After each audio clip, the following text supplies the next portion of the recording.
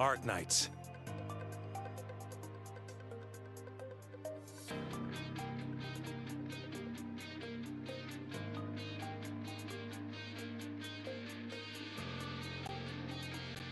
Oh. Hey Mateo, how you doing today? Doctor. Hello everyone, I'm Aren, and welcome back to ARKNIGHTS. It's time to continue. Oh yeah, they posted this. Cool. Wait. So, yeah, I like how they put the oh boy here. That keeps showing up in my banner. Yeah, hope everyone is doing well. We got Exu, obviously. Hell you? What was it? Help you? Okay, I think. And then yeah, this new style. Let's be all right, cause and Cruz helping out. Well done.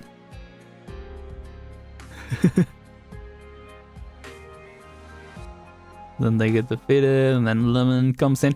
Oh, not Lumen. What's her face? Lemon. Lemuan. Yeah, doing good too. Glad you're doing well. Yeah, I feel like I'm fully recovered from last week. Yeah, last week, as I mentioned, at the beginning of the week is when I was really sick. Like on Monday, I felt really bad. I didn't even mention it because yeah, there wasn't even a chance during the streams to talk about it. But yeah, during the week I was feeling better. You know, I was recovering still, but I was feeling a lot better than on Monday. And then yeah, now I feel 100% better. Maybe my throat's still a little sore, but that's just because of the weather, right? The climate right now. Otherwise, I'm feeling pretty well, yeah. But, oh yeah, I saw that apparently Lemian can just one-shot the priestess. Not one-shot, but like one skill. Because she gets the ammo, and then she just uses all the ammo at once, and yeah, in like 3 or 4 hits, she just downs priestess. So because it's based on the amount of hits, right, when she recovers, yeah, she doesn't stand a chance. Really cool. I haven't finished E2ing them, but I do have chips for... I have chips for a couple people, actually. So might E2 them if there's chance after we read through the story. Oh yeah. Chris like, oh. And then man comes up, and yeah, there it is. Yeah, that airstrike attack, that just annihilates. It's really cool. Yeah, it's really crazy. So anyway, I think for starters, let's do some starting pools for yeah, well the remaining pools actually that we have for the Spark, as you said. Wanna get yeah, I think let's go for Scotty since we already got Exu and Lemion. Yeah, we should. I think going for the 200s to save up for the next banner will be better. So I think we should get Scotty this time. I think that'll be cool. Because of these main ones, we're missing Rosmontis, but we're also missing Nerl, and Nerl is still 300. So yeah, maybe next time if Nerl is still not down, we can get Rosmontis. But We'll see. We'll see. I mean, that's eventually, if we don't want to get any of the limiteds, which the next one I believe is a summer event. So there's, yeah, there's some that I would like to get. If I'm able to get the spark by that point. So we'll see. But anyway, for now, let's get the single pull.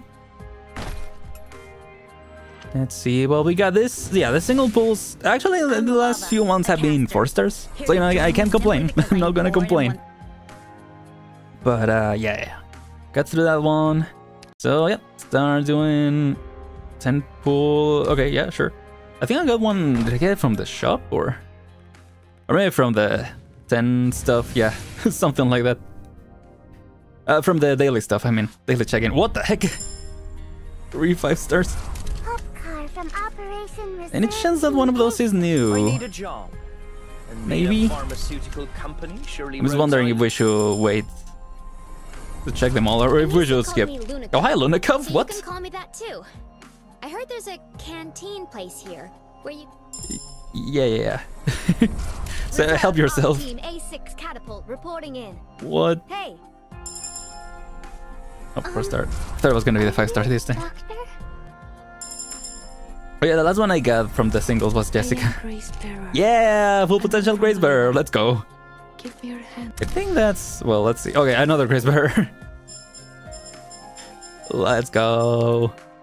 Nice. Okay, good start so far.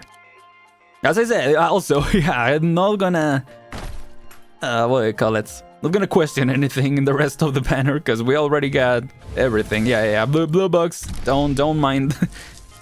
Go right ahead. Should we end this? Oh, we still have 2 temples. So let's do 1 temple, and then let's do a couple singles, and then we can do the final temple for this time. Bird ball, yeah. Let's just rip it up. Okay, another blue box. Go ahead, go ahead. At this point, I'm just trying to get the, what do you call it, the spark. Yeah, so I don't mind. That's okay. That's all right. Yeah. Has a drop. And a lot of 4 stars to be fair, so yeah, can't complain either. This is on 28th, yeah, so there's still a couple of singles. That's fine, yeah. Still a couple free single pulls. Oh, hello. Another 5 star, Grace Bearer again. Oh, here's my recommendation letter. HR already checked it. Yeah, already did your line last time, so yeah, sorry, I'm skipping this time. Sorry about that. Skip. Yay, Paprika! At your beck and call, Doctor. Call me Paprika. You seem like a solid employer, but you're still on probation. I've got my eye on you. Thank you. Okay, just 2 more pulls, and then we can do the final temple for the spark. Yeah, and then I guess the free pulls will just be, you know, whatever I get. We'll see. Okay. Star. This is intern hibiscus. And for the final temple of today. And of the, yes, the banner. Here we go. Rip it off. Okay. It's gotta be 1, right? They want. What are you doing? I am Grace Bearer. Hi, Grace Bearer again. I thought because it was yellow, it wasn't gonna be the. It was just gonna be 1 6 star. What? My code name is Beagle. Hi, Beagle. I didn't do very well on my assessment. Oh my gosh. Hola, Doctor. Hi, Indigo. Are you Doctor? At this point, I'm questioning more the good results. My name is Aria. Okay, who we got? Pleasure to meet you, Doctor. Hi, Lemon.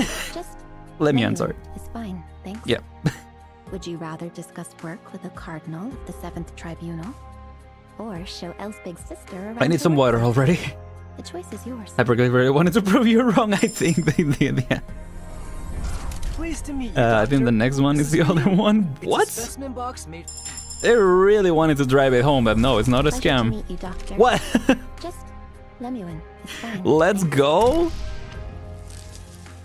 What? What?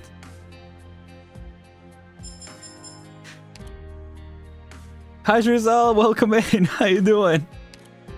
And with that, we have 200.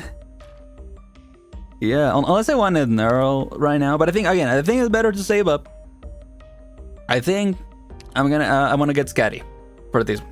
Could also get Resmontes. Resmontes is cool. I think I want to get Scatty. Yeah, it was recommended since the beginning of the game. I have been waiting for you. I've been waiting a long time too. It's been so long. Far Yeah. too long that I know. I have forgotten why I am waiting for you here. I remember. I'll tell you in a second. None of this is important anymore. It's not that important anymore. Yeah. So yeah, but when I got, because as I mentioned last time, the first ever 6-star that I got right on stream, you can check, was Exu. Unless I'm wrong, but I'm pretty sure it was, because it was in the banner that you get for the first time playing. You're gonna get a 6-star no matter what. I got Exu, and I was told that, oh yeah, she's pretty strong early on, but later on she needs like a buff squad. And I was like, oh, who is in the buff squad? And I was told, yeah, Shamir and Scotty Alter. Well, I finally got Scotty Alter.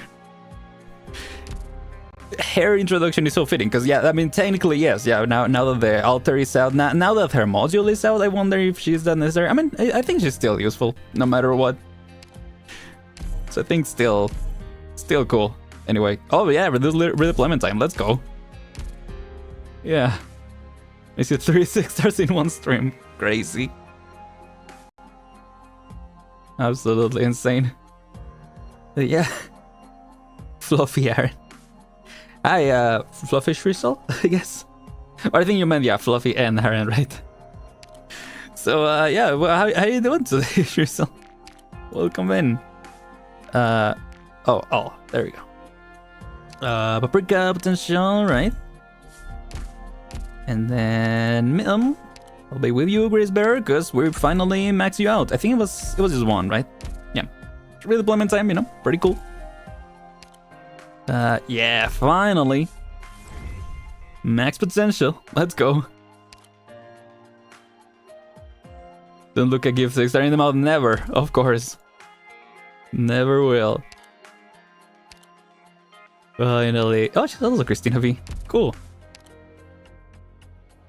I was actually thinking about getting one of her skins. I don't know, I kind of like her default look. Maybe it's because of the story, right? But this one is cool because of the intro cutscene. I don't know, I think I just like her original. I think this does lack the green in this color scheme here.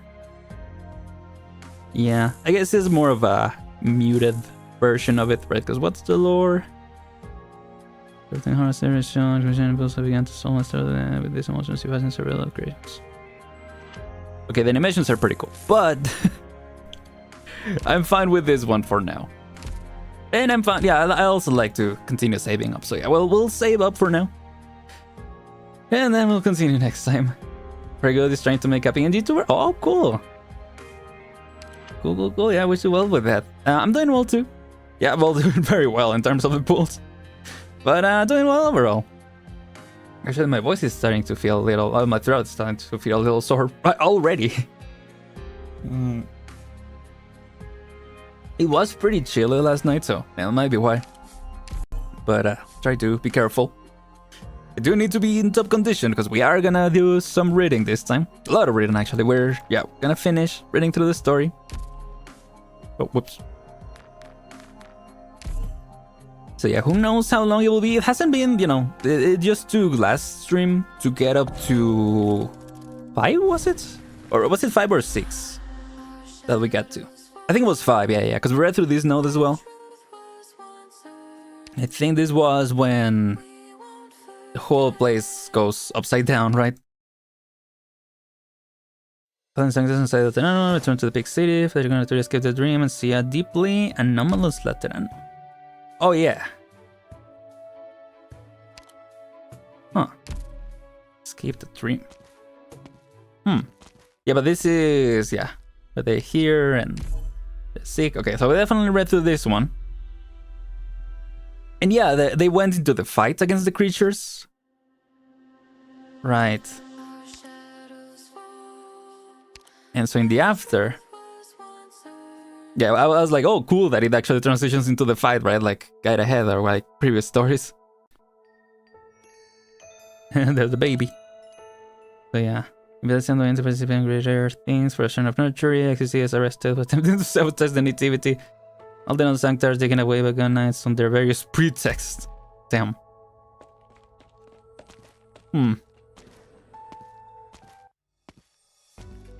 Yeah. Yeah, I remember this. Knock, knock, knock. But yeah, okay, I remember that we talked about this. Okay. Just sometimes the description I don't really... doesn't sound that familiar. Let's see. Excuse me. This should be the next one where we can continue from, so yeah. Let's see.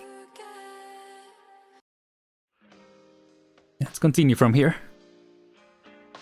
Oh, back to young Exu. Wait.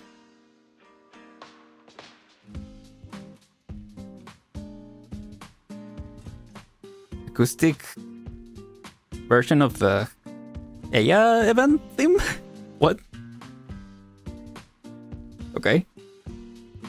Let's see. We're back to the flashbacks of Exu though. This is cool.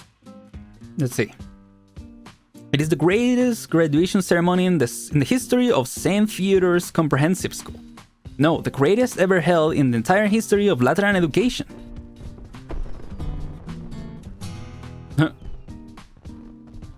Weird choice, but okay, yeah.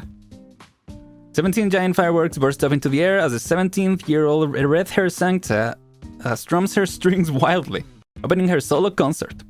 The sound echoes through the campus, rattling the windows of nearby school buildings. The pews near the stage, statues and pool, apple pies of all kinds lie everywhere, as gifts for her audience.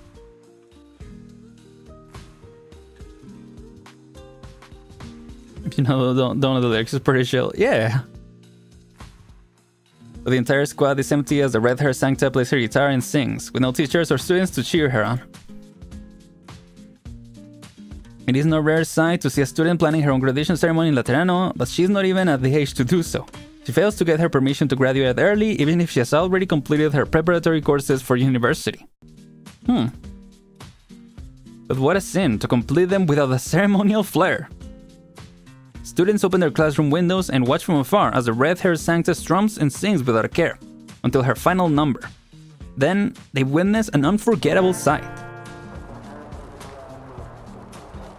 The confessional cards? The red-haired Sancta plays her last notes, bows, and thanks the air.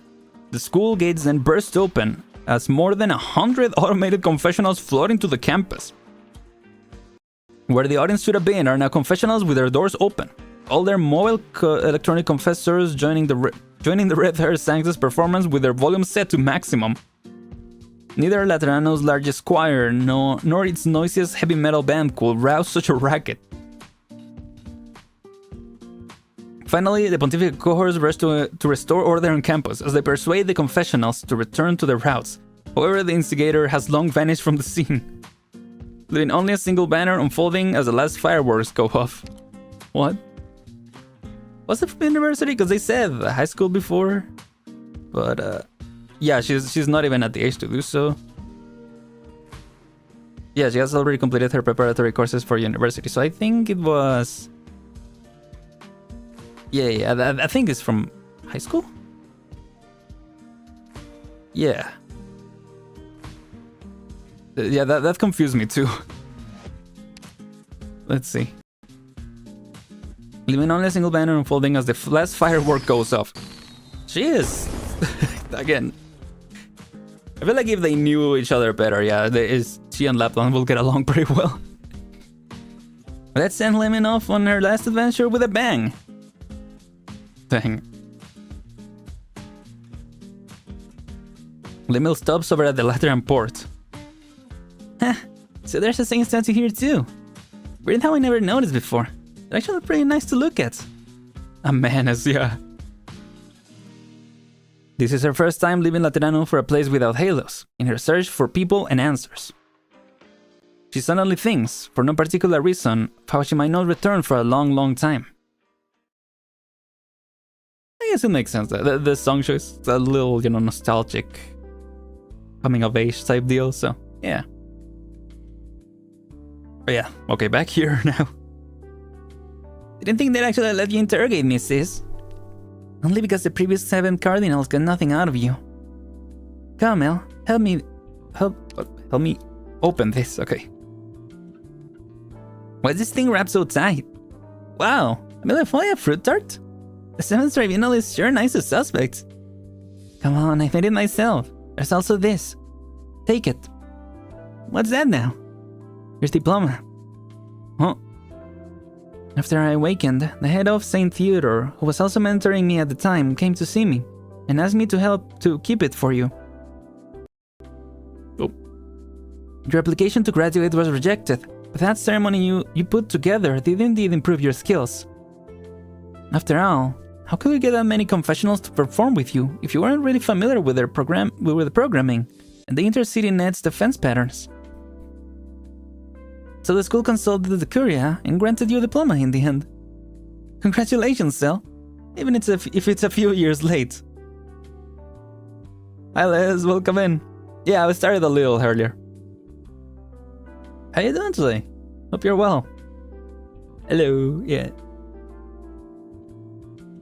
Yeah, fortunately we pretty much just started. Right, there was a little flashback of young Exum. And now we're hearing their interrogation, so yeah. Let's see. Yeah. A few years late. Yeah. Thanks, sis. I'm sure my letters found their way to you. Yeah. You know, I met up with Mom and Tata. They said you'd major in intercity net security and become an expert in the notarial hall. But I thought you'd never waste your creative mind like that. I was sure you'd major in faith assistive engineering and design a new mobile confessional that'd shock the city.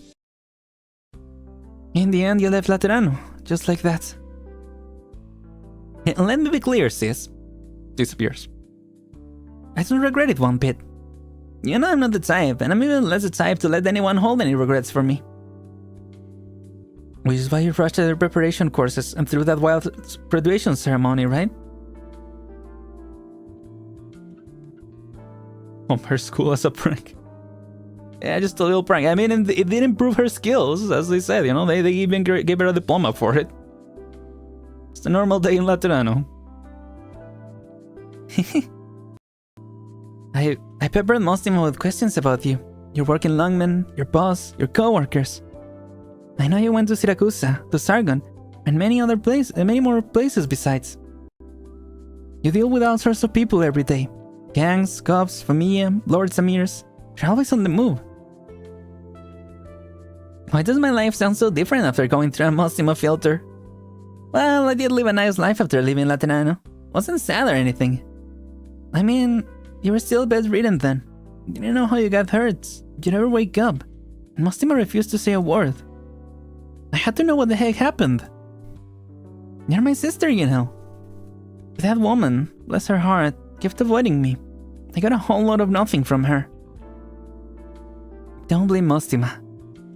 You know, sis, I've been through a lot these past few years. There's some stuff I would have never thought about if I stayed here.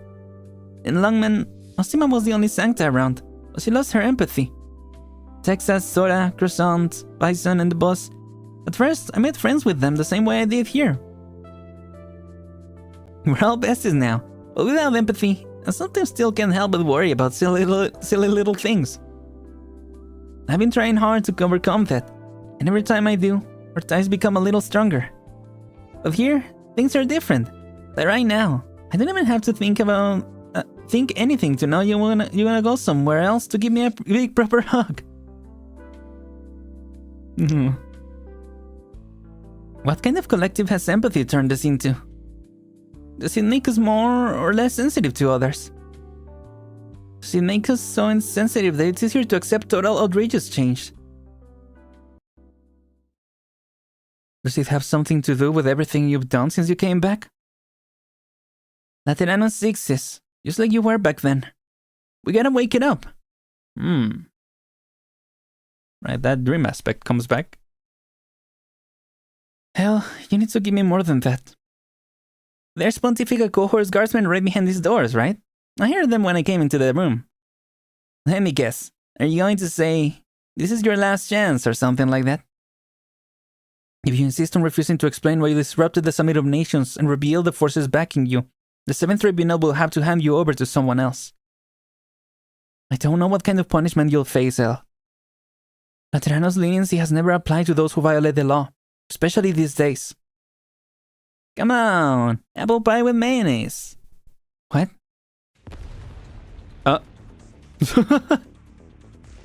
Great timing. Slice of life music stop, yeah. It's time to serious. What's going on? Was there an explosion downstairs? A terror attack? Aren't they interrogating the terrorism suspect upstairs right now? Who else will dare to attack the 7th Tribunal? Automated confessional, El Cairo 001. In position. A mobile confessional? Fire. Oh, shoot. Your Honor, apple pie with mayonnaise. Death. No. Culinary crime continue, yeah. Yeah, what's going on? Who let that in here? Did they not realize this one is malfunctioning? But that's just a mobile confessional body.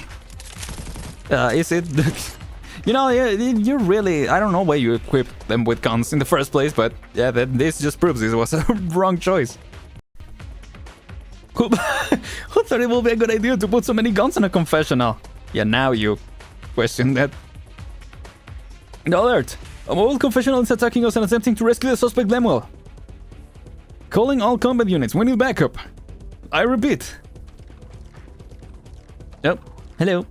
Again! Oh, it's Vanini. Now the left staircase. Blow it up, and I can slow them down for a little longer.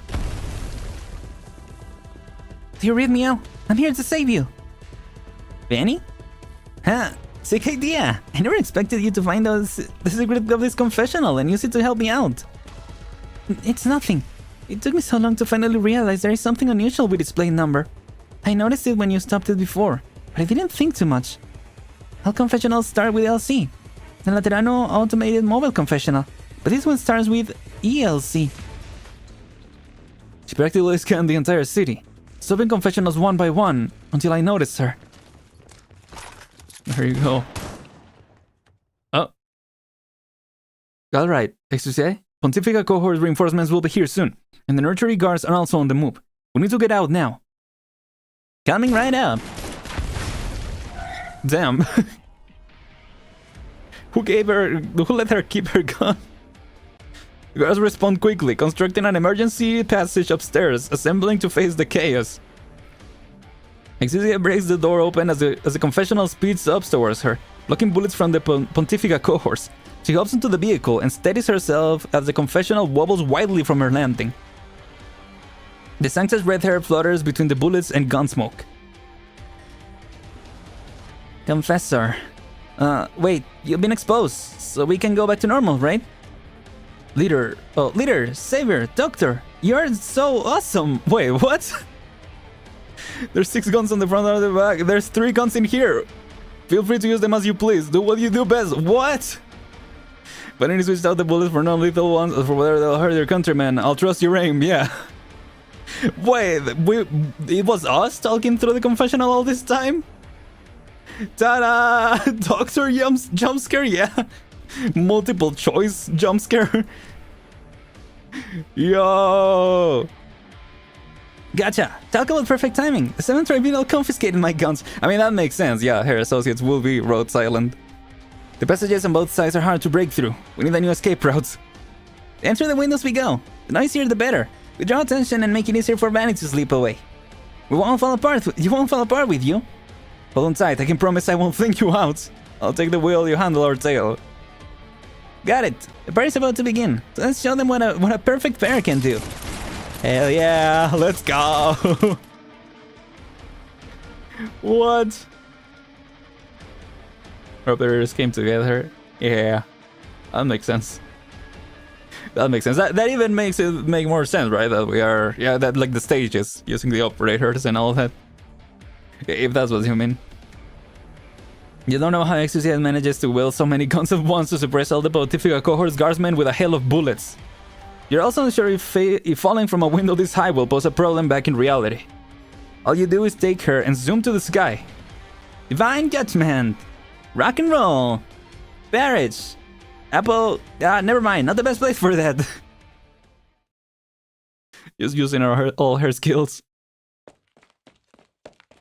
Nice. Sorry to suss this cell when the confessional gives so many. Yeah. Fair enough, fair enough. Ugh, I'm beat. Finally shook off the stragglers. That was tight. Since when did they react so fast? Oops. Yeah, that was it, yeah. Sure enough, you took to the roof, Cell. Always the contrarian, ever since you were little. Sis? How you get here so fast? What the frick? If spamming works, why not? Yeah. It's true. What's with the confessional and that girl? Oh, just good friends of mine. Yeah, sadly, because I did see part of the preview accidentally. I did get spoiled that, yeah, Road Silent was gonna be part of this. At least specific aspect that hopefully we'll get to soon. You said all this law-breaking is about waking Latrano up? You were never the type to talk theory or explain something away with fancy rhetoric. By wake Latrano up, you mean to rouse everyone in the city awake? It's complicated. Yeah, I think we have time. Look at me, El. Yeah? Oh. Let me be clear. Separated by roof ridges, Lemuel looks at her sister. The sun is unbearably bright, but she said look at me so gently that Exusia does not even blink before complying. For a long time, Lemuel and Exusia stand unspeaking. Silence links the two. Go. You'll let me walk away? You were only just created a cardinal of the 7th Tribunal. If they find out you let a prime suspect go, you're as good as defrocked, aren't you? Defrocked. Remember when the gunsmith had me pick a serial number for my guardian gun? Of course I remember. You didn't even mull it over. You just went straight for the day Mama and Tata brought you home. I told myself then, to protect you and them forever. Hey sis, aren't you afraid they'll say you're covering for me? You don't get it, El. When choosing whom or what to protect, trust comes first. The time we spend together, the empathy and understanding between us. That's why I trust my sister. Why I trust that she's making the right call. So the way I see it, I'm not covering for you just because you're my sister. In fact, there's plenty other reasons for me to do this. Why don't you come with me, sis? No. Your doubts. I've been having them too. Maybe there are some things I can still do in my position. Cool. Interesting. Let's see. I think it's this way. Yeah, we followed them all the way here. Weird. They just vanished. They're so fast. The confessional engines have that power? There are too many folks here. Plus, let me all split ways from the confessional. Contact the Notarial Hall and request executor support. Also, have them scan all mobile confessionals on the intercity net to see if they can find one designated ELC-001. Roger. Look up ahead. Speaking of, or... Oh, there you go. Hi, monster. What? Pedaling fiercely. Phew, finally managed to catch up with you after clearing out your escape route. I won't let the Latrians tear you apart. Thanks for the hard work. You know, I have to commend your sharp senses. You figured out Latriana was facing a calamity based on just a few Sancta operators' peculiar reports. It might have been too late had we waited any longer to make our move. It's only been a few months since everything happened at Rhodes Island. We have to be on guard for anything strange cropping up. It's true, it's true. Go, bicycle monster, yeah! That's so awesome. Why don't you come with me? I don't trust you that much. Fair enough, yeah. Real sisterly moment. There she goes. Nami is contacting our branch office operators, clearly busy restructuring new plates. Our lead operators are making sure the land ship is secure. Well, you didn't take more than a second to decide to come with me. Oh. You're welcome. Though it used to always be. Oh. Alright, Doctor. What's next? We were hiding for so long, but now our efforts have gone to waste. We need to make sure Exusia can move unhindered. There's no longer any point in hiding our tracks. True. The strange ritual's over, and people have already woken from the dream. I'm sure the machine is already reacting, and the Korean nursery are speeding things up on the respective ends. So does it still want everyone to finish their dreams? To complete its, experiment? I can't use any of my skills here, and their comms controls turned you into this.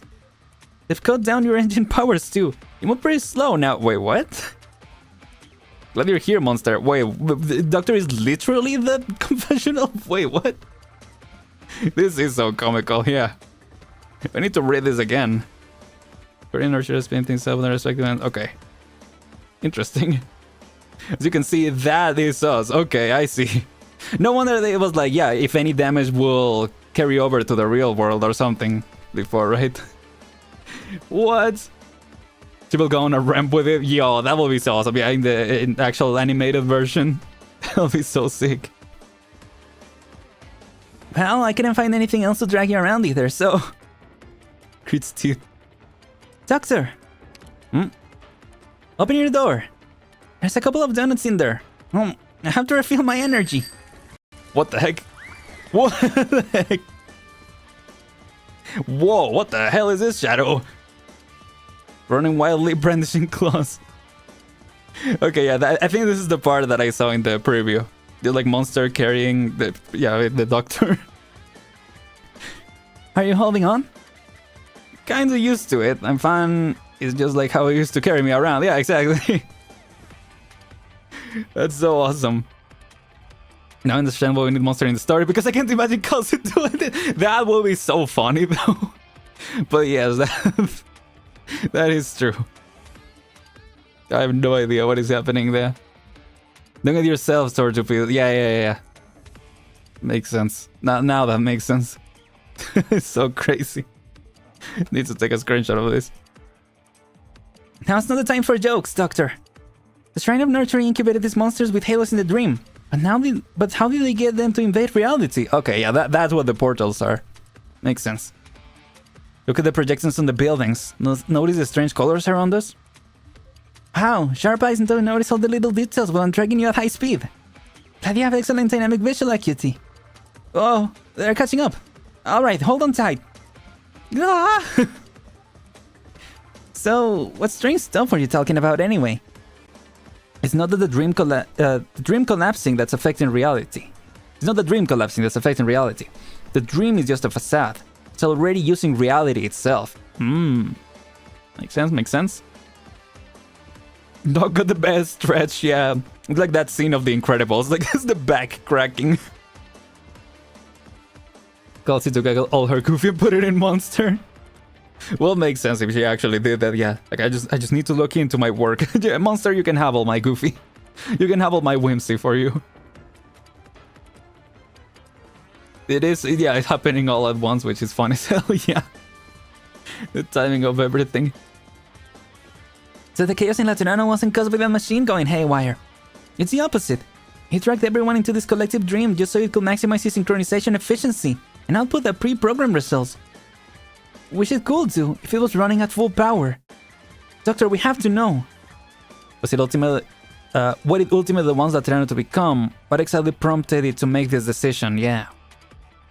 Monster, have you found the connection point yet? I've tried various methods ever since we came to Laterano with our lead in hand and entered the dream, but... Shakes head aggressively. It's like, ugh. The machine's operating logic is too unique. I need more time. We're already exposed in both dreamland and reality, Doctor. The city is rejecting us like a virus. So our current priority is to... stay alive. The way she's running, just booking it like crazy. Calamity is already here, you're certain. But there is no time to express any regret as you and Monster rush through an illusion and reality fleeing. No, looking for a lead on the trail of your fate. Gotcha, okay. The trip to Laterano has been perilous, yet the bumpy ride somehow helps you shelve some of your concerns. Yeah, again. Back's gotta feel fantastic there. Unconsciously, you've already entrusted your life to her. To Monster. Dang. Thank you, Monster. What? Yeah, she's the goat. In her so little already, and she's still goated. What the heck? Hi, Arturia. Is that... I thought I was seeing things. Shall we go greet our mutual friend? Keep moving, Arturia. Are you not worried about the doctor? I am worried, but it is not my top priority at the moment. It is the first time I have seen that woman who took the doctor away, but her appearance and combat style are familiar to me. With her, the doctor is not in imminent danger. Also, the doctor has drawn away many of the monsters and created an opportunity for us to escape. We should leave at once and locate the Pope. This is such a funny visual, right? Of them just standing at the roof or in the I mean, they seem to be in the street, right? Just seeing the other side of Monster running with Doctor. Yeah. Yeah, no, exactly. I thought that's what we were saying, yeah. The Monster has always been goofy. Yeah. Now she's just more, more clear how goofy she is. To shadow box with Pope. Right, I was talking before about, where the Pope is. Fede, I'll help you out what you just said into your mission report for Rhodes Island. I will write it myself. Yeah, when did she even get recruited to Rhodes Island? I guess in between the stories, but yeah, when will they even have... When would they even have time? Have had time to do that? I don't know. I guess that's why Araketo was with Virtuosa, maybe? I don't know. Anyway. Oh, now we're here, okay. Very fast. Seems we've come up empty-handed. Oh, since we come out empty-handed, that was Arturia. The room shows little sign of recent human activity. His usual household furniture, such as the rocking chair, coffee maker, and shooting target, are all covered with dust. The terminal shows no communication records or abnormal messages. There is no opportunity to produce any additional evidence for now. Preliminary deduction. Pope Evangelista 11 has been missing for roughly 2 weeks. 2 weeks, damn. Wonder how Federico felt when he found out the criminal he was chasing became his colleague. Yeah, I do wish some of that was touched on, because it's such a funny idea. Or, yeah, interesting, even. Oh, yeah. I only met His Holiness once, and I already mentally prepared myself. But to know something really has happened to him. Arturia, explain. You seem to have a theory as to where His Holiness has gone. Oh yeah, I was gonna say, did you actually see him? We meet again, Grandpa with the Lateran candy. The Curious John trial has already concluded. With your signature on the verdict, the condemned shouldn't be having a private meeting with the Pope, though. So what is your decision? So straightforward?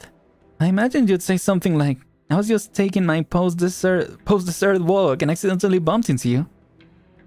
As for whether I'm willing to become a so-called saint, I believe we had a thorough discussion on the topic when I was at Rhodes Island. Ah, there we go. We certainly did. I am quite fond of the landship myself. A pity our meeting was so short. I still remember that sunset, when you performed that not-so-Lateran piece. I also remember you were hoping for me to provide more evidence. Yes. Do you still remember my words, child? That every light we know will one day be extinguished. It's etched into my mind. It's an interesting expression, after all. That day will soon come. Of course, it's just a hunch. The Pope points to his own halo. It's been sending me a lot of warnings lately, but refuses to respond to any of my questions. What does that mean? To put it another way, our glorious law is suddenly no longer interpretable. Yeah? Interpretable, yeah. I only know how to play cello, Your Holiness. Of course, of course. Interpreting Holy Scripture is the Pope's job. Trouble has popped up at work, and I have to figure out how to solve it somehow. So what do you need me to do? Stay vigilant. I'm not sure what exactly will happen, so this is the only thing I can say. If the Holy City's lights do go out, then trust in your ideal understanding, your ideal emotion, the kind of unreserved, pure, and honest communication that you seek. An alienist like you will then perhaps become a panacea or a poison, but regardless, you will turn things around. It sounds as if I have no reason to refuse you. Though I'm not the only alienist Latrano has. Indeed. I was just about to contact the other saints. Though I pray we still have the time.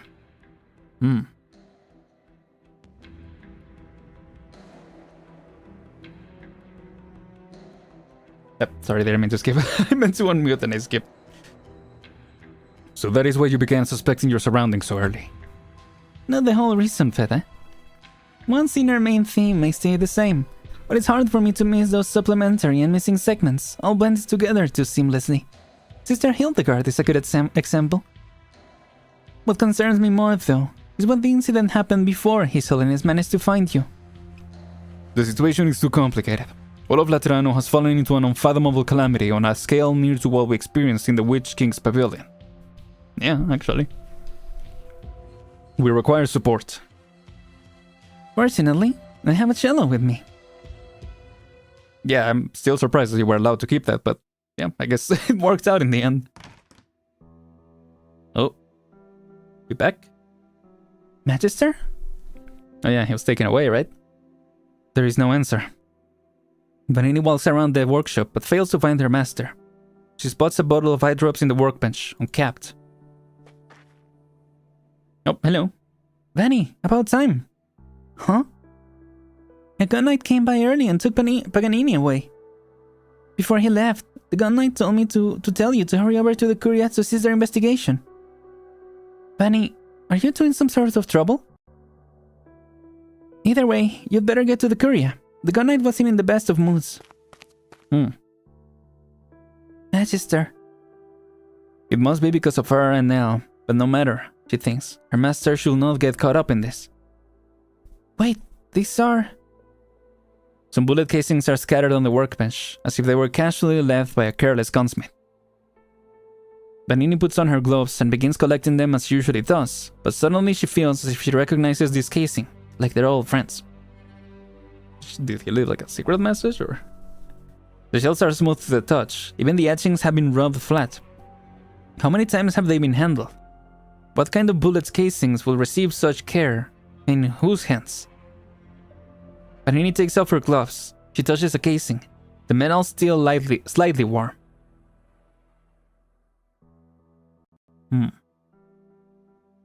Pack? Oh.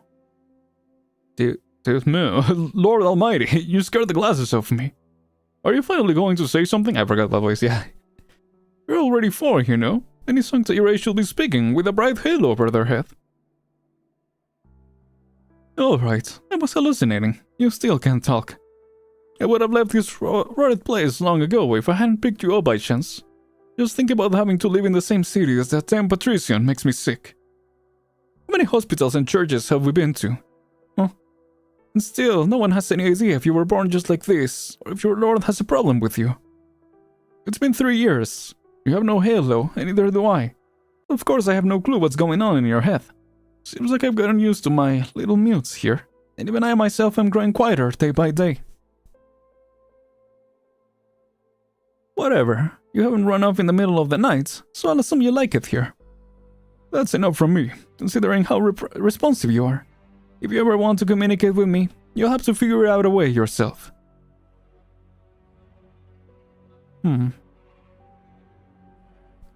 Bunny, let go. Why the sudden hugging and crying and laughing? Did I flip a switch somewhere? You don't usually respond to anything I say. Are you trying to make up for all these years at once? Also, what's with the sudden light over your head? Those doctors and clerics treating you the past 3 years couldn't do a thing. But you picked a gun with the Lemuel kid and now you're fine? Yeah, still can't speak, Did you Sancta sprout halos from your first word? Did your halo come out early because it got impatient? Grabs her master's hand and nods vigorously. I'm no Sancta, so I don't get how you communicated with that kid through the Guardian gun, or how much it mattered to you. In any case, now I know you can understand me perfectly, and that's enough for me. Gripping her master's face feathers. Okay, that hurts. If you're willing to listen, I can teach you a less violent way to communicate. Sit here and stay. Look at these bullet casings. Here, I'll teach you. Oh. Yeah, there you go.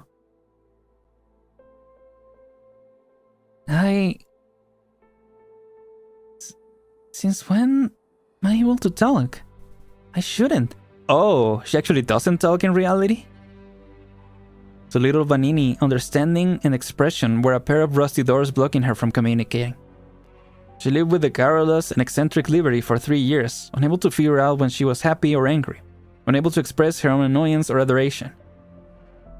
She never thought that Sancta, with both fiery hair and personality, would blast a hole into her sealed-off heart without the need for words. Later, her masterpiece small bullet casings together, and word for word, taught her a whole new language.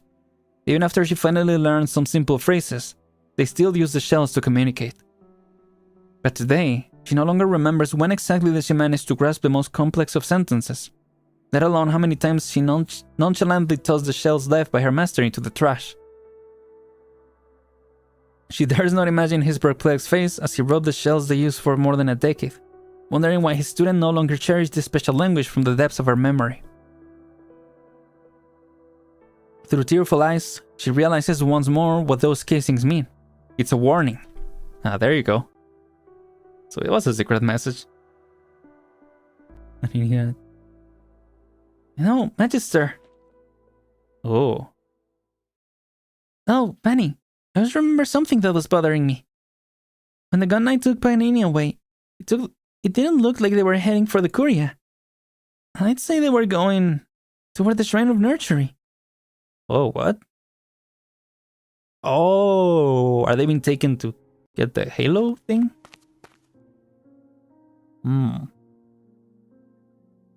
Cardinal Lemon, forgive for my tardiness. I was just sorting out the gunsmithy handover documents. There's just so much. Stopping by to say healthy on the next stream. No problem, Godo. Thank you for coming by. I don't know if you can hear me. Yeah, so I'll just type it in. Yeah. Watch Buzz later. Sounds good. Yeah. Have a good day too. Yeah. Oh, should have done 07. Yeah. There you go.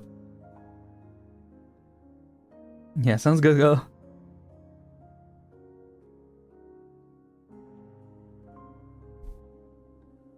Let's see.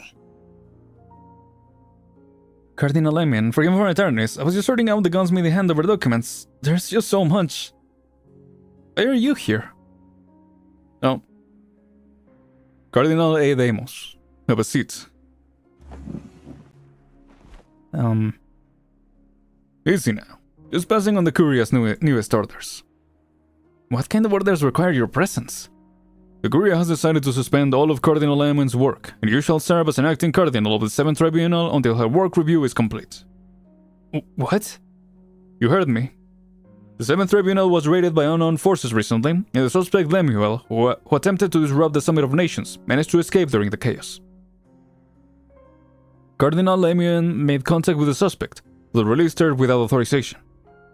After further investigation, it was discovered she acted similarly during the Pagos Tebonos explosion on the attack and the attack on the Shrine of Nurturing. Cardinal Lemuel has engaged in severe violations of the 7th Tribunal's Code of Conduct, as well as the law. But why me? We wouldn't have captured the suspect without the crucial evidence you provided, and perhaps the nativity would have been sabotaged. Amos, you've spent more than a decade in the 7th Tribunal, correct? 2 more months, and it will be exactly 14 years. You're the oldest functionary here, and you are familiar with the 7th Tribunal business. Does that not make you the most suitable candidate? It may have been an absence of opportunity, rather than a personal lack of ability, that has prevented you from playing a more important role. Be more confident in yourself, boy. Boy. Reverend Patrician, I've always felt you did not like me much. I still remember the first time Aurela and I went to visit you. It was not you, but Fiametta, who has just home from school, welcomed us. I mean, I don't like you. Aurela was my best student, exceptionally talented in armor combat and firearms, but she had too much of a character and an extreme way of doing things. While you, on the opposite, were too weak. And yet, these are your own choices. I'll just say this again. I wasn't home that day because my armor broke and needed fixing. Besides, if we're going to make it personal between us, you're the one who's holding a deeper grudge, right? I personally expelled Aurelia from Laterano, after all. When it comes to that, I only blame myself. Already unemployed, yeah. I think Silence has now joined Lappy. Yeah, they should all make a group together. The unemployed gang. You're right. I'm too weak and have nothing to my name. I couldn't help Aurelia diffuse her anger, even though I was right there with her. And so she heard the shackled Sarkas in the Abbey, and ultimately leveled her gun to at her own people. And after she made that terrible mistake, I didn't even manage to see her one last time, Reverend Patrician. I really can't do anything. Then think on what you can still do right now. How? The Summit of Nations is still ongoing, and your 7th Tribunal has lots of business on hand. You will be temporarily created Cardinal, as the Curia has decided. Alright. What? Answer review complete. You now have access to Cardinal privileges and permissions. Wait, so fast? I still haven't... Cardinal Amos, in the face of calamity, Laterano must strive for efficiency. So, there will be no welcome tea and cake for you. Damn. Not like at a later date or something, just like no cake for you. You will not have the drink. Damn. With the gun night gone, Amos pulls out a chair. He opens his terminal and his privileges have indeed already been updated, as Patrician said. Everything happens so fast, he needs some time to adjust, and he suddenly realizes something. He taps on the file explorer and strolls all the way down, finally arriving at this target at the bottom, his target. He opens the document, his fingers pausing on a signature confirmation page. Aurelia, I finally... Newly created Cardinal Amos sees a smile on his face reflected on the terminal screen. And it's a little ridiculous, he thinks. Damn, first thing he did was look for her, man. Really should have gone with her, man. Well, that sanctum design is really cute. The cake and tea is a lie. Yeah, they are both a lie. What a plot twist. No, yeah, she was also told to come, right? Unless this is a different one. Yeah, it might be a different one. This is... It's Laterano. We're finally back. No, something's off. Those strangely colored shadows. Look at their shapes. They're projecting Shrine of Nurturing? What's going on? Has Laterano changed? Or do we have brain damage? Probably both, honestly. Watch out, behind you! Yeah, this dream thing, I don't know how well it will go. Enlightened creature praying. A creature with a halo? What? There's more and more of them. Wait, stay back. I don't need an extra halo on me. What the frig? Nice shot. They don't dodge bullets. We should be fine. Why do you look so dazed? Let's clear our way out. What's wrong? I was gonna say, yeah, does attacking them make you fallen? Brain damage, yeah. Yeah, there you go. You're fallen? Oh. Our awakenings may have influenced others to wake up as well, but there are also more of these halo-sporting creatures. Those creatures dragged the awakened into the strangely colored projections and then vanished together. They did not even manage to retaliate, and the Sancta who shot at those creatures have fallen? Fede, I'm afraid my joke from before was no joke at all. These things are considered Sancta, and those are people? How strange and chaotic their hearts sound. What should I listen for within the mess? What should I share with them? And they can't feel our emotions either, and are anxious over it. They desperately want to share theirs, but they can only resort to brute force. Oh, what will that be? Like an infant yet to grow a halo. No matter what they want to express, they can only cry and grab at their parents' sleeves. Yes, they are our people, just too immature. Immature, but powerful. Oh, it might be what you said, Mateo. Yeah, that it was like Sanctas, but without the mutations. That'd be interesting if that's the case. The law grants an infant a halo when it speaks the first words, because language represents rationality's awakening. Rationality refers to a Sancta finally gaining the capacity to be conscientious of both their people and the law. Why will the Lateran deem a pack of non-sentient creatures as Sancta, and also compel them to use brute force to intervene in their people's fates? Anomalies only continue to multiply. Currently, the only individual we may cooperate with is the Doctor. Being present already, the Doctor must know something about the current situation.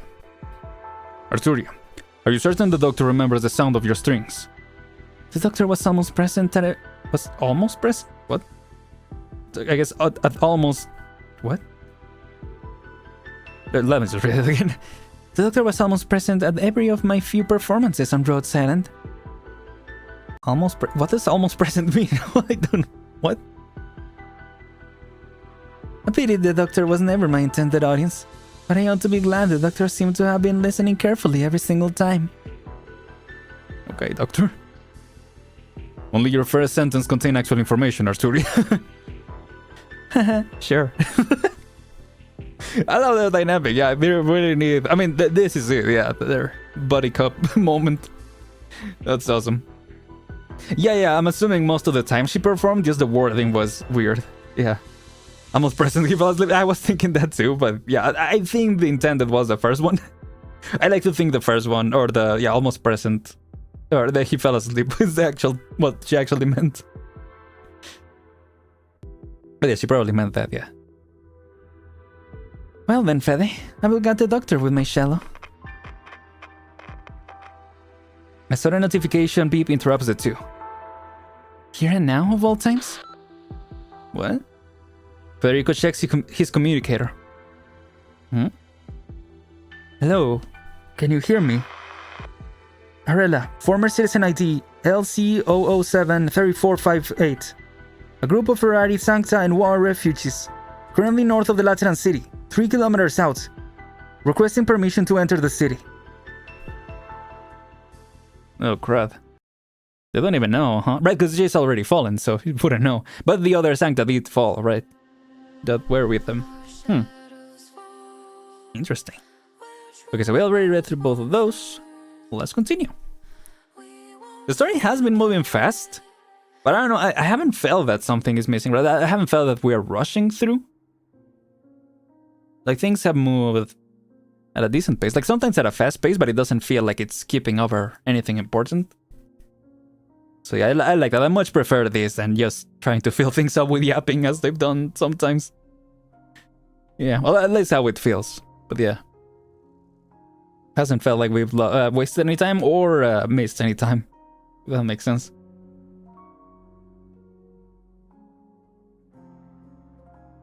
And she come back for revenge. Where she request for access?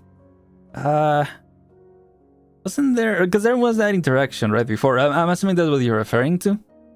When they were approaching the city and she was like, I'll just go my own way, and then accepted to go with them. But yeah, I'm assuming she's accepted. She's requesting for them specifically. Maybe. I don't know. We'll see. I nurture her. This is the place. Enjoy some rest. I thought I was going to the notarial hall or the basilica to be questioned about Arturia's escape. The gun knight who brought you here has other business to attend to. He asked me to tell you not to worry about the Arturia case. Long has London Monastery served the holy city dutifully. There will be no excessive penalty just because a single prisoner escaped. That's good to hear. It was for another reason that you were brought here. Oh, do they get turned into nurturers? Is that why we saw red nurturers with the ears and the... Yeah, different ears, I guess, yeah, like cat ears and bunny ears. There are so many. Would you prefer a quieter location? No, what I mean is, why is everyone in this nursery livery?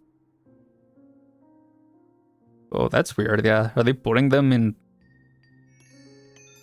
I mean, I guess they are livery mostly in Laterano, aside from Sancta, but...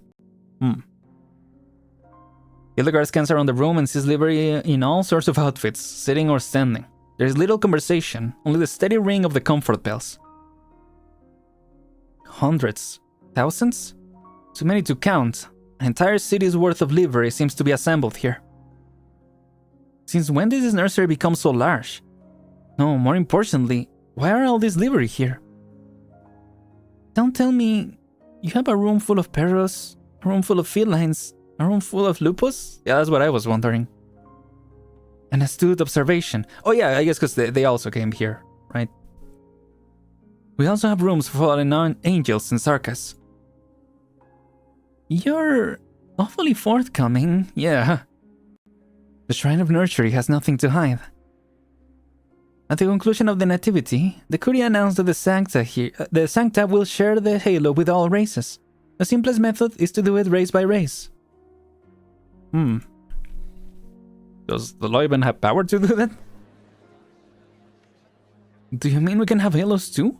We can feel each other the way Sanctas do? As you fell the Arbor Beast harpies at the Nativity.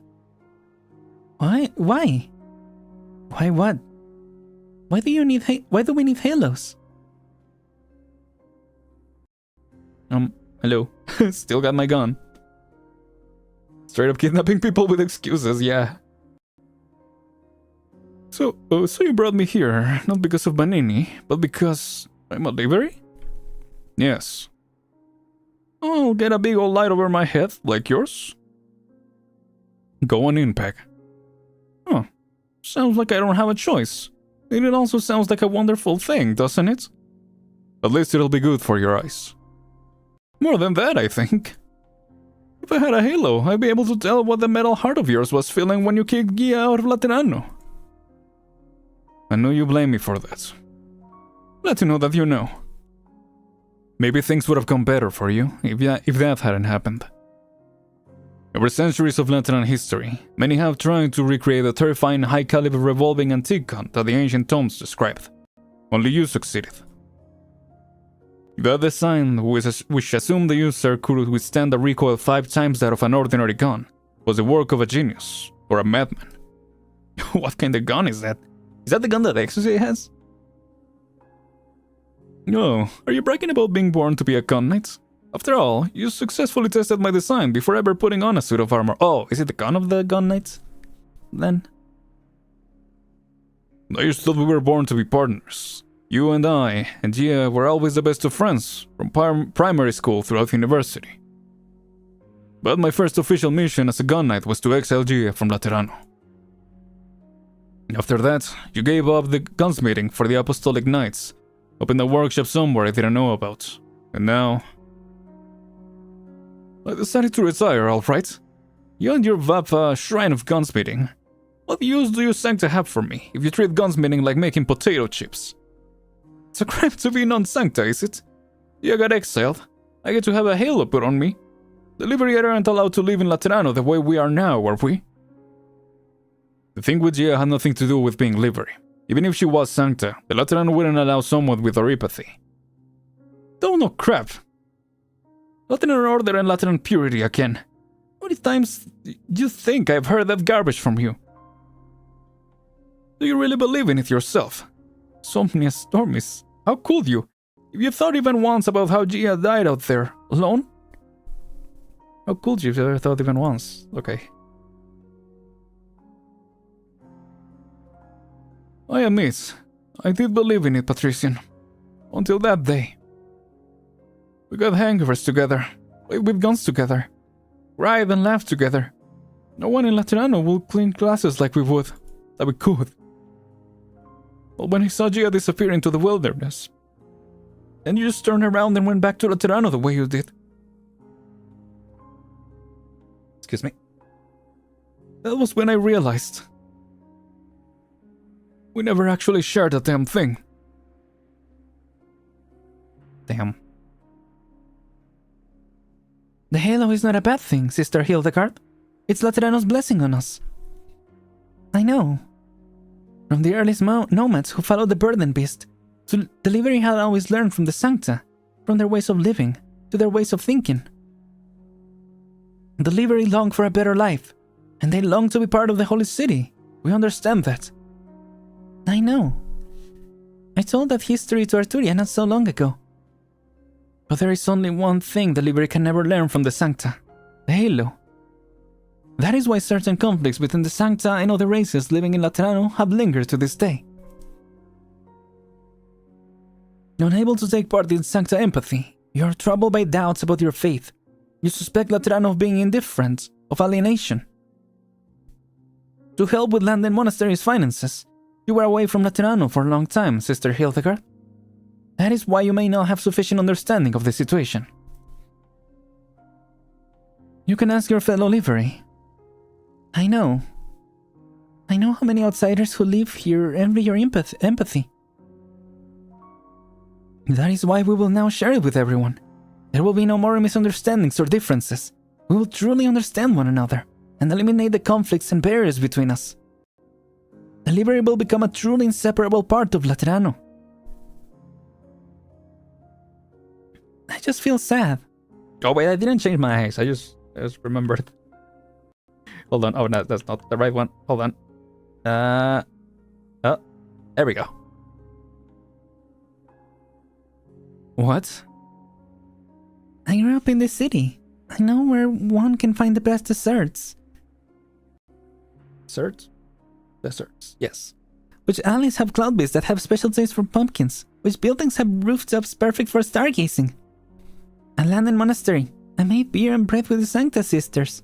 Traveled to other countries to solicit sponsors, and got completely plastered whenever we came back. I took pictures of how their wings went through the backs of their chairs when sleeping, and they played lullabies in the chapel when I sneaked out so that the abbot will sleep a little longer. I remember that. Actually, the abbot knew. He just didn't want to scold you. I'm a Lateran. I like this place. I love it very much. You're right that I often find myself on the outside looking in. I don't know why the Sancta who had been crying a moment ago started laughing and singing at their cohort's funerals. But my father was a hunter. Every winter, he will go into the mountains with his friends to hunt. He told me that even hunters who have hunted together for decades can have different ideas when they see the same quarry. They sometimes even fight over it. Everyone is different. That has nothing to do with whether or not we have a halo. But you tell me I won't truly become a Lateran until I have a halo. Do you mean to say that I wasn't a true Lateran for the past 20 years? Has my entire life been a poor imitation? It has, Sister Hildegard. But you should not see that as a rejection of you or any other livery. It is simply a necessity for you for the acceptance of Laterano. I don't care about rejection or acceptance. I just don't think there's anything wrong with my life. And I don't see a reason why I have to accept this so-called blessing. Can you say there's a light source or to make fire? Probably as a light source. I don't think to make fire, right? Because it's like... Yeah, it's not like fire or anything like that. Just, yeah, but a light source for sure. I don't know if they're very strong, but... Yeah, I can definitely see it in the dark. Based on what we learned. Laterano has already made a decision, Sister Hildegard. Damn.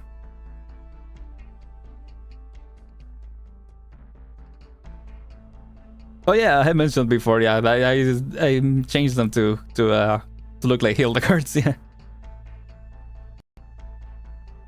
It was the first time I experienced a parting pack. It wasn't a good feeling. I guess that was when my life started to go off the rails. It's like those popcorn movies, you know? The Chainsaw Guy series, or The Bridges of Michaelian. What? First Gia, then you, then my finest student. I exiled her from Laterano personally. I worry too about Fia. What? You're worried that your dear granddaughter might run away and you'll die alone? You all have your issues. I tried to do something, but never actually helped anyone. Did you really try, or are you just lying to yourself to feel better? Maybe both. But there's something you got wrong. I support the idea of halos for everyone, not only because I want to protect the order and purity of the Holy City. You're making Laterano sound awfully racist by putting it this way. A Laterano where everyone shares a halo will truly become one and whole. We'll be able to solve the unimaginable calamity that threatens all of Terra. It'll also solve all the other problems we've been having, including... Anyway, I think that's enough sharing for now. Huh. He said it, not me, yeah. Huh? Huh? I mean, maybe tell them that first, right? If you truly believe it will help, please let them know. Before friggin' kidnapping them. You're sure? Please, sister, God wants to do this thing and we need to do it. I'm not making it sound, yeah. Look at what you're doing. Anyway, I think that's enough sharing for now. Oh, thank God that's over. Hearing all that garbage from you again is making me sick to my stomach. Go on in, Pack. And if I say no, I don't want that light show you've got. I don't want that light show you've got on your head, and I've got no interest in starting your honorable motives. Paganini levels his gun at the gun knight. Whoa. Don't be rash. Just give it a minute. What do you mean? You're a genius gunsmith, Pack, but you are a livery. You can't unsee the guns you make. They're just your calling cards. You can't use the guns you. If you're really that furious with me, keep it until the ceremony. Then you can put a bullet in me. Once you have a halo, you'll be able to use it. Okay, I guess that's a good point. Paganini smashes the gun against the knight's armor. Pieces fly in all directions, and the broken gun stock makes a dull thud as it hits the ground in the distance, echoing through the corridor. Nope, hello. Security's coming in. Going in, Pack.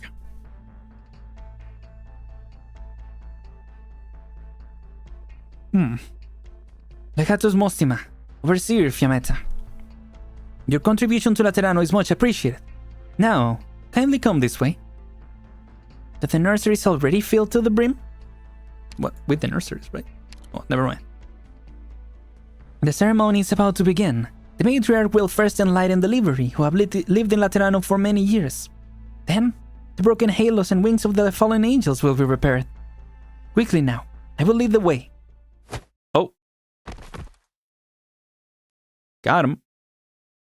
Heh. Huh. Got him.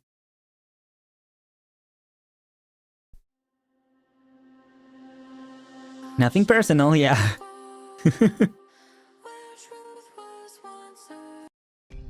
When did I say I'm helping? Yeah. Oh, Grandpa, you're not helping the situation. Yeah. Really not.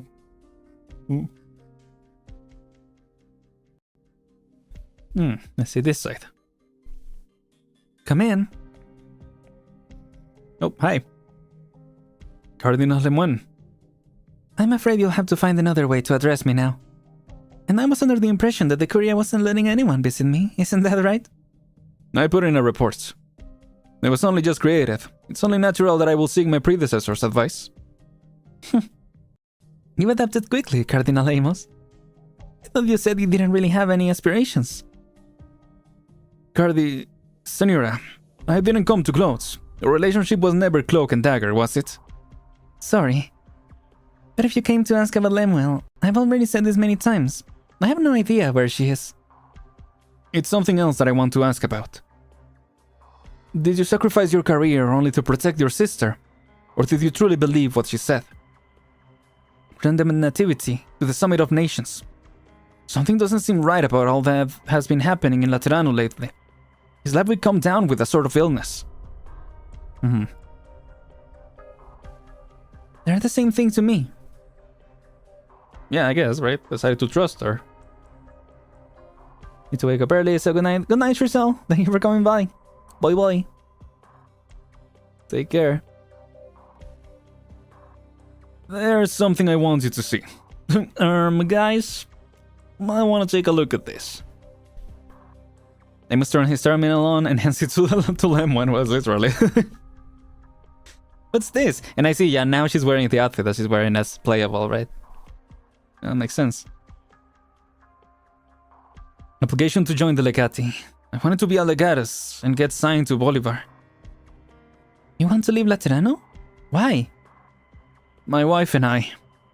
We had a big fight and I left. When I came back, she had gone on a mission, dealing with Sarka's raiders attacking caravans in the wilderness near Castile. She's always been like that, never listening to people. It was winter. I figured she wouldn't be back until spring. I was thinking about doing something to make up for my leaving. You know the rest about what happened to her. Fallen, exiled, etc. It was convenient that the 7th Tribunal was responsible for national security and foreign relations. It took a long time, but I finally found out where she went. I thought... I understand. What do you mean, though, when you said something didn't feel right? The selection standards for Legati are extremely high. A man of my ability didn't really have much hope, so the application sat in my draft box for a long time, until... You approved your own application when you were created Cardinal of the 7th Tribunal? Yes. Reverend Patrician said all I needed was an opportunity when he informed me of my imminent creation. I'm sure he meant something else, but this is all I could think of. However, the moment I approved the application, it just vanished.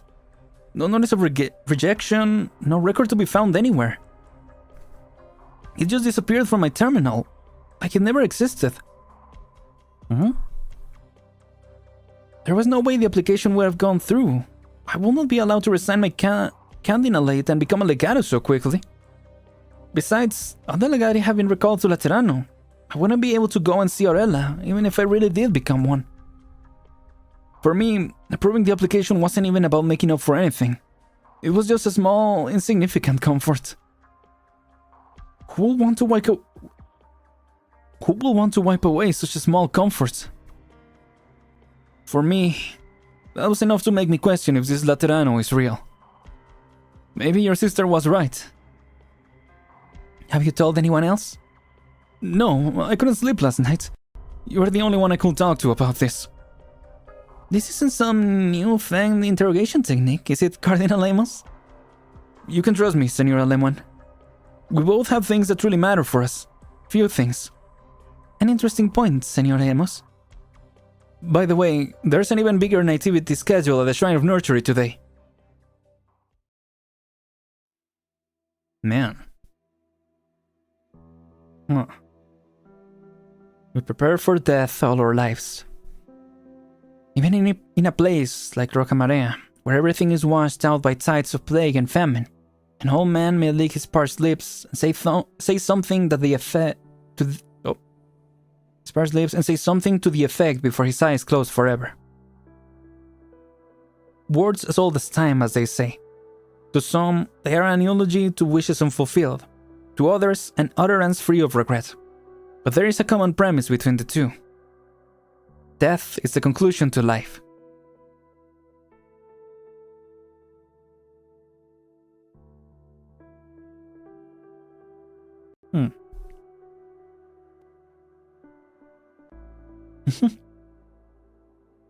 Looks up in confusion.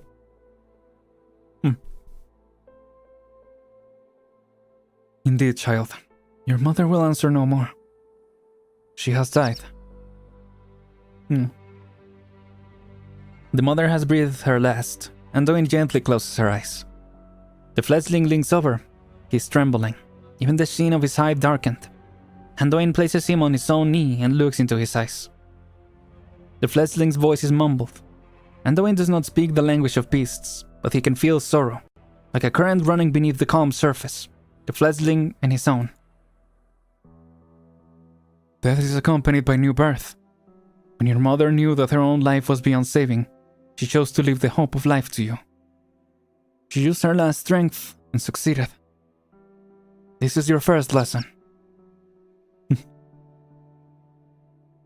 Rocamarea, the town with the clock tower, the Abbey in the wilderness, and now I've experienced many such moments, and now I have another.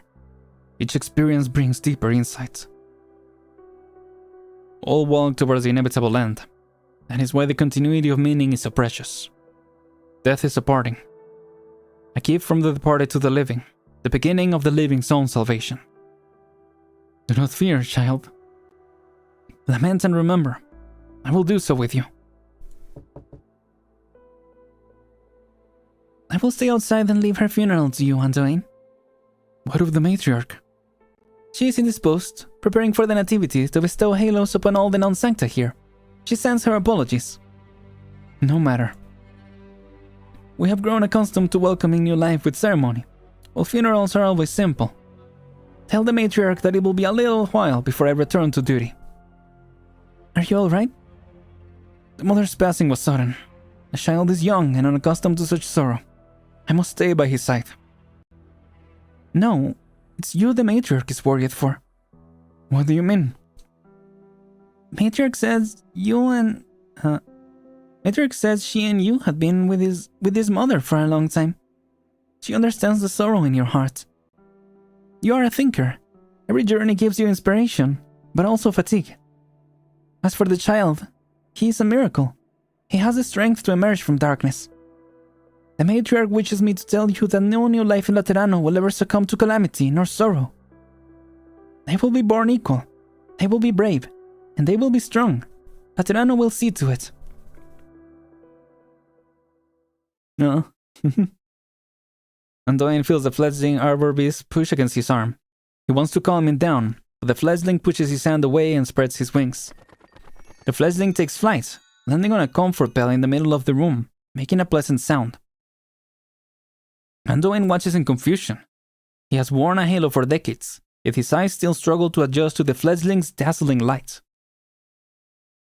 Snaps wings forcefully. He has been with the fledgling day and night. He knows what these moments mean. The fledgling is inviting him to play. The nurturer, who can never turn down a child, stands stunned. He wants to communicate his sorrow, decline this incomprehensible invitation in the most tactful way possible.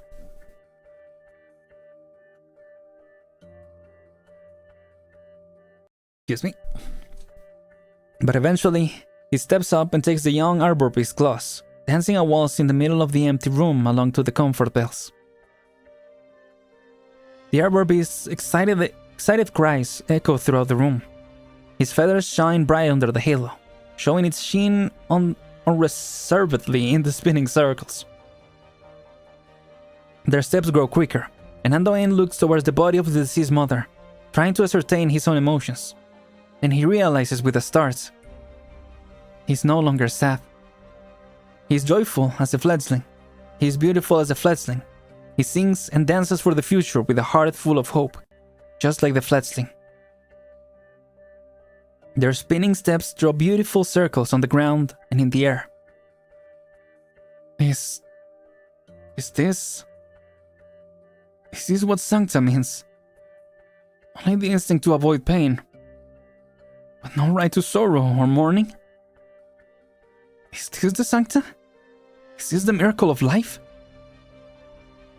Nobody answers his hysterical call. His matriarch is bestowing halo after halo upon the people in the Hall of Enlightenment.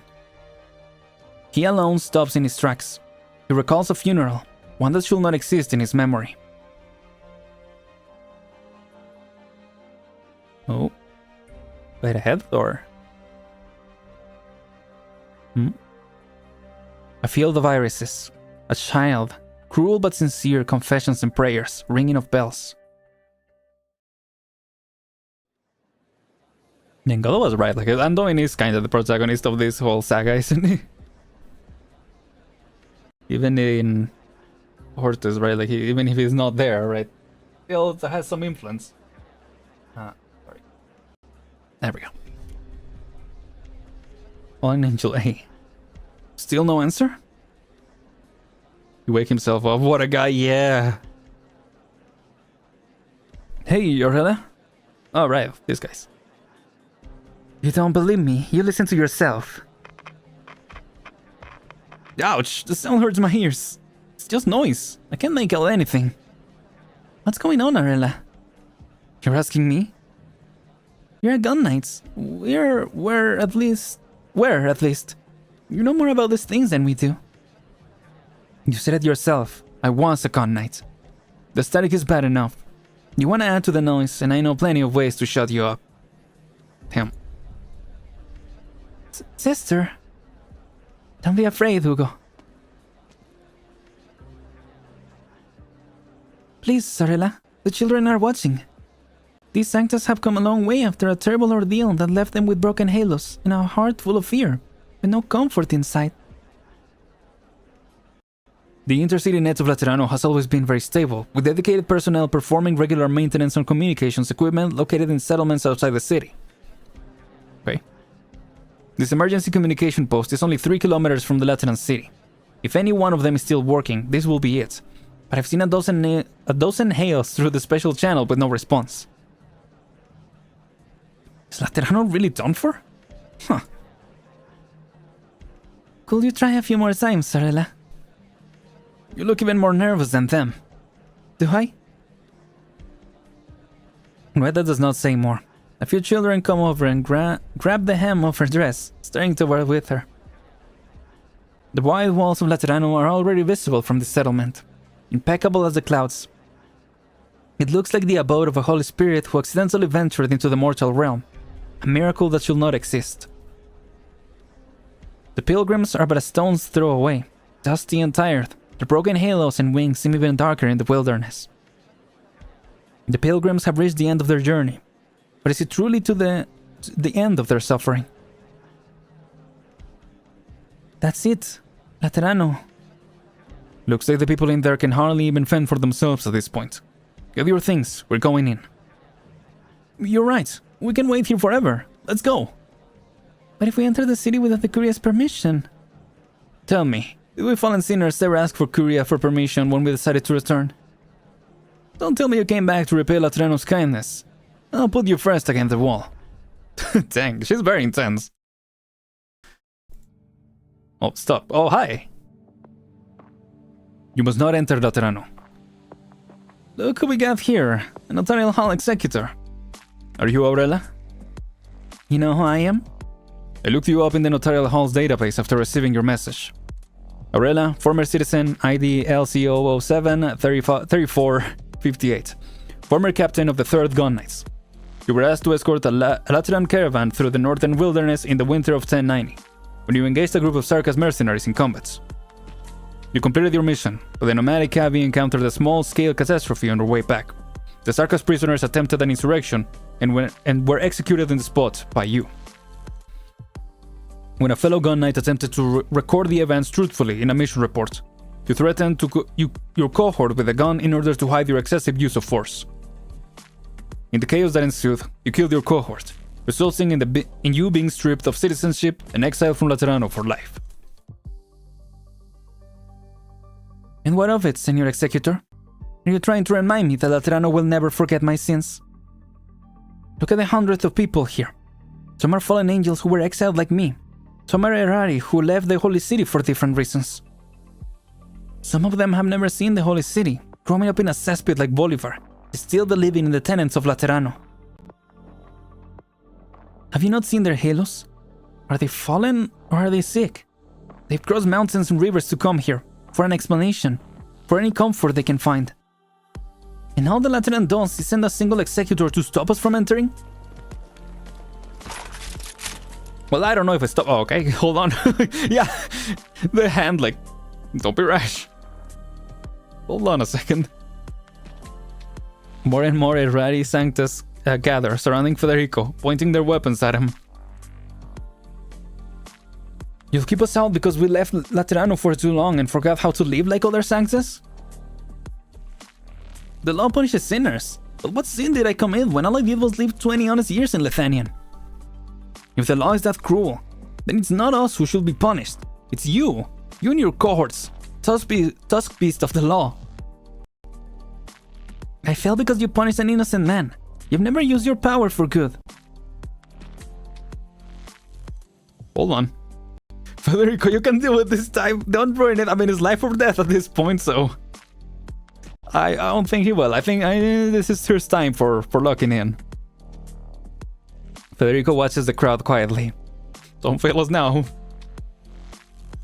The street lamps have lit at an inopportune time, casting eerie colors upon their faces. Fear, anxiety, anger, confusion, panic. All these emotions come together to twist their visages. Or their visages? Yeah. Their hands tremble as they hold their weapons. The tension is palpable in the air. Federico is confident he can take out their leader quickly and suppress the rest by force, bringing the situation under control. Federico? He has always done so. It has always worked. Federico is an outstanding executor. He has been with the Notarial Hall for 8 years. He knows what he's doing. This is his 3rd year as a saint. Other than a burned flower and a few chance acquaintances, there is no one to guide him or instruct him. Slowly, he moves his hand away from the gun at his belt, making sure the tense crowd sees it, while his eyes never leave them. I did not come to repeat the judgment that Laterano has once passed upon you. I am not here as a representative of the Notarial Hall, the Curia, nor any other official Lateran organ. The reason you must not enter Laterano is because the city is currently affected by anomalies beyond comprehension. Your presence may cause the situation to further deteriorate. I will explain, but I need time. There we go. There we go. Yeah, the burned flower.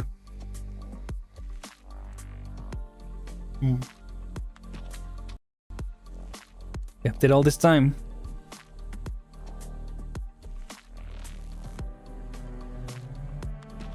Oh, there we go. Calm everyone down. Arturia, you should not leave the holy city. Don't worry, I met the doctor, and I am here on the doctor's instructions. The doctor's discovery confirms our hypothesis.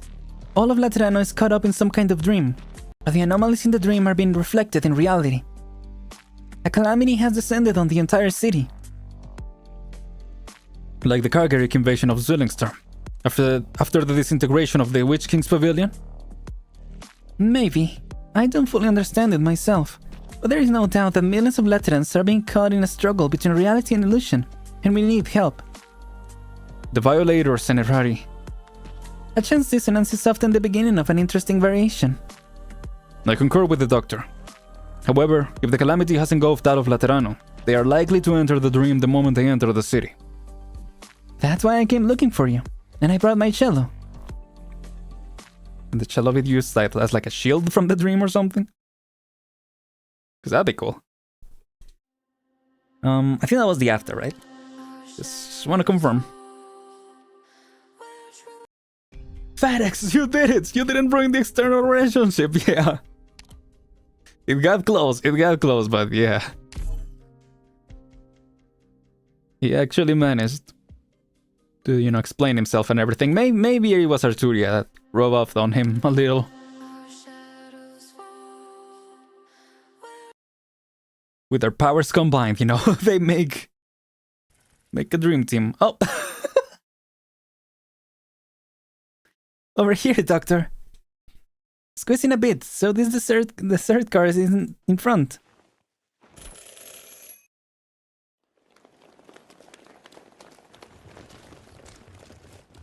Oh, well, there you go. Speaking of Dream Team, yeah. Finally, a chance to catch my breath. Thanks for going through all of that. Who's the third car is this? Oh, what the heck? Gap-toothed girl. You must be here for the ceremony, Senora. Senora, yes. Would you like to try my ice cream? Before Monster can ever refuse, the little girl gleefully shoves a cup of ice cream into her hands. It's not a flavor you can get anywhere else in Laterano. I can take her out. Nobody will notice. What? As Monster give you his paranoid suggestion, she plows a spoonful of ice cream into her mouth without thinking about it. Wow, that's really good. Could you tell me your name, kid? What? What's so cute, the cards? It's got my answer for me, confessor. Oh, wait, what? Yeah. Itida. Dida. I'm Kayate. I'm called Idida. What? What is going on? You name yourself after the Desert Cars music? Dessert? Why do you keep messing it up? Doc, let me do it. Let me commit crime. Yeah. Don't be silly. I customized it to sound like my name. Did you know those guards? Did you know those guards? Idida? You scared of this lady? Idida? Wow, I've never heard a confessional speak like that before. It's the latest model. Looks like she buys that explanation. Yeah. Were you helping cover for us now, Idida? Yep, because all of Laterano needs to change. That's what you think too, right? Huh? Dot. Well, was I just imagining things? You're the first person to say my sugar-free carbonated water flavored ice cream was tasty, senora. Well, that explains why it's so refreshing. What? My mind does that we're right. This is a rocky road I walk, but I finally found a little bit of success. Mind explaining a bit more? She does feel like she came out of a different game or something. This is suddenly a crossover episode. Desserts connect every Lateran. Yes, but if you eat too much sugar, not only are you gonna get bad teeth, even your halo will start getting cavities. Is the kid red pilled? I guess so. Dad is a dentist. Every time he says that, people think he's just trying to get more business for his clinic. But right now, my halo, kinda feels like the rotten tooth I just lost. It's making me feel not so good. But right, I believe it's the Lord giving me a revelation. What? So I'm gonna practice what I preach. I'll change Laterano's eating habits and rebuild our connection with the power of sugar-free ice cream. What? Yeah. Like, even the colors are kind of Blue Archive style. But she's unaffected? I guess so. It's a grand team. That's a grand dream you got there, Hidida. Will you support this young citizen vision, madam? Yeah. Interesting. Mind if we take a walk together? I'd like to hear more about this connection between halos and tooth decay. Okay. We should be able to avoid the guys chasing us with this kid around. We need to get in touch with Exusia ASAP, Doctor. I'm trying. Oh, hello. Hey there, leader. Sounds like you were able to loosen that comms control thingy. Because we're having a long distance call and all. It's not entirely a good thing, Exusia. This means everything in this dream is collapsing faster, means the calamity in reality is getting worse. Well, yeah, both. Yeah, feared as much. These guys have nearly all the known sancta holed up in the Shrine of Nurtury. They want to put on an even bigger nativity. First time around, an Arbor Beast got a halo. This time, they want to give everyone halos. Now, I don't know how they're gonna do it, but this kind of change is it's a bit too quick and crazy. But yeah, very quick and very crazy. The way you explain it later, whatever happens in this dream will eventually become reality? What you said is what I saw, Exusia. But some people are starting to awaken. Variables in reality are making the dream skip some steps, yeah. Man, this is way too complicated for me. Just tell me, what's the worst thing that might happen? Laterano might stop existing entirely. Just might become just one big crater. Just letting you know. Oh yeah, that's really a big deal. That's a really big deal. Well, no matter the situation, I can still find the jerk behind all this and free everyone from fake Laterano, right? We're limited to keeping you clear-headed and free to move around. The restriction Monster and I are under haven't been lifted yet. Monster and I are still looking into other leads. Got it. Leave Lateranos travels to a Lateran like me. Oops, gotta keep my voice down. The grand activity is about to start, and it wasn't easy finding a place to sneak in. Monster and I will keep tearing up the streets. Monster and I will keep eyes off you. Say, how did the two of us meet again? One of Sarah's releases. Texas birthday? That time Penguin Logistics crashed into the Lungman office while cracking down on the Bloodhammers gang? Oh, or was it that time I was planning on stealing a few sick old racing beasts when I ran into you on your way to buy their freedom? I don't think it was any of those. Yeah, it was definitely. I remember it was in the Longman arc part of the story, right? That we first saw them. I don't think it was any of those though. Must have been, what, 5 years ago now? Damn. Well, here's to another beautiful partnership, leader. I pulled you, yeah. First banner, I got you. Do you think this idea will become our next child soldier? I don't think so. Maybe. It's always a possibility in this game. Stay safe, XCC. Yep.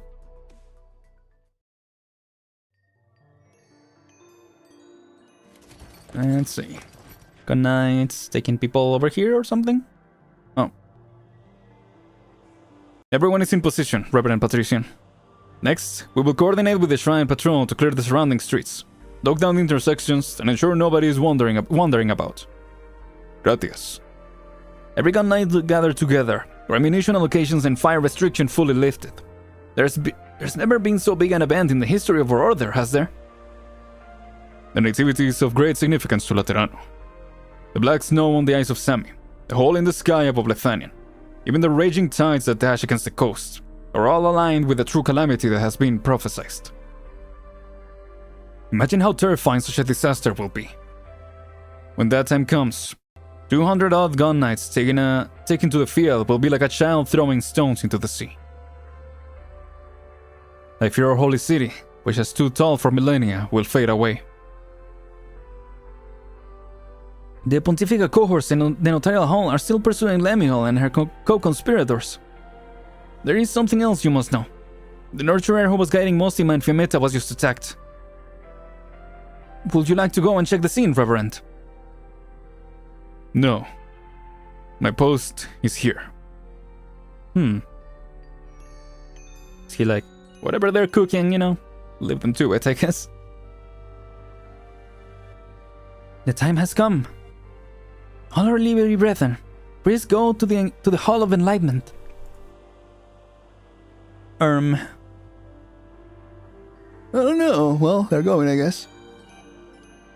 The time has come. Over here, please.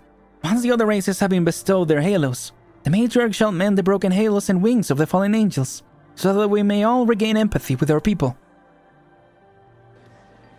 So can they not fall anymore if that happens, or what's the deal? It has begun, matriarch. I thank you all.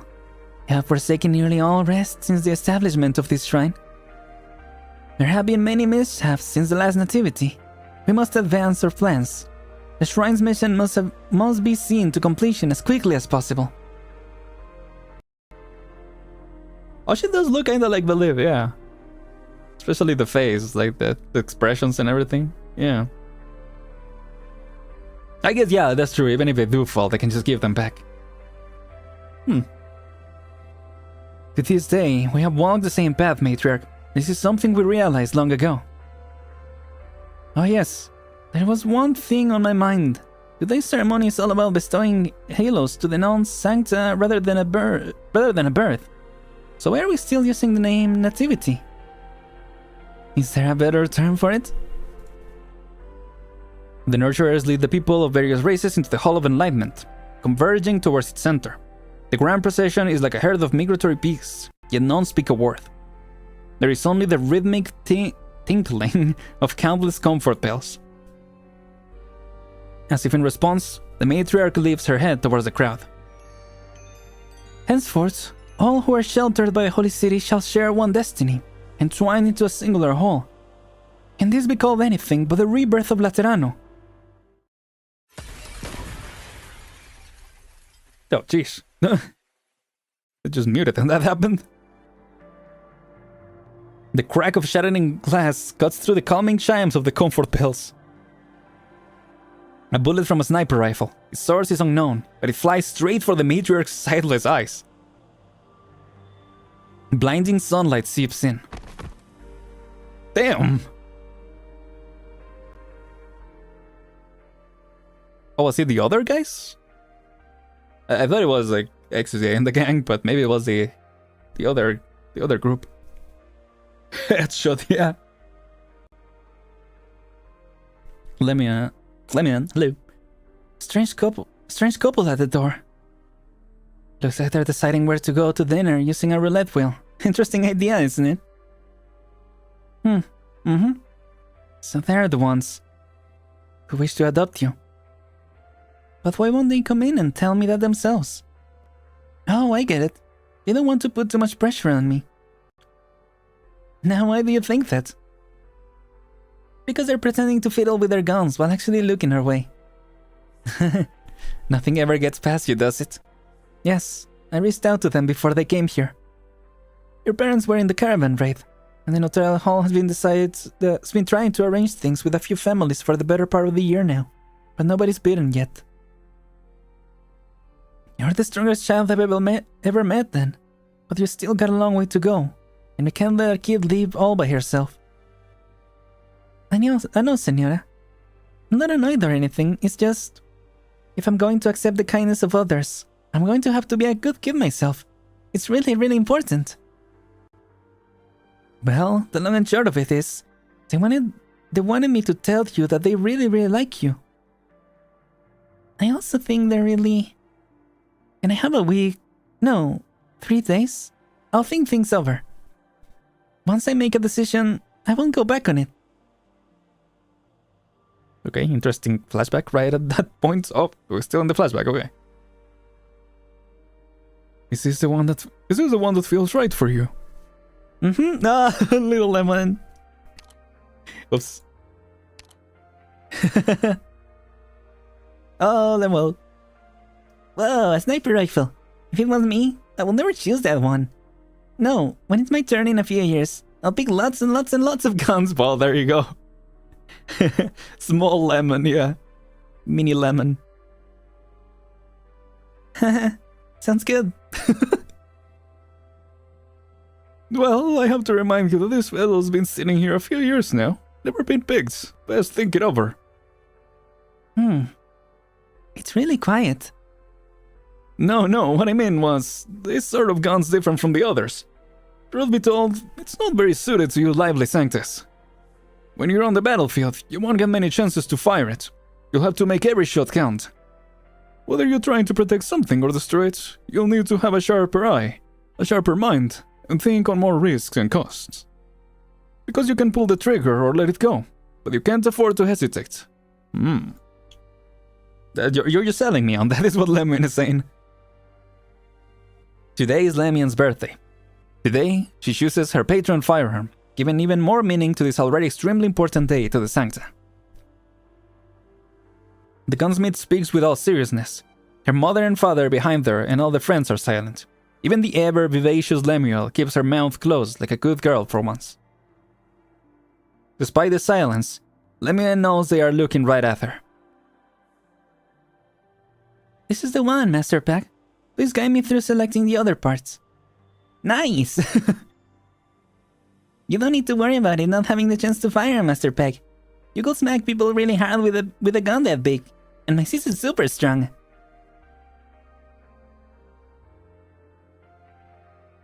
Hey, Anduin? Through the spiritual light, even the darkest stain can be cleansed. With a pious heart, even a savage monster can wade out of the mud. Huh. Put it down, Captain. I've got you in my sights. You're unstable. I can sense it. Calm down. That thing's affecting your mind. It's evoking your disappointment in Laterano. I know you submitted your resignation before we left, But even if you're determined to return to the wilderness, right now, you're still one of us. Think about the fried cheese we ate. The fried cheese I read. Think about the fried cheese we ate before we left, okay? Think about that foul beast head Fiametta got you. Soft and downy one. My disappointment in Laterano. No, far from it. He showed me how Laterano can save everyone. None of us know if what you're saying is the truth of reality, or illusions and lies. Mostima will be here soon. She has a way to get the thing of you. We can start looking into the secrets afterwards, alright? There is no afterwards. It's fading away. I must hold on to it. You know it's no illusion, Lemon.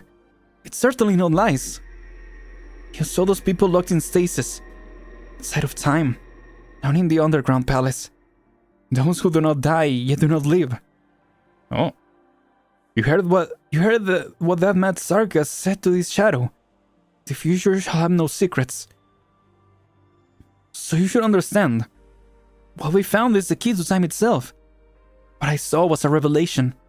A future where even the most savage of monsters can be saved. Your hearts are running haywire, Anduin. That thing's eating away at you. If that future exists, I must find the path that leads to it. I won't let go. I need to know more. Anduin keeps his grasp on the oddly shaped staff. Light condenses into solid form and engulfs the entire cape. I have a lot of chances to pull the trigger, Lemon thinks. But amidst that chaotic, rolling waves of emotion, Demian finally finds the thread of rationality running through Anduin's mind. They have broken bread with one another. They have built bonds with one another. They understood one another, entrusted their lives to one another. Their empathic link was stronger than any other. In that final moment, Demian confirms her friend has not been swept away in that unfathomable chaos. She loosens her finger on the trigger.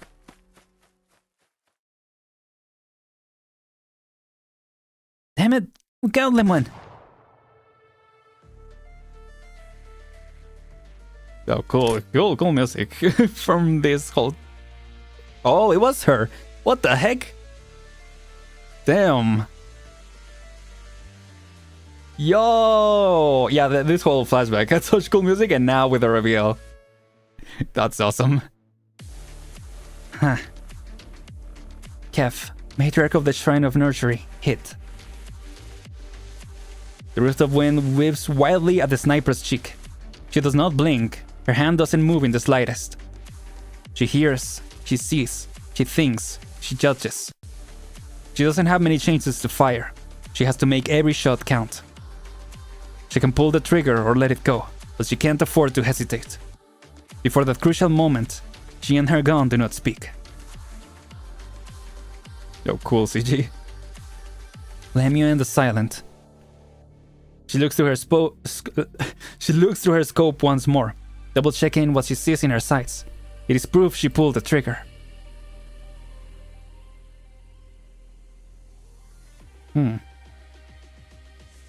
Here we are, yeah. Compared to the ones in the Vastlands, the statues... Compared to the ones in the Vastlands, the statues often seen in Laterano are the more incomprehensible, Cardinal. Paradise has shaped her faith, so peculiar that it has become somewhat distorted. The souls of the living praying for survival as they traverse catastrophe and suffering. Such is the most basic phase of fate. No, there's never a dull statue in Laterano. By life is faith-shaped. Gun-wielding saints towering over the streets do not represent disdain for calamity and suffering. We have simply chosen to take up a different mindset when confronting them. Through her scope, from far in the distance, Demian can finally see that all the statues in the shrine, their heads bowed and their hands clasped, are facing only the pious matriarch as they pray.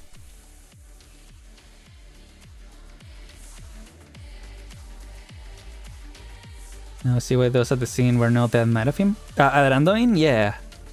Yeah, it's cool to get more context of it. Gav, if she really is a horrible monster, then it's unlikely a bullet will do any real damage. But at the very least, it'll let the people on the shrine see what's so natural about her, and create an opportunity for you, El. It's true. The rest, I leave to you. I was gonna say, yeah, there's still the boss fight to do, the mini-boss to do, so, yeah. And then she just doesn't get up and is like, oh, I guess she was just normal. Whoops. Senor Amos? Senora Lemoine, my location has been compromised. I'll come back to you what? I'll come back you up right away, I gotcha. No need. The Shrine Patrol is already here, and the ARKNIGHTS too. There's a lot of them. I'll hold down the street corner. Get yourself out of the building before they surround the place. What about you? It's too late for me. They started firing. Looks like our deduction was right.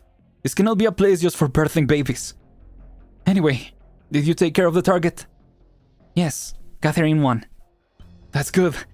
That's good. At least this way, I managed to save a few people. Stop a few things that needed to be stopped.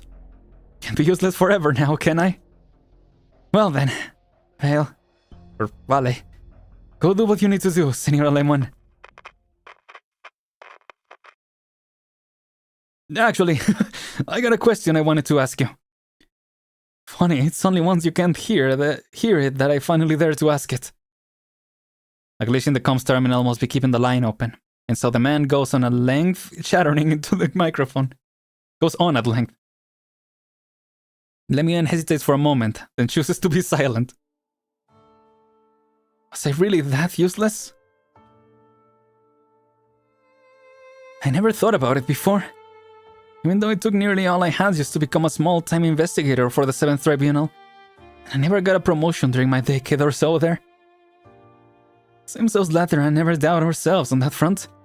It's like we naturally have 100 million ways to keep ourselves happy and satisfied. I know someone who made sticks for lollipops. He takes several types of paper tape and twists them together into rainbow-colored sticks. Made nearly no money out of it. He did it simply because he knew children loved them. But ever since I found out Arella has been banished from Laterano, there was nothing I could do about it. I haven't been able to feel even a microsecond of satisfaction with myself. You're completely useless, Amos. That's all I could think. Like how you can never forget the taste of the very first terrible dessert you ever ate. I thought that maybe, with a few more years, I could use my seniority to model my way to the Legati and go on a trip to Bolivar. I couldn't save her in the name of Laterano. Not even I can forgive her for what she did. I just want to see her again and apologize for the argument we had. After so many long years of waiting, I finally got my chance, but it was all just a dream. A dream's fine too. If it's all a dream, then I don't have to worry about anything. Maybe getting shot here doesn't mean anything in reality. When I was younger, I got 5th place of the 7th Tribunal. The 7th Tribunal new joiner shooting competition, you know? Damn. I even made Aurela that day at the range. It's a shame we were unable to save each other. Well, jeez. I'd say that, at the very least, you're a great investigator, Amos. Oh, you were still on the line, Lemon.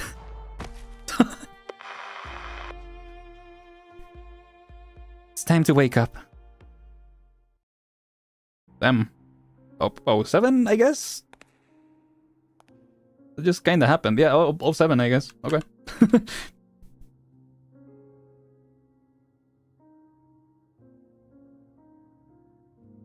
Bye, my man. Yeah. Yeah, he was cool. Let's see. Hey, Andoin. Is the funeral complete, Andoin? NPC jail set in stone, yeah. It is. The Holland alignment is this way. You seem to be going the wrong way. Am I? The nativity has begun, and the matriarch is waiting for you. Where are you planning to go right now? Your emotions are rather unstable. No, I've never felt more clear-headed. I'm not going the wrong way, either. Oh. I asked that you accompany me to see the matriarch, Anduin. Oh. What the heck? The rest of the gang? Well, that'd be really cool, yeah. Reuniting with the gang. Damn. Looks like we arrived there in time. Mostima. Fiammetta. You? What, am I supposed to be like the other livery? Pushed back into the herd by the guards no matter how I protest? Or should I be really looking forward to seeing if my halo gets to be a square or a circle? Speaking of, I'm curious how we are going to mend the fallen angels' halos. Mostima. Sorry, got sidetracked. You owe us an explanation, Anduin. Gathering up all the non-sancta, forcing changes on their bodies. I thought this sort of stuff only happened in those shady Colombian tech companies full of mad scientists. It is that kind of vibe, isn't it? Is this what you meant when you said it was about the future? About a possibility for Laterano? Is this what the matriarch promised you? I have strayed from my path. That I cannot deny. Laterano wove a beautiful dream for us all. I was trapped too deep and took too long to awaken. Still talking nonsense even now? Throw shit at Ryan, yeah. Of course, we didn't get an event this year, so might as well mention that. Might as well bring it up. The other guards will be here soon. Alright, the bells are the alarm, or the chimes, yeah. Damn it. Do you think we can get close to the matriarch if we use him as a hostage, Mostima? Maybe. She does trust him a lot. I'd be a little worried if we left it all up to Elle. I can sense a multitude of emotions growing by the second. The number of people with empathy in this shrine is increasing. An activity has begun. It's no use, even if you subdue the matriarch right now. We must go do what we still can.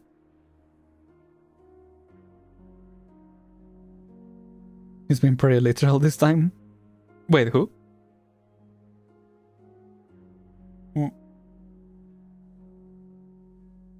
I'll think of what to do about this ceremony that should not exist. But it's likely to lead to great chaos. It should buy you the time to evacuate our people. What's your plan? I think we'll trust you, Anduin. Seriously, babbling lunatic who already betrayed his friends once, saving everyone? You don't need to trust me. Pity will not save the people. I don't have that kind of power. All someone who just walked the wrong path of obsession can do is to save himself.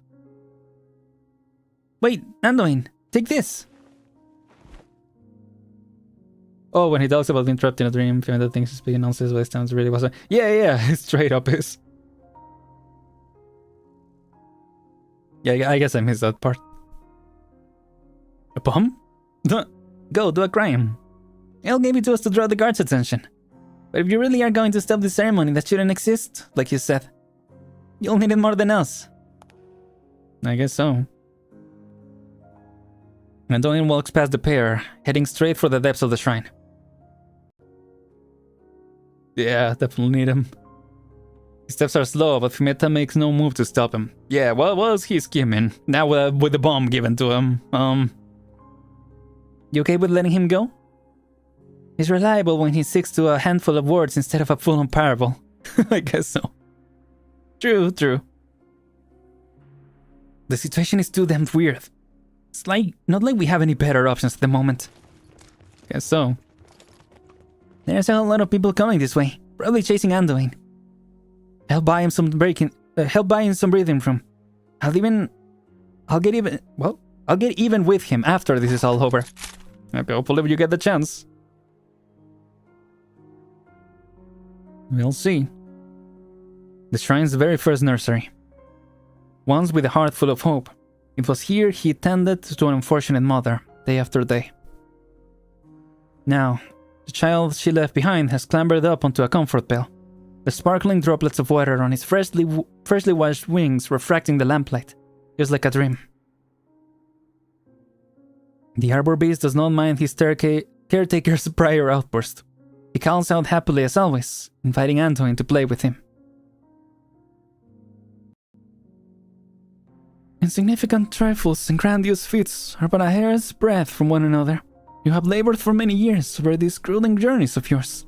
You should not let such a meaningless difference stay your steps. I will need you to lift your spirits, for aside from caring for his mother and child, there are more deeds that must be done. An insignificant nurturer, a heaven-piercing shrine. The former could grit his teeth, harden his heart, and refuse the young beast's invitation, but this minor act of rebellion will do nothing to shake the foundations of the latter.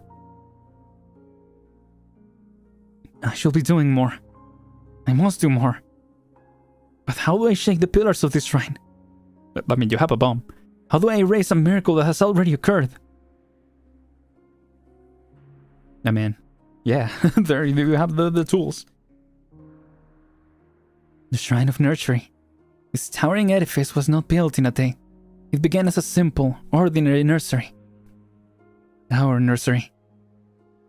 Did we start with the blueprints of such an imposing shrine? No, we merely wished for a safe, comfortable room for that mother. And yet, its frenzied evolution led to what it is now. That is how a future where all are saved can sprout from our faith.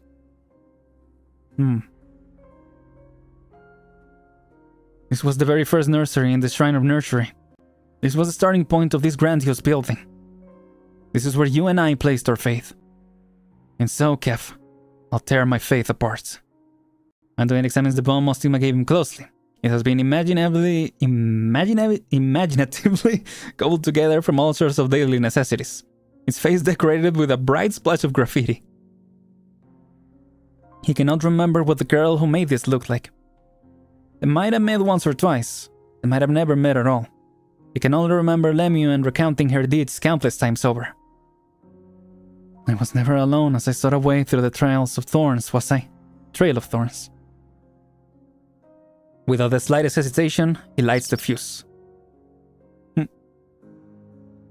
I understand that you are no longer sad and suffering, my child. But do you not sense danger, even as this room is about to explode? Or are you simply uninterested in this as well? Does Laterano no longer need us to feel fear? The arbor beast flies down to the ground, rubbing against Anduin's trousers in confusion. If we cannot feel fondness, fear, or torment for all that life has to offer, how can we speak of revering it? I should have asked you this, my child. But it was I who brought you here. You could even say you were born in answer to my vision. This is our penance. A lesson for the both of us. The bird probably has no concept of explosives, that too, yeah. It was just born. I mean, it was born yesterday. As they say, right? So, yeah. Anduin bends over and cradles the arbor beast into his arms. That gunshot! I'm so very glad to hear the sound of your gun this time around, Lemon.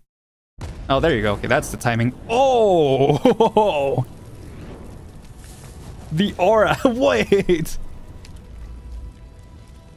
Oh, and his theme, his boss theme. Let's go! Sparks bloom wildly across the nursery. A giant comfort bell clatters as it falls, its sonorous notes adding to the clamor. The explosion engulfs the room, devouring the graceful balance of light and shadow. Was this realm a dream or an obsession? Once you had a flock of brothers and sisters following behind you. They were rejected, harmed, insulted, desecrated. They named you guide and walked the long path with you. And yet here in this Laterano, which you believed equal and selfless, you forgot them. And so I ask, how should this community you long for be shaped? How should this holy city you yearned for be rebuilt? What path is it you walk, Anduin? To what answers does it lead? If this is a dream, then I shall wake. If this is obsession, then I shall shatter it. Let us only speak of redemption after that. Damn. The ancestor of all aura farming, walking away from an explosion. Hell yeah. Absolute cinema. Yes. The flames swallow the entire nursery. The arbor beast flaps his wings furiously. There is no fear in his eyes, as though he's simply dancing. Yet Anduin still covers his eyes out of habit. He is very cool. He is the protagonist of this saga, through and through. In this final moment, Anduin hears a bell, clear as day. At the very least one of the protagonists, but yeah. So cool. Got him. Oh, are you alright, matriarch? Whew. The ceremony has been interrupted. The entire shrine is shaking. And that explosion just now. Yeah, timing. Very good timing. Is an evacuation underway? Yes. There is a livery wearing a Pontifica cohort's uniform and a fallen angel leading our people to safety. Only half of the non-sancta have successfully acquired halos. I will ask the patrol to have them reconvene right away. Like the creaking of bamboo, the explosion reverberates out from the depths of the shrine. The peal of a bell from parts unknown drowns out the chimes of the comfort bells. Chaos reigns as countless people flock to the exits. The towering edifice sways as the blast wave finally reaches the Hall of Enlightenment. Let them leave. Forcing them to stay will only harm them irreparably. The shrine is collapsing, matriarch. No. What is collapsing is not only the shrine, but also the answer we sought with it. Gather the other nurturers. Everyone must leave at once. I will have the guards escort you out. Oh. The matriarch steps down from the dais. Do you have any ibuprofen? She turns around with a hole in her head. Got a bit of a headache, you know? Someone has to have made a meme of that, right? Gotta be some fan art of it. That'll be cool. The wind amidst the chaos, she hears the sound of the wind clearly from above her head, where there should only be praying statues and spotless stained glass. Hey, over here, whoever that is, you're not getting away that easily. Is it the... Oh, never mind. Hey, Exu. The matriarch lifts her head. She cannot see who is approaching her, but her voice has an infectious quality to it. Almost instinctively, she stretches out her arm. I've been hanging out this window for 2 hours already. If you don't get off that stage, my arms are gonna fall off. Whoa. Cool theme. Ixusia holds on tight to the matriarch. The world spins, and the two of them tumble into the floor. Oh, it's the Hortus boss theme, right? Yeah. What they fall onto is not solid ground, but rather some odd softness. It is like falling into fog, yet also like falling onto water. Ixusia senses a great force pushing her outwards, one that is definitely not just the explosion. Will this frail-looking woman really be that strong? She forces herself to open her eyes. She isn't sure when it happened, but the arm she's holding onto has become the jagged limbs of a beast. The matriarch's gentle face has disappeared under the water. They look at one another across the boundary between truth and lies. On her side of the line, the bell atop the Tower of Revelations rings, clearly as can be. I did figure you weren't as pretty as you looked early on. My imagination never prepared me for this. Not even Ancient Forge had anything as crazy looking as you. Well, at least I don't have to worry about ripping your arm off. My friend had to bust their butts to give me this chance. Whoa. So get out of there already. You have no right to hide away in our dream. You have no right to hide in our Laterano. Whoa. Oh yeah, of course. That's how he goes into the boss fight. Makes sense. There we go. Go to the after. Yes, almost feels like it's the actual boss. Like, yeah, I guess makes sense that there will be a boss fight here, because if it was a shorter event, this will be the boss. So yeah. Shouldn't be surprised that Latran likes the Ends movie. Oh, is that what it is? Yeah, I guess makes sense. Let's see. A bell tolls.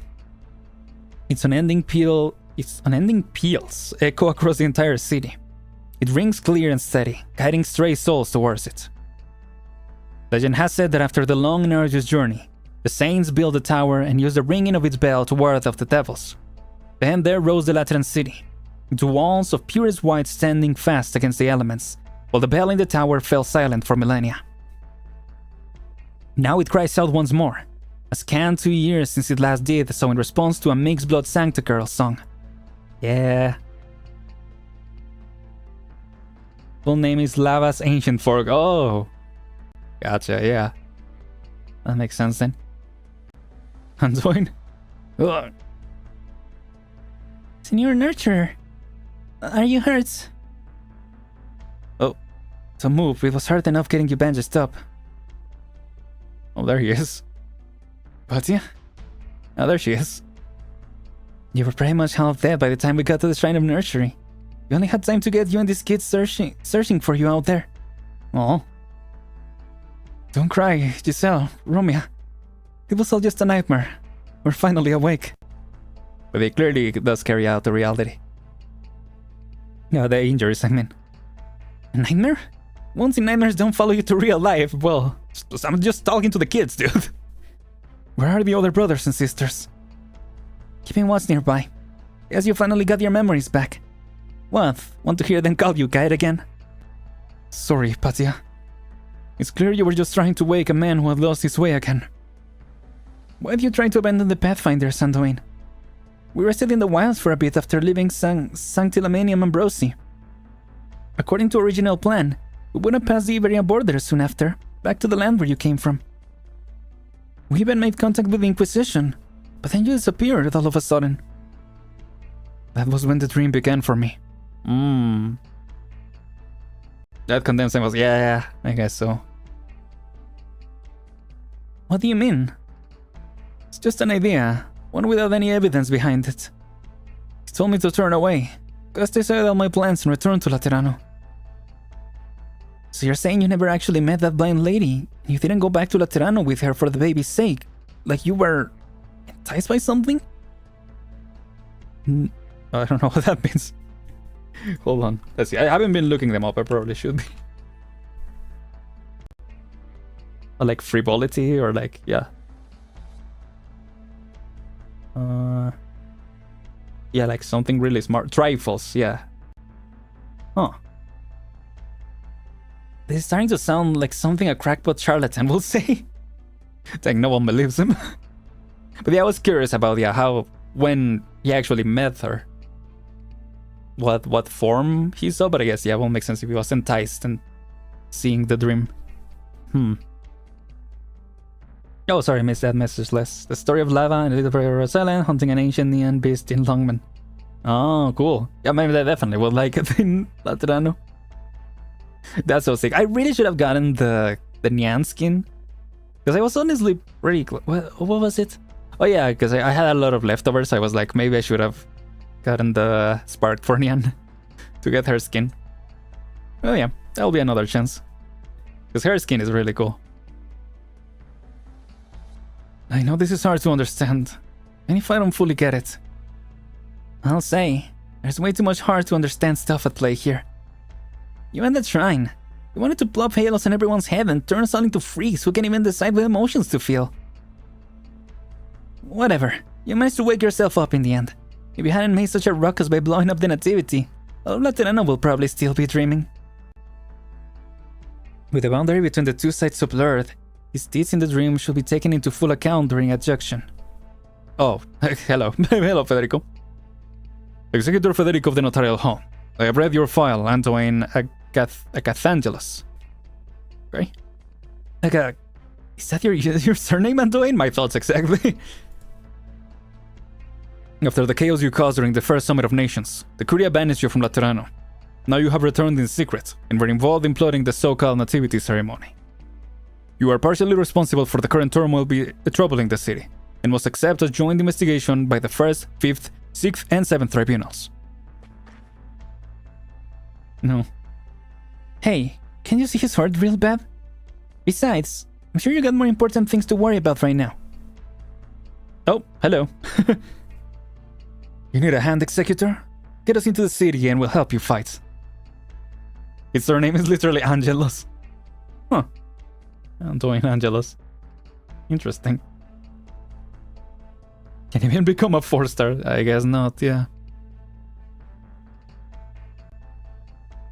Let's see. And you are?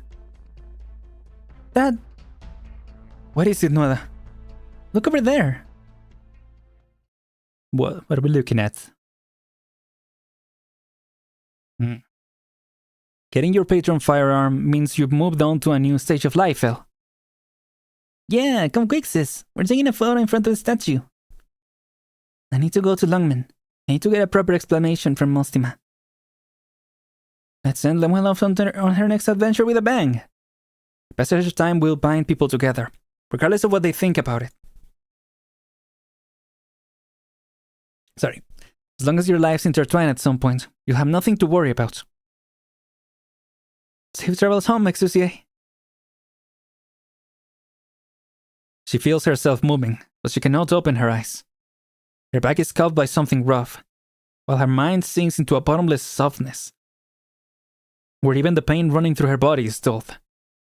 Her thoughts flow into a boundless ocean of faith. She opens her eyes. Whoa.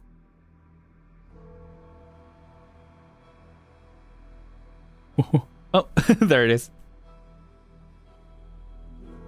You've awakened, child. You are gravely wounded. Only by accompanying me will you stay lucid during the transfiguration. While it was you who caused its interruption, we will not abandon you. Much as we once leaned on one another to traverse the devastation of catastrophe. The transfiguration? Do you mean that dream? I'm definitely awake though. Why do you have a halo on your head? What kind of monster are you? All sanctus have halos, child. So that we could forget from whence we came. So that we could embrace our new lives. We named ourselves thusly. Thankfully, the passage of thousands of years has reshaped your appearances and ways of life. Perhaps you can follow those tome-bound accounts and call me Saint. Of course, my flesh and spirit have both long become one with the soil beneath Latrano's white walls. What you see now is simply a snippet of code from his boundless program, a spectre bearing countless memories. As he sees it, the path of the Sancta began with the Saints, and so it should continue with the Saints, who should lead you beyond calamity and into the future. I don't get a word of what you're saying. Where exactly are you taking me? Dun, yeah. I think you were right in your assessment then, Mateo. It is not a question of you and I, child, but of all Latrans. Exusia strains her neck backwards. Whoa. Whoa. The monster that calls herself Saint cradles Exusia, following close behind are Sancta, as well as haloed livery felines, and a host of creatures that likes of which she has never seen before. What? It's a grand procession, meandering into the distance, its end far out of sight. Exusia can see that these are no shambling husks. Their empathy has not faded. No, it is even stronger than it has ever been. He's so easy to spot? By who? Oh, the Pope?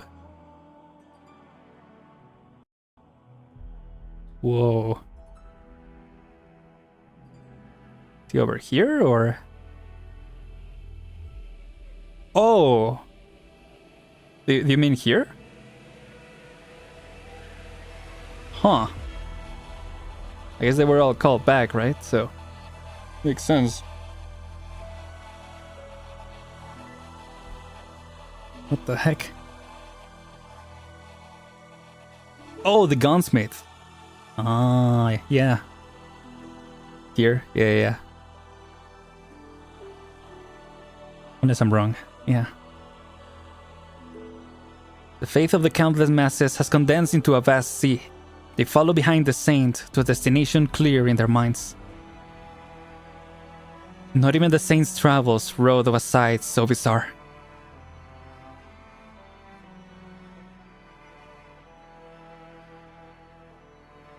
As you can see, Eye, Wing, Claw, and Flipper of the Sancta. Ah, yeah. That makes sense. Cool. Oh, the horn is broken? One of the sides? Yeah, okay. Across millennia has he granted revelation to his chosen few, so that they may question, analyze, and deduce, so that they may point Laterano in the right direction. But it will prove far too slow a process this time. He has never been this restless and uneasy. The master of all things has awoken. Threats nip at our heels. We must carry out his original duty.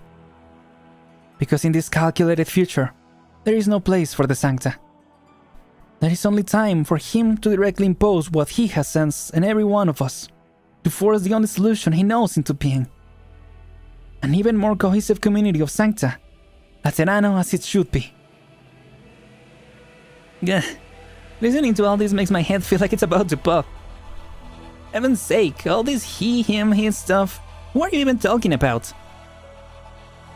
We are on our way to meet him, the foundation of faith, the prime mover. Even the deepest nightmare pales in comparison to cruel reality, child. I wonder how love will make itself look himself look in the dream. Or will it just show us the same thing? And with the collapse of the transfiguration, I fear his actions have been noticed. There is not much time. Perhaps he and I... No, perhaps we still have time to ensure the future of the Sancta. Yeah, but that's interesting. A march? A migration? Or perhaps a pilgrimage? A grand procession of newborn Sanctas traversing the streets of the Holy City with a vigor the Sancta have not had in centuries. How should we describe such a sight? Noticed by priestess? What do you see, Aurela? There's halos on the street lamps? And the trees, the desert carts, the confessionals. Am I hallucinating or is my scope fogged up? That is no hallucination. The Shrine of Nursery still exists in reality. These iridescent projections originate from it. Where the pilgrims go, the projections follow. Where they fall, even inorganic matter will sprout halos. These projections are like a form of unliving executor, redefining Sancta in the name of the law all over. At this time, we're told that whosoever stains the purity of the Sancta shall be mercilessly cast out by the law. And now it turns out the purest Sancta he's so favors are actually streetlights and trees? Can't believe I'm starting to think my fall was a good thing. That gaggle wants to redefine Sancta into something nobody can understand. I have a half a mind to leave them be. Damn. Prepare the rosaries, yeah. I was thinking every time they call them pilgrims. Like, no way. Don't worry, Executor. There's still some of them I want to kill. I agreed to help you fight, and I have that fight no matter what, and I'll have that fight. It seems they really do want to remodel the entire city. If their aim is to remodel the city via those projections, informing a mass of people is a highly inefficient method. Yet they still choose to gather together, even after the dreams collapse. Perhaps spreading those projections around isn't the only way they have. They must have an additional method in mind. In order to use it, they must reach a common endpoint. I love that the law called it own agent executor. Ah, good point. Like a .exe, you mean? Or for some other reason? If their aim is to turn all of Laterano on its head, then I might know where they're headed. The Basilica. Yeah, makes sense. I had a discussion with Pope Evangelista 11 there once, and I was able to glimpse certain entities to realize some truth. Yeah. You do not need to doubt me, senor. I do not. Your file was signed and sealed by the Pope himself. I will bring you there, Antoine. Hold on, Federico. The whole city's gone mad and nobody knows what the hell's going on. Why should we trust you? Hey, that's my line.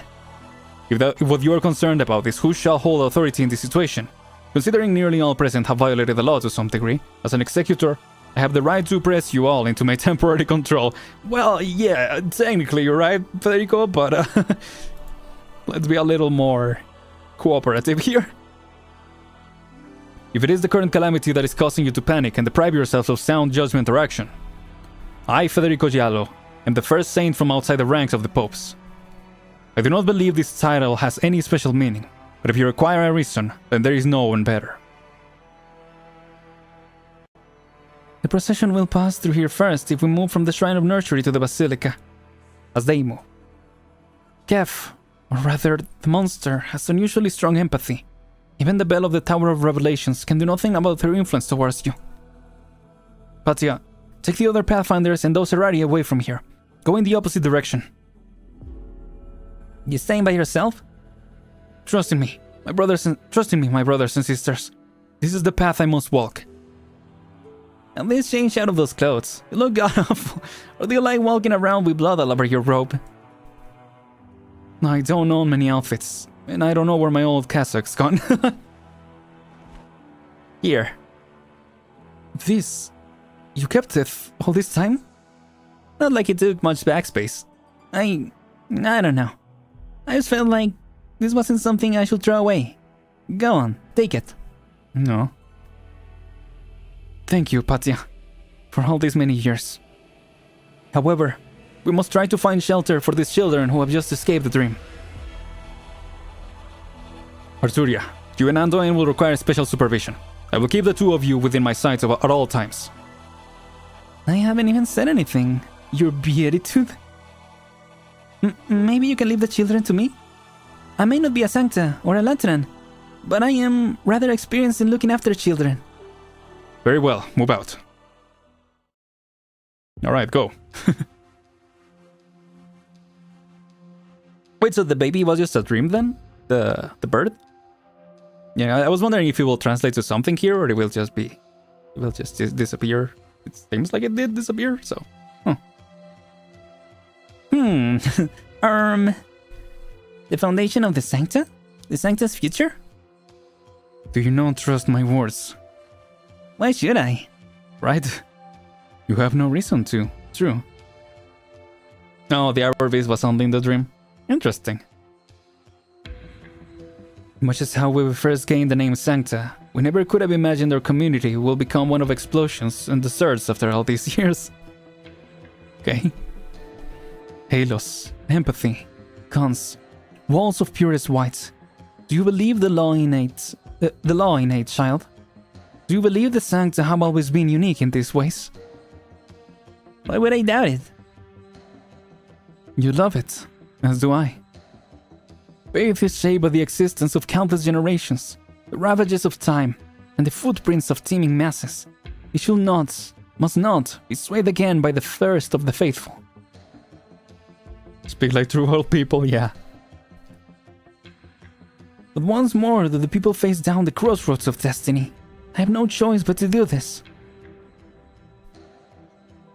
We have not sown lies, my child. We have merely hidden some truths, then allowed the rest to become inspirational tales and parables of saints. These texts tell of how the devil's arrivals left all things desolate, and how none saw the light of the sun.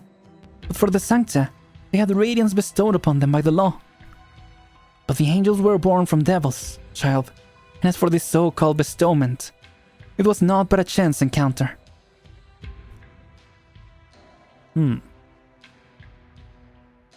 Oh, we're back here, I guess. Okay. What was that transition? In that age, the king sent out his warriors to seek a new beginning for their people. In that age, monsters that crawl the earth long for a homeland, and so were named Tikas, a race yet young. In that age, hegemons who could command raging flames, blinding thunderbolts, wild winds, and frigid snow descended upon the land alongside their myriad servants, here to seize the Tikas' precious home. The flames they threw could melt the skulls of Wendigos, howling gales they summoned could shatter the winds of gargoyles. Even vampires sucked them dry. They could be reborn from eggs of fire. They will be reborn. Now that will be like... Man, Might be because I'm dead tired, but I can't get my imagination working at all. I feel that. Which elder race can control electricity? Oh, maybe one that hasn't been seen, that we haven't seen? Is this the first time they're confirming Sancta come from Sarkas?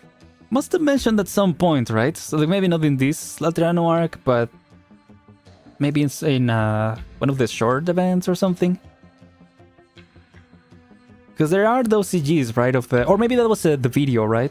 The video about the origin of Laterano. There was like a preview, maybe before one of these events, where they showed like the Ticas finding the law and all that. So it wasn't. I don't know if the story it has explicitly said. Oh, chapter 11 is where we saw that? Interesting. Yeah, I don't remember that. It's been a while.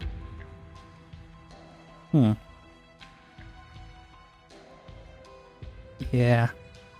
At least in this saga, I guess, is the first time that's been mentioned. The Colossus cups the wounded Sancta in her... The Colossus cups the wounded Sancta in her hand, continuing onwards with a shambling yet steady gait. Her voice is as gentle as it was in her guise as the matriarch. Oh, Therese and Therese's conversation. Oh, gotcha. And so she tells her ancient, unprobable tale, like a saint who has stopped to rest her feet, taking the chance to preach to a stranger she met along the road. Exusia knows she is not the only one hearing this story, though. The winding procession follows, all while countless people pour in from every corner of the city, leaving the buildings painted iridescent, joining the ocean of faith. I shall share the portion of the truth hidden from you, child. Once we arrive at the Basilica, the past will be made clear, and all shall know it. It is then that the term Sancta shall be redefined. Yeah, first time it's been revealed to the general public. Yeah, at the very least to the people of Laterano. Oh, Lacey, the Kalen? Oh, it's a race that controls lightning. Cool. Oh. The King's Might... where is that race from? Is it from, like, Sargon?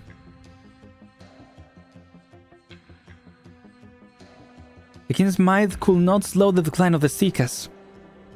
His weary gaze scanned the lands for countless days and countless nights, before finally falling upon the ancient silver mounts. Oh, Yan. Okay. And so, his warriors set forth, seeking out these never-before-seen argent mountains beneath the earth. With the language confirmed unto them by the king, they will conquer them, and command them to rout these foes of the Ticas. To grant the Ticas the chance to truly become those with a homeland.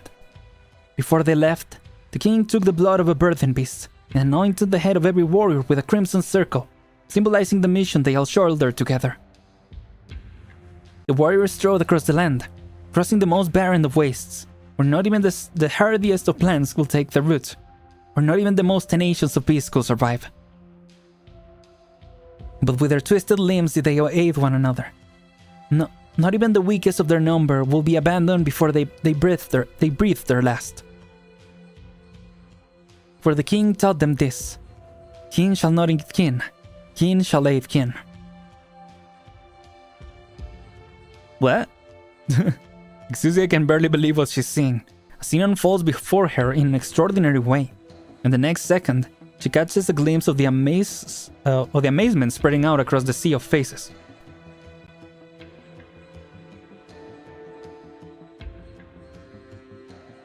Excuse me. There is no doubt. Through empathy beyond empathy, the monster is sharing what she sees with all present. Oh.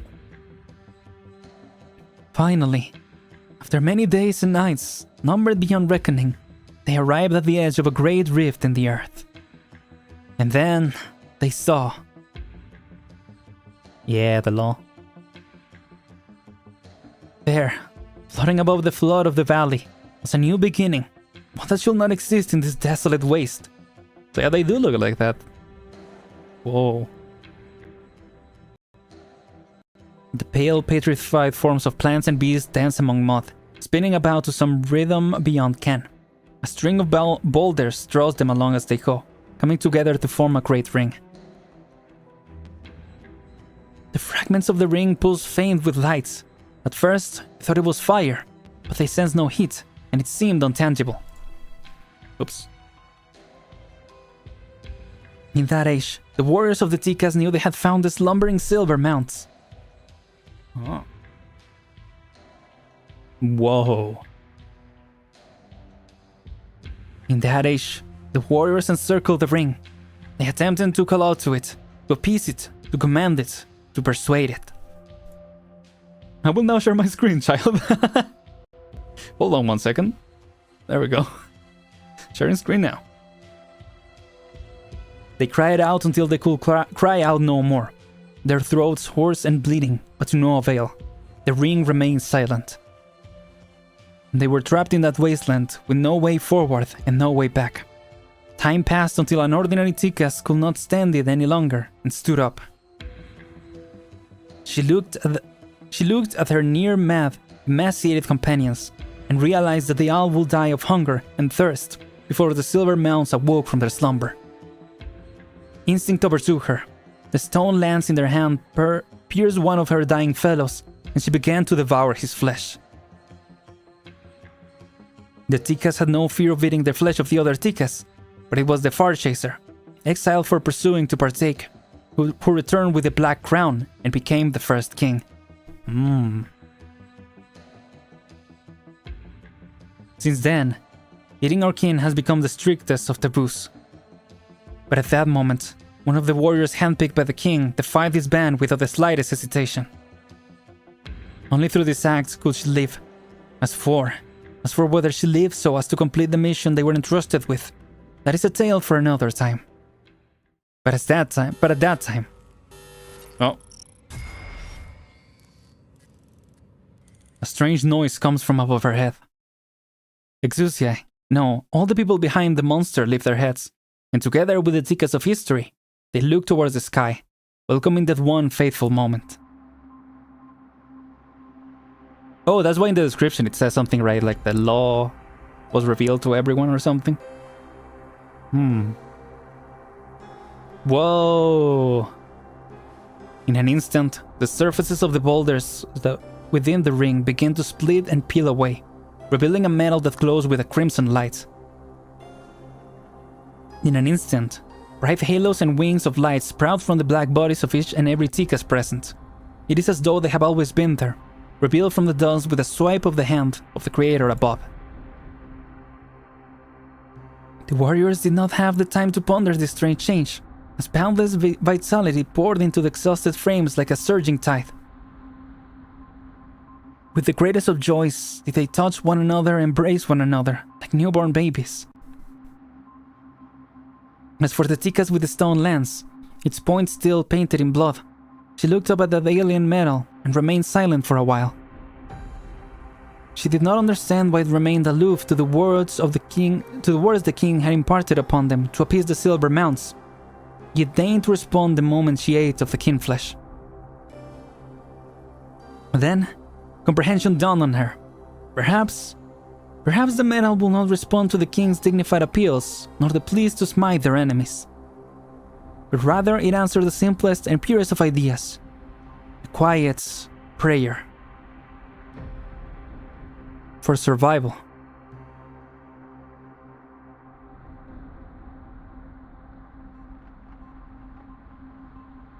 Was that Ticas you?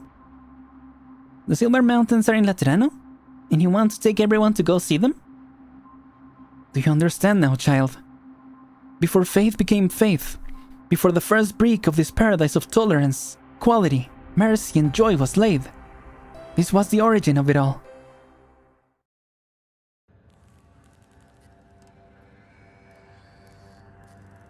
Oh, hello. A turn to start. Interactive Simulation 26 complete. Prior emergency response mechanisms expired. New emergency response mechanism unmaterialized. Simulation result failure. Compulsory transfiguration of Laterano. Continuing operation. Oh, there's the Pope. Oh, he just wake up like, oh, what happened? Yeah, that's a pretty cool lore drop. I don't know if it's because I'm tired. I'm struggling a little bit to follow it. Might have to read it back, but yeah, it's pretty cool. So LOL chatbot can answer a complex command. Great, yeah. Even in the future, nothing works.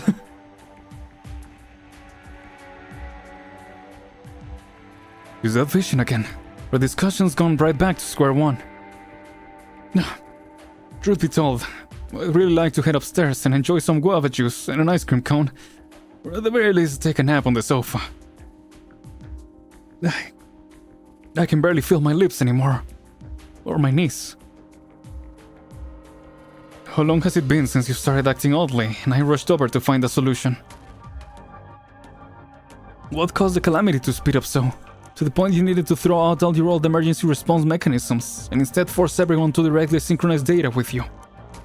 You forced Laterano to go through such radical change. In time, the spiritual light of the Sancta will be stripped away. In time, will Laterano still be considered Laterano? The sitting Pope, Evangelista 11, requests a 27th interactive simulation. Evangelista 11 has refused to help bring the Transfiguration to completion. Now conferring judgment on requesting for interactive simulation.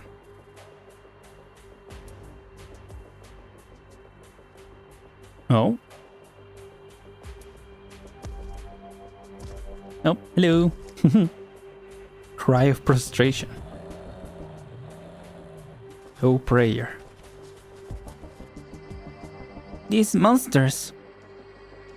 Neither Sancta nor the others at the Nativity can escape the influence of the Transfiguration's sudden termination.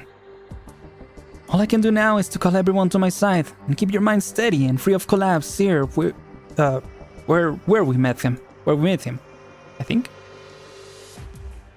And as for those you call monsters, they too are Sanctas, and the law shelters them as well. They are newly born, pious and plain. They will land the people in sweeping away all obstacles along the path. This path will take us past the Tower of Revelations in Pagos Ecclesia, past the Notarial Hall and Gunsmiths in Pagos Miquelin, past the Sunset Chapel in Pagos Saint Marcel, before finally arriving at the Basilica. This route, a familiar one, yes? It is the order the street lamps light up as night falls on Laterano. He has laid out a most convenient path for us. And so I beg you sleep a while, child. We will have arrived once you awake, and there shall rekindle hope for the continuation of our race. Oh. She was eating, but no anymore. Oh, I see now. You have been looking for an opportunity ever since you awoke? You are still unwilling to accept it. The tales we left behind became the chains that bound later generations. The texts that speak of the majesty of the saints and the ugliness of the devils have been etched deep into your hearts. You need only witness my countenance to raise your gun against me. But no matter, child. You will come to understand who is named Hero and who is named Monster, who is named Kin and who is named Malinus. You shall all understand. Night fell? That's a really nasty feeling. Awesome. Never thought there'd be a way to turn that light out. I don't know if I'm gonna miss it later, but by now, it's not too bad having it up. My head's a lot clearer now that I don't have to deal with all your emotions. Oh well, there you go. Life hacks. Modern problems require modern solutions and all that. Clear? No, child. Even though you now know my history, the history of our race, you still wish to make an enemy of me. How can you consider your mind clear? Tactical failing, yeah. The antagonist of this event is so sincere, I appreciate that. Yeah, honestly. Wasn't even really a twist, it was always like, huh, what's going on here? And then she's like, yeah, so anyway, this is what's going on. It's like, okay. Yeah, there you go. What can I say? It's clearer than ever. You say I've been trapped by those dusty old books you left behind, but they never said anything about having to listen to your ancient beatitudes ideas. I've been listening to you on and on for ages already. Did you ever plan on asking us what we think? It's a good point. Maybe need to let the current generation decide or something. Anyway, hey Monster! The good news is that monsters chasing us have retreated. The bad news, Engi. The bad news is that they're joining that weird procession over there. They're joining that procession, okay. Oh, worried. Good thing we talked Kidida into staying somewhere safe. Will Exosia be able to handle herself, Doctor? I believe in her. The procession is heading for the machine is waiting for that monster. Well, yes. Same difference. Yeah. That monster looks really familiar for some reason. No matter how much she changes herself to look like a living thing, I can tell she's just a program. The collapse of the dream must have cut off her connection with that machine, and as a program, all she can do is try to reestablish that connection, to restart the dream. Oh. Passing that field of irises a minute ago, I saw halos blooming above the flowers, one after another. That's completely unprecedented. The call of that machine and that program is more extreme than we thought. Everything organic, inorganic will be defined as Sancta. This thing's crazier than when Priestess went haywire. This will give us an opportunity to figure out his weak points, Monster. Not on my own, but Calcit should have had some understanding of that machine, given how way we searched Calcit's memories. Good point. Calcit. Ever since it all went down, you've been avoiding saying her name to me, Doctor. Sorry, sorry. In any case, thanks for putting your trust in me. Amiya was so worried before we left. Never mind, at least I managed to get a decent amount out of this operation. That machine is special, Doctor. We've tried to approach it in the past, but the more the law of Laterano was gradually refined, the more difficult it became to try and figure out its nature. Calcit did come up with a plan, but even she admitted it was a bit too daring. So what's the plan? That daring is my last and middle name. That's right, this Aren... What was the word? I already... Aren Daring L. Yeah. Anyway. It's a really crude one. She never let me do it before. But my nature does give me a talent that ordinary people lack, to some extent. Of course, we should also thank our creator's open-minded attitude towards technology exchange. Okay. This is the first time I'm trying this. Technology exchange? Oh my god, he just doxed himself. Sorry, yeah. It happens. My bad. I'll cut it out after the stream. Stand back a bit, Doctor.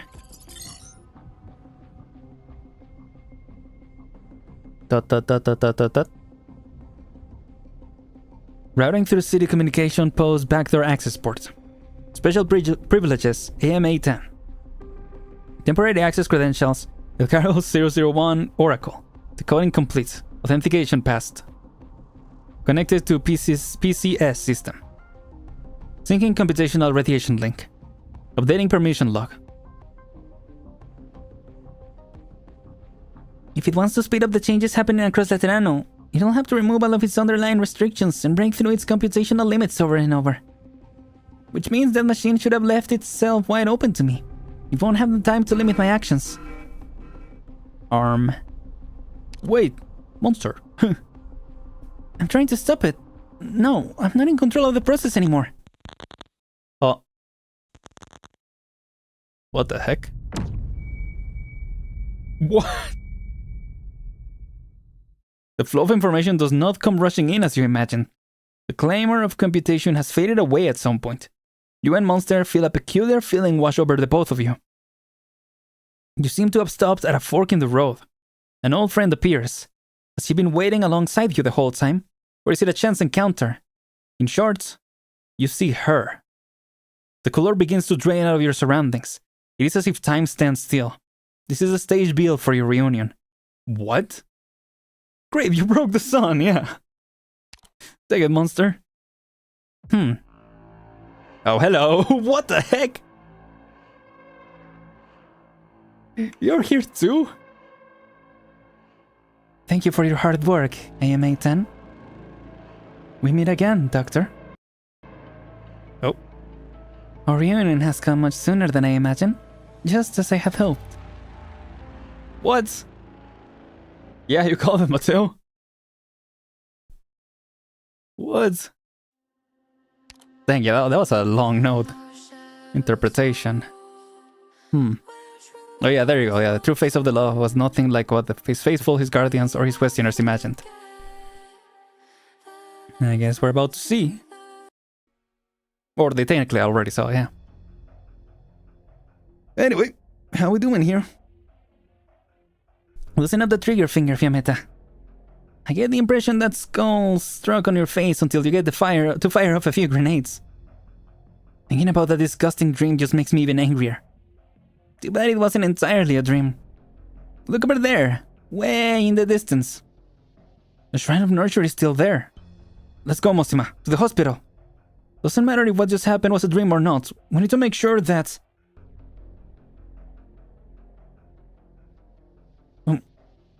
The fact that I'm the first person you thought of really means something to me, Fiammetta. Oh, hello, Lemon. Lemon? I'm so glad you're alright. How are your legs? A little sore. What happened? I was running all over that dream until I was dead tired. Getting to sit down is a treat. Alright. The two of you can relax now.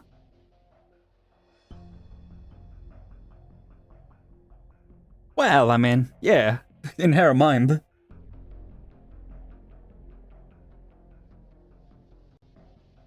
What actually happened is another story. What the hell's going on here? But yeah, I get your point. It was only my second day after being created Cardinal, and I was headed to the office like usual. Might have been the moment I stepped out of the front door. Maybe when I saw the shrine.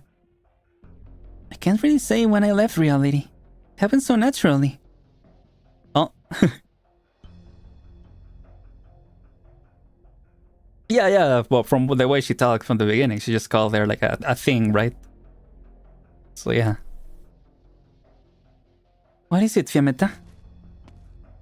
Whoa, there's the suit. Cool. Salvete, everyone. Cap? What? Cap? Oh, right, because she looks like their captain, right? Like how he was dressed as when he was the captain. You're still keeping... What are you up to wearing that? My friend kept it for me. You have a very kind junior, Fiammetta. She told me this wasn't something to just throw away. Perhaps today, I will finally reach my destination. To be clothed in these vestments as I do, so maybe fate at work. Why you... Antoine has an important role to play. Resolving your existing disputes is not a priority. It's been a while, Federico. I know who you are and how you like to get things done. And I know that according to the Curious rules, Saints have the highest authority in emergency situations. But please give us a little time.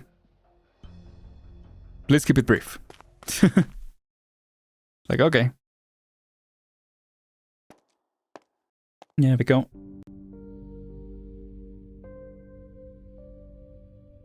The last time the four of us got together like this was that fateful mission, wasn't it?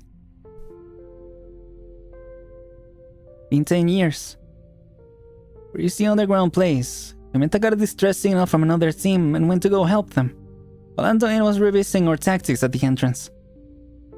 I laughed as we shared the last of the chestnut scones, an old habit of our team. I remember that day well. We were so happy back then. I thought those days will never end. Nobody could have imagined what will come next. You caused all this, Antoine, but you still refuse to tell the truth, or at least repent. Our brief time together may have been one of life's accidents, but it was a precious one.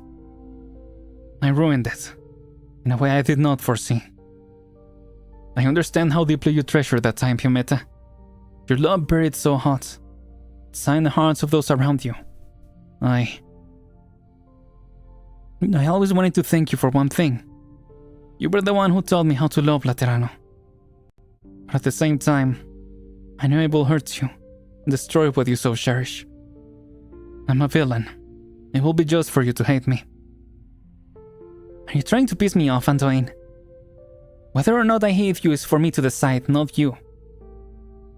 I understand that, and I'm grateful for it. I am fortunate to have made a friend like you. Go do what you need to do. But remember, I won't forgive you. I never will. Okay. Those two are taking you to the Basilica, right, Antoine? It is I who is taking them, Lemon.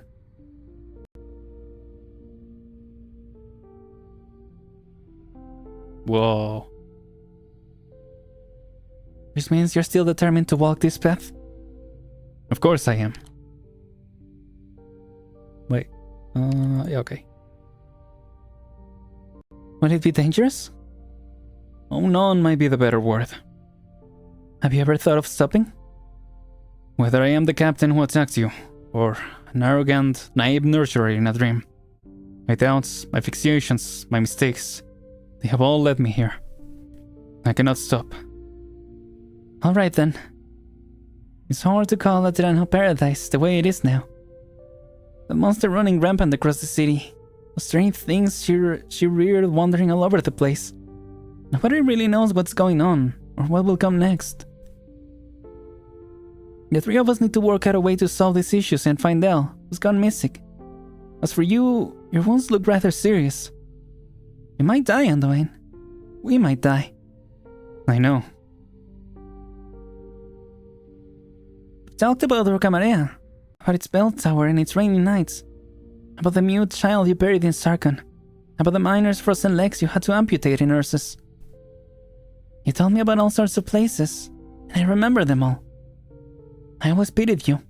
I understood many of your opinions, and I never disagreed with you, but I could never truly understand you. I was much the same for you. Yeah. We are both clear on that matter, just as you know how grateful I am for your pity. Well, I am a Lateran, aren't I? That is where you shine the brightest. I will always remember how you told me to shoot a gun. Speaking of, where is that gun now? I left it in Laterano. 10 years ago, it was your final mission with our team of commandos. Even if nothing had happened, you would still have left.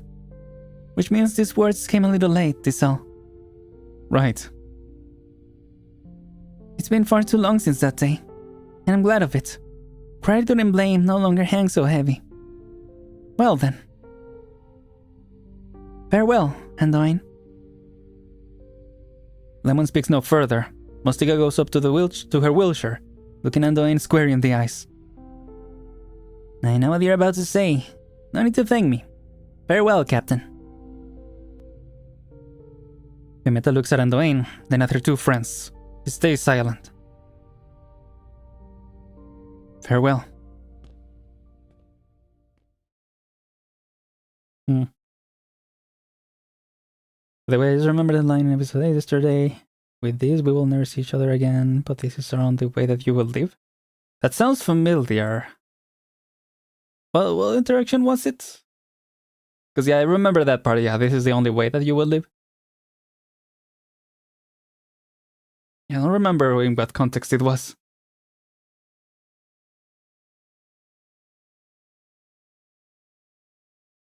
Let's see. Cardinal M1. There are some tasks I must assign to the three of you. Back to business. Let's go. You doing alright, Fiametta? I'm fine. Fiametta, this thing might involve me, but I know it's not only my problem or Andoin's. These past 2 years have told me that. Yeah, I should have learned that too. Alright, enough about that. Right now, if what Federico says is true, the most important thing is to act quickly. Good thing there's no arms control in real life. I can blast these monsters as soon as I see them. And I'll cover you, just like the old days. Wait a sec, Lemon. Federico just said that Sanctus who attack them will fall. Falling's no walk in the park, trust me on that. About half of the people awake in the city are Sanctus. Without their numbers, we won't be able to stop such a large procession. Unless we add in those fallen angels Cinerati Federico mentioned. Wait, he said they were pretty emotionally charged and didn't know what they were up to. Not to mention that he's only got the temporary command over them. Not like they need steady nerves or pure intentions to help out. Relax, I'll handle them. Oh, is it when we remember? What's it called? Yeah, when we remember Priestess for the first time. Yeah, that part sounded familiar, but yeah, now that you say it, yeah, I remember. That's interesting. Well, what do you take of that? Like, is the priestess that we see in the actual, like, that we've seen so far is not that priestess, or? I don't know, maybe I'm reading too much into that. Or too little, I don't know. Because again, I don't remember the exact context. I'm a fallen angel too. I have spent lots of time outside of Laterano. We got any better choices for Angel Wrangler? Still won't be enough. The situation on the road from the Shrine of Nursery to the Basilica is too complex. We need to get administrative permissions for the roadside facilities along the way ASAP. I'll head back to the 7th Tribunal for a bit. By yourself? Don't trust my wheelchair skills? You'll make me mad. Quick, let me rub your ear tufts a bit. Since the two of you have everything planned out, what else is there for me to add? Let's split up, teammates. We thought the doctor was injured or something, but from the ARG, Priestess said something about the betray with a reason. Yeah. That's true, yeah, it's very, very cryptic. I think we definitely don't have all the information right now. But I always thought it was interesting, yeah, because I remember at the beginning on those early chapters when we remembered Priestess, especially in that scene, like she didn't seem the way that she acted in like Babel, for instance, or in even in this chapter. Like at this point in the recent chapter, I guess I just accepted that was Priestess. But yeah, I did originally think that she was. Yeah, I don't know. That at the very least that she was no longer around. But yeah, I don't know. I guess in Sloan Trail we did get an interaction that was a little like, hold on, are you good or are you not? But I will have to go back and check that out as well, because I don't remember. Or not good, right? But are you on the side of Terra, basically? We have to go now, children. Hugo helped take care of the new Sancta friends, right? Yes, sister. Where did Senior Nurturer go? Did he stop caring about us? He just has to go handle a few things for a little while. Think about it. We don't know each other very well, so if he didn't promise me he'd come back, why would I agree to take care of you? Yeah, that's a good point. Oh, you're right. Right. Would you like to hear the story of how the lost Zaidan captured the Castle of Dreams? Or maybe how the Kashi brought gold to marry the Princess of Gaul, but the gold turned to sandstorm burying Lingones. Huh? That's not what we learned in history class. They are not stories you'd hear in Latenano. I can tell them to you while we walk.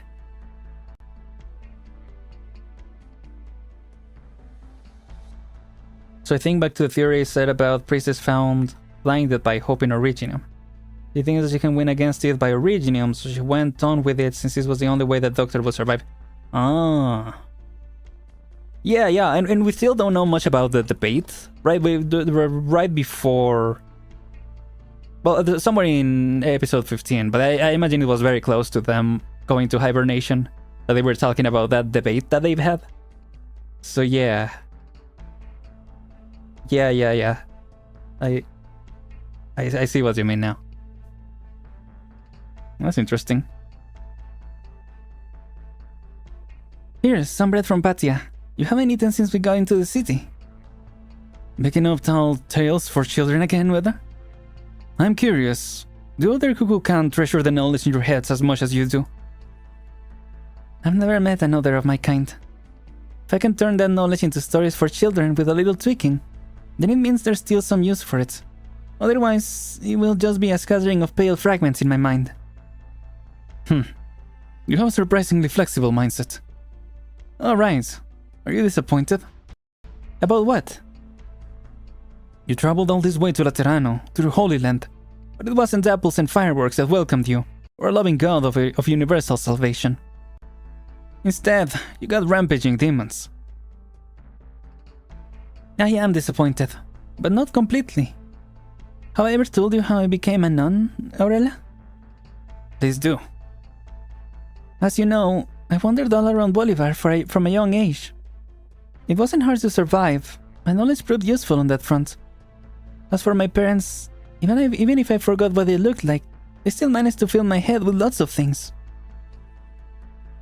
But I couldn't understand the more complicated parts. They pointed to the black flow, the far edge of the sea, the depths of the dunes of gold, even the space beyond the stars. They spoke of race after race, secret after secret. Not a good fit for a place like Bolivar. Which is why I hate them, Aurelia. Everywhere I look, I see soldiers fighting over men and money, artillery firing left and right, and Bolivarians caught in the crossfire. And all I had were pale fragments. Until I was 13, when I met a nun. A band of true Bolivarian guerrillas had robbed her. She was gravely injured, leaning against a rock and close to death. But when I got close, I could hear her singing. Her bandages had fused with her festering wounds. She must have been in so much pain in the final moments of her life, yet she was so serene. It was a hymn, one that had always been in my mind, one that I had pored over in puzzlement countless times.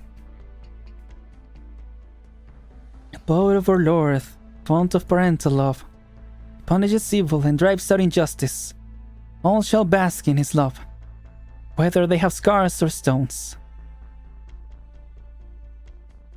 Until that very moment, when some of those pale fragments took on color and form, and came together into something called Laterano. So you took up her habit. I did. Even if paradise is pure and spotless white, to me, it cannot compare to the very first time I heard that hymn. Good.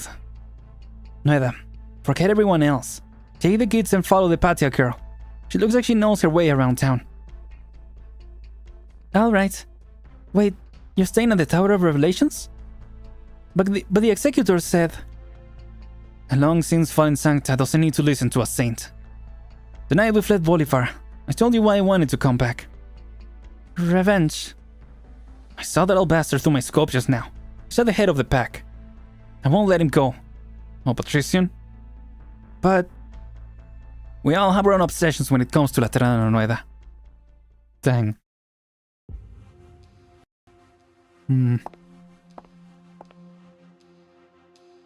It is strange, seeing the Basilica devoid of people. Follow me, please, Arturia. Let me drink some water.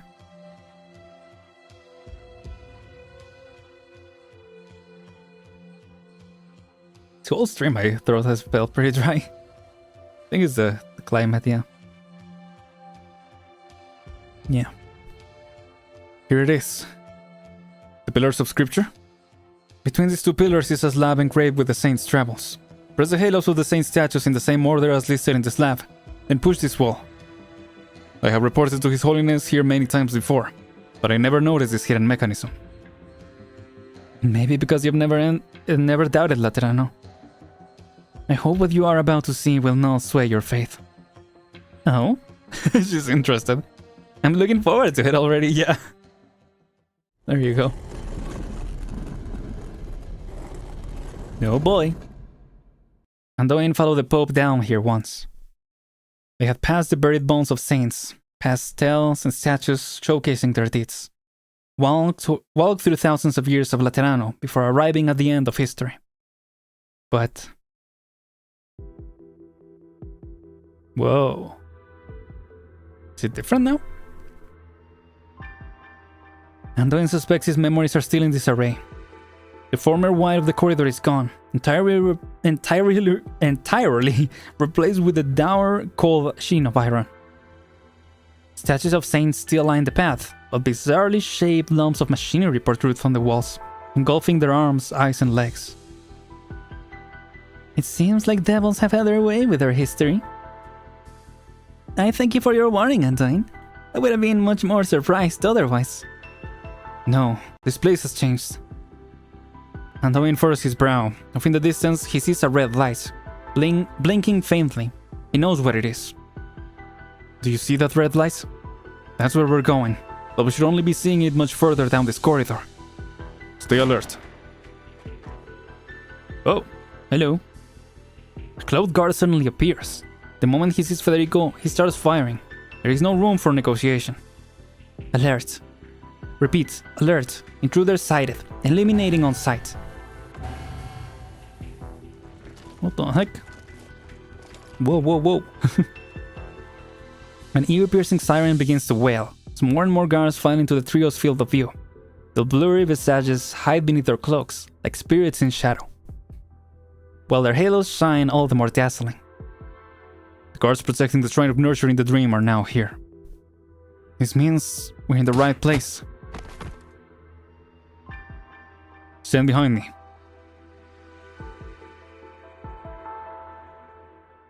Oh, hello, monster. Back here, finally. This isn't a dream. It's obviously still reality, so why don't the color... It's been erased. Priestess. It's quiet here. We won't be disturbed by all the commotion over there. She stands at the corner, looking out across the deathly silence, completely unguarded against you. But I don't like it, Doctor. It's perhaps too quiet. But we have no other choice, do we? She's not limiting me, Doctor. Amir's not here. I can't guarantee I can hold her off, but I'll do my best. Relax, you're safe. I won't allow you to be disturbed by the chaos this Sanctus caused. Why are you here? Yeah, I thought you were still locked up in Rhodes Island. That doesn't matter compared to what's currently on my mind. Entering attack mode. Sorry, Doctor. She managed to know because of me. I never thought she'd catch on to me when I tried to access PCS. Did you cause this calamity? Calamity? I see only the evolution of a species, the pointless struggle of life. Everything happening in Laterano right now is a product of PCS autonomous derivations. All of this was recalibrated beforehand, returning it to its original purpose. Of course, it was adapted to the process of the original project since. Speaking of process, ours has lagged far behind projections, Doctor. Original purpose? The original more. Good to know you haven't lost your curiosity. PCS was an experimental developed using bionics, though we were never able to understand its true nature. There was also the risk of it disrupting the subject's cognitive functions when used. But in the face of grim disaster, it was still brought into service ahead of schedule. It can reduce barriers to communication and strengthen the bonds between individuals, all while maintaining thinking abilities and personality. These offer many benefits to our soldiers and scientists. It has been gathering dust since it was left behind on Terra, but as you know, Doctor, it is still far from operating at its full potential. You mentioned it adapting to the original project process. What connection does it have to the original project? Don't get excited, Doctor. I'll explain everything. However, your new companion seems like she has something to say to you. Bad news, Doctor. I can't find a way out of here. If our goal is still Originium, we might not be in Laterano anymore. This might be the future of Laterano? Huh? As keen an intuition as ever, but one that lacks basic knowledge. This is just a vision of a possible future I conjured up for you using the PCS system.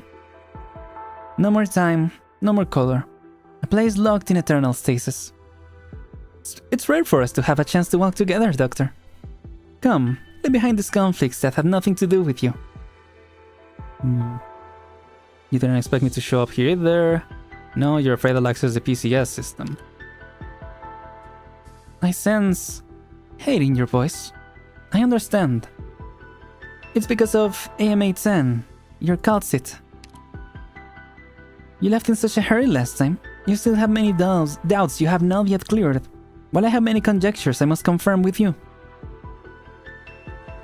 Something strange about the way she's acting.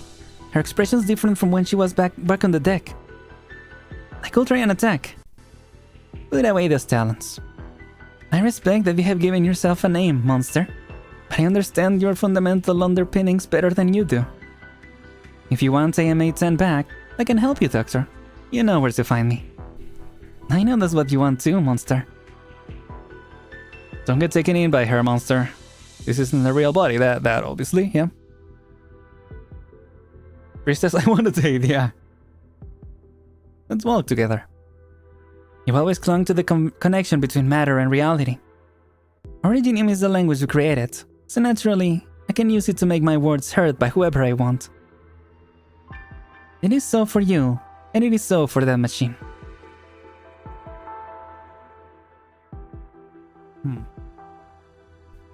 In response to me, it propagated, then created an even larger cache to perform a new round of calculations.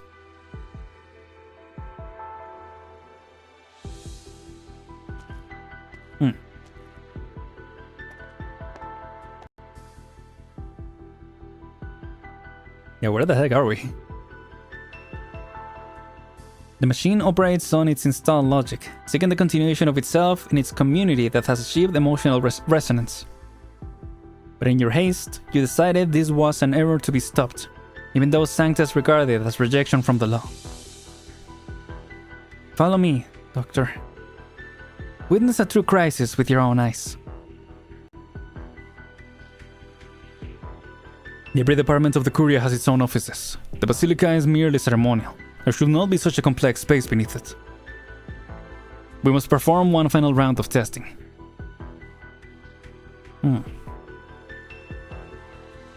You said you went down a one-way passage before, right, Anduin?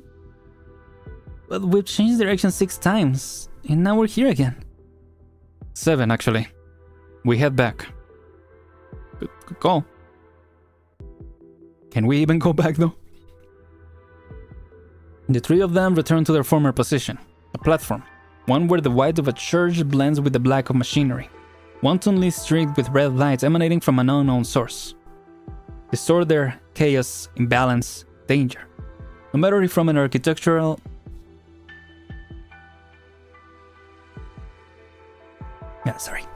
No matter if from an architectural or religious point of view, shape and structure here has lost all meaning.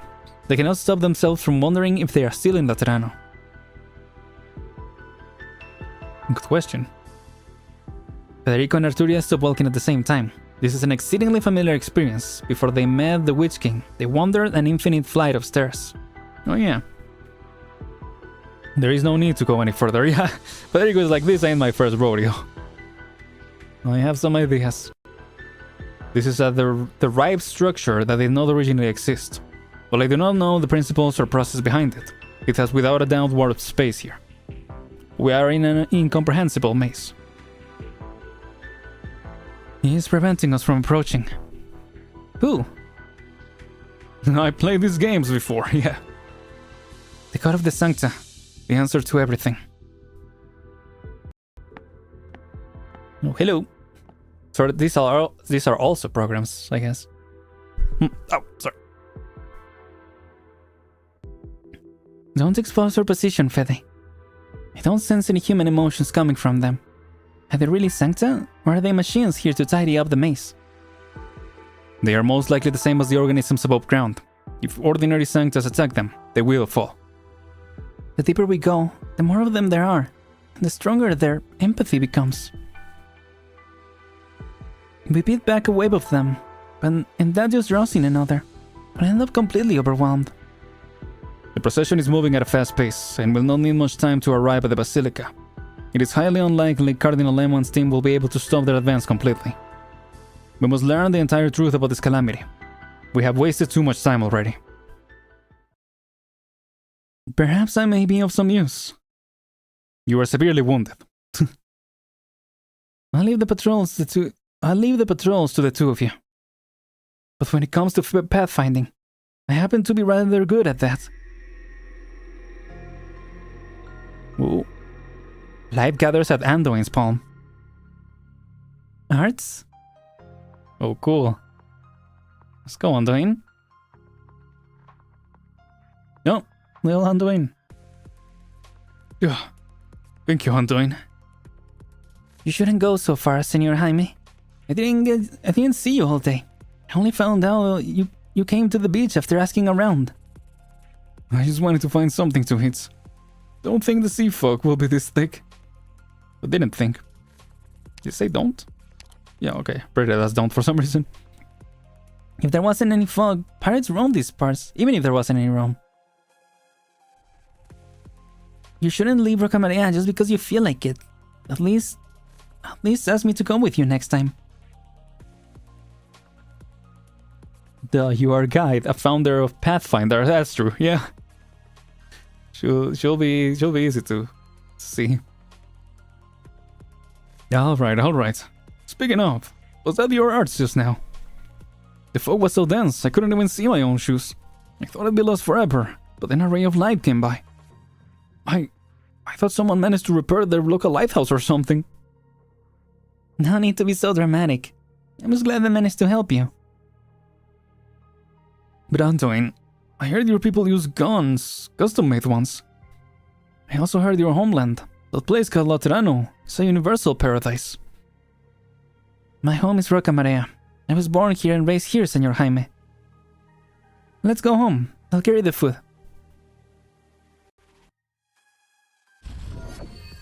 Oh. The light parts dawn mist, and her quarry's line of sight is blocked. I will show the way. Now's your chance, Fiumetta. No, cool. What are we, some kind of pathfinders? Got them. Lemon, Mostima, sweep the battlefield. Understood, Captain. Not bad, Andoin. Keeping a trick up your sleeve like that. There's way too many bandits in this gang. Without your arms, we wouldn't have been able to resolve things this quickly. It's just an unconscious reaction. It got me another side of trouble a few times before I got my guardian gun. Without it, I wouldn't have been able to find Laterano. I nearly forgot you only got your gun the day before you joined the Pontifica cohorts. But you're pretty good with it. Can't tell you've never used it before. It's a part of a Lateran's life, isn't it? It should be practiced with it. Besides, as I found out recently, guns and halos are what keep Laterano invincible. It doesn't need this glimmer of mine. Talking about that stuff again, Anduin? Sorry. This operation's gone pretty off the rails compared to the original plan from the Pontifica cohorts. Should we write up the details as is? Whatever. I'm sure you'll polish up the final report. But what about the places outside Laterano?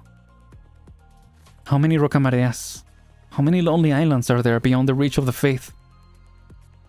I cannot forget. I can see.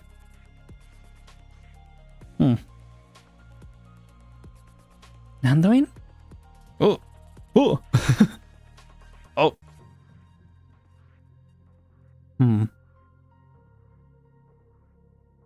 Is it Laterano? Or... No, there is no difference. If through the spiritual light, even the darkest stain can be cleansed. If, with a pious heart, even a savage monster can wade out of the mud. Does that not mean there are no lonely islands beyond the reach of the faith? Then why is it that all I've seen, everyone I've known, couldn't be saved? There must be something missing. Something I overlooked. A path.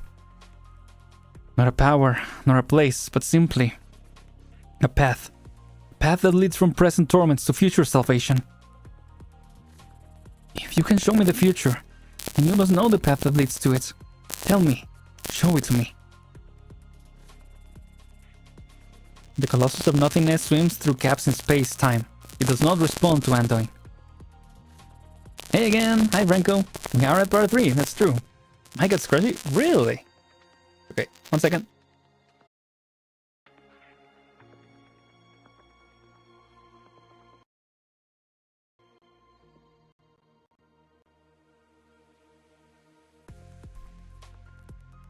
Live on God to the mic, yeah.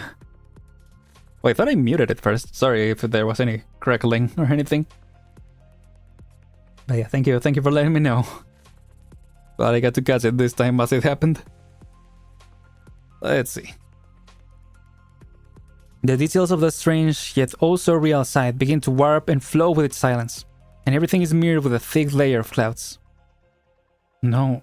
I need to know more. Can you hear what I'm saying, Anduin? Put the thing down. No, Lemoine. You don't know what I saw. I can't stop here. The light bursts forth from Anduin's hand, like a plant rushing headlong into season, blooming as if about to wither. He wants to part the clouds. He wants to see the revelation in all clarity. He wants to grasp onto the possibility. Yo, how many flashbacks are we gonna see of this? From then on, once more did he set foot on a journey, bearing sin and evil upon his back. He guided foreign believers to Laterano, searching for an answer. But he had no time to share what he saw, the truth that nearly shook him to his core. He had walked so many paths, yet what was the one thing that remained constant?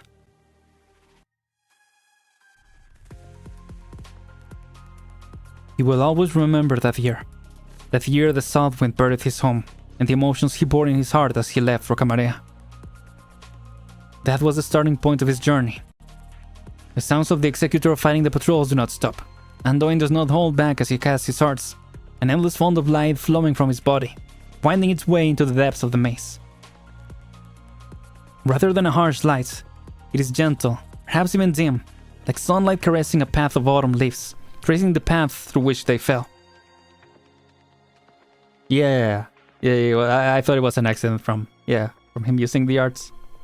Yeah. He asks himself, Pathfinder, where does this path end? Until finally, a glaring red light cuts off his arts. No, we made it, let's go! Once he saw this alongside Evangelista 11. Once he found himself shaken. The light is more icy, more piercing, more dangerous than before. But Anduin does not close his eyes. He knows that Cold Machine is his lord, his god, the foundation of his faith. Anduin faces God. He does not turn away. He has sought what he has lost. He has pondered and he has doubted.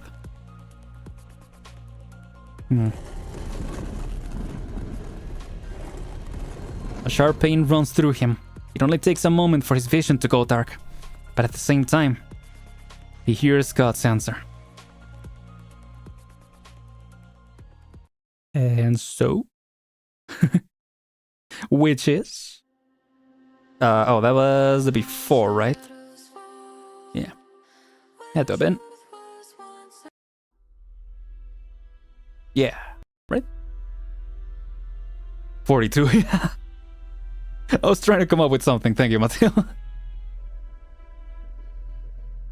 Yeah. I can only provide first aid right now. Anduin, unrestrained usage of luminescent origin Mars has irreparably damaged your optic nerves. I do not have the ability to heal these injuries. Once conditions allow for it, you need medical treatment. Damn. Do I need a lubricant? Yeah. Don't worry. The path ahead has already revealed itself. We don't need eyes to see the way. Follow the cursor running along the ground. This maze is too complex, and I cannot maintain my arts for too long. Not even these guys are coming in to fight. Let us go. Yep. Let's go to law. There we go. Ooh. It's here.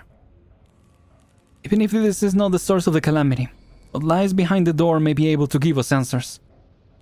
Follow me, Arturia. Come to Rhodes Island, yeah. You can get free healthcare. Heck yeah. Federico does not receive a response. Ever since he caught up with her outside the Shrine of Nurtury, she has been exceedingly cooperative. But now, the black-haired Sancta stands several steps behind them, gracefully drawing her bow across her cello strings, with no intention of following him. I really do intend to escape this time, Fede. Undoing is hurt, and you're alone. There's no better opportunity than this, is there? We have arrived at the door to the truth, Arturia. You know that your actions lack meaning. Truth? Meaning? Perhaps. You really are the best of the executors. A walking law book. The first saint from outside the ranks of Pope. Truly worthy of the codename Executor. Your rationality, your callousness, even the doubts you hold about the two traits of yours are all in service to the continuation of the law. If that is what the Holy City itself is, maybe you're the only one who can understand them. As for you, Senor Anduin, you'll have to forgive me. It was never part of my plan. But when you were using your arts earlier, I inadvertently touched upon the whispers of your heart. It is complex, more complex than those of many people I know, but not particularly unusual.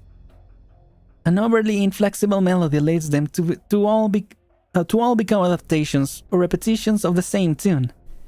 They say, your beginning and your end both lie in Laterano. But you may find yourself alone at that point. And I beg your pardon if you have taken offense. Arturia, this offense you speak of, was it not a chance for me to perform a different sort of confession? As for those last words of yours, I would rather treat them as a blessing. They stand as proof that I have reached the end. Ooh, what an interesting answer. Arturia turns away. Well, okay. Just hitting a cool pose, I guess. Not everyone is so obsessed with the truth and meaning behind Laterano. At the very least, I'm not that interested. I got a little peek at him just now. Behind that door lies a machine, right? Yes. In that case, the answer is bound to be boring. Think back to our time in Zwillingstern, Fede. A calamity of similar scale struck the city, and in the chaos, the people lost their way or struggled and raged. At this very moment, there are millions of hearts in Laterano that demand appreciation. If you turn away now, Arturia, it means you will have to face your enemies in this maze alone. You need someone to lure them away, don't you? Your patron firearm is lost. You have no way to defend yourself. Perhaps I can find a way to turn them into my audience. Don't worry about me, Fede. The Lieutenant did designate me a dangerous element. Yeah, cannot underestimate necrosis damage. Situation assessment. High risk. Probability of survival low. Executor's decision. You may leave. Huh. Time waits for nobody, you two. If you don't plan on leaving yourselves, no need to see me off. Well then. Farewell, my beloved little frater. Or frater, yes.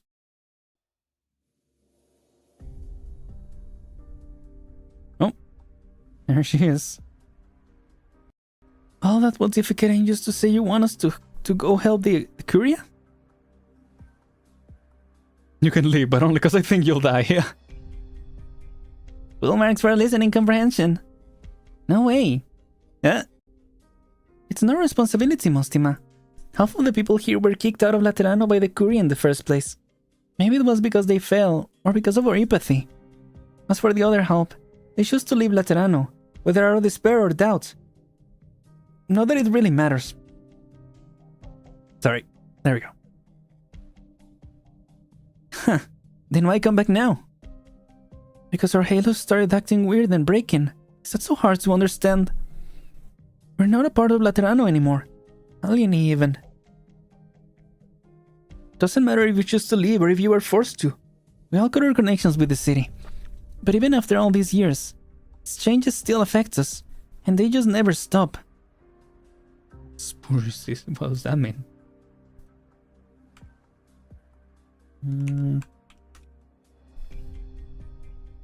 Oh, I wrote it wrong. Hold on.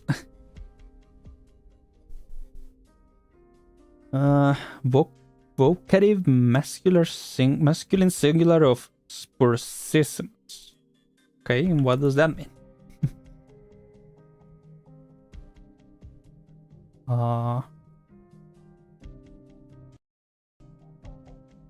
totally filthy? What?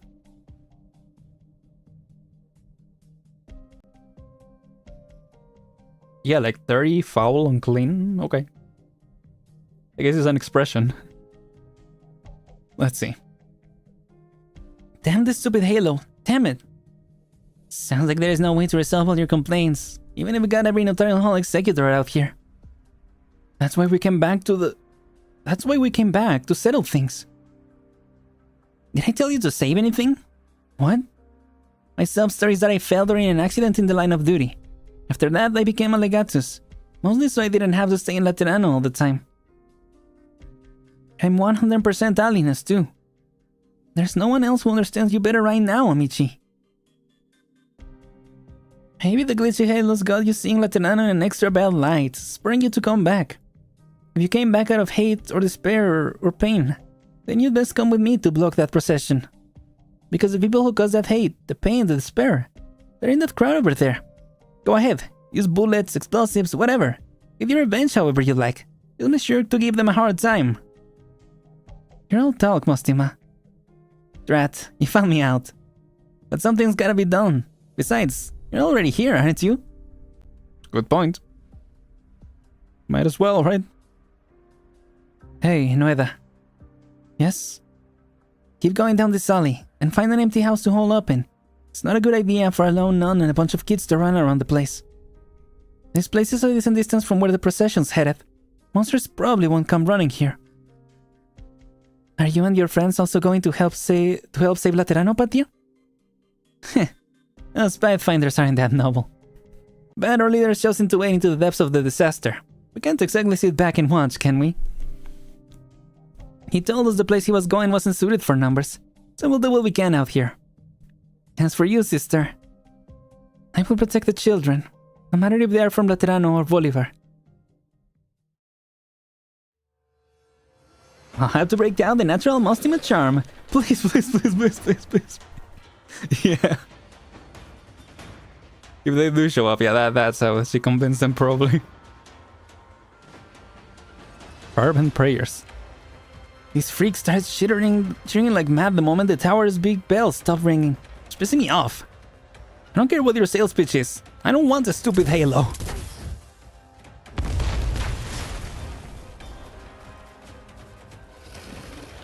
Fervent prayers. I swear these... What? Is that another swear? Is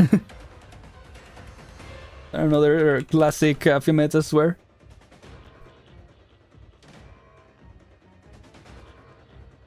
Society. Directs of society. Singular of faces? I guess. Okay. It is like an expression or something. Drag? I think so. Yeah, I think that is. Okay. Think. Sorry, I know this is really bad timing. I need to BRB.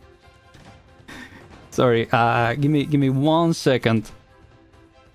Maybe not 1 second, but yeah, I'll be back soon. Yeah, I was trying to wait until after the story, but yeah, I don't know how long it's gonna be. So, yeah, let me yeah, let's stretch a bit.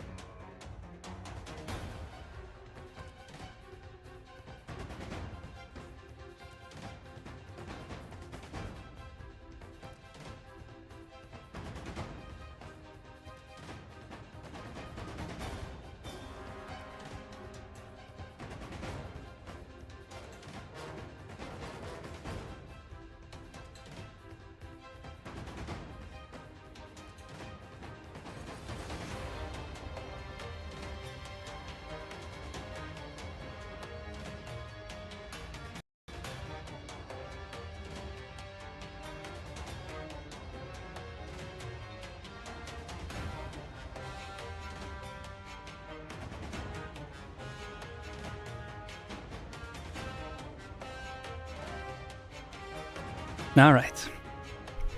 Yeah, already sounds like I swear, so.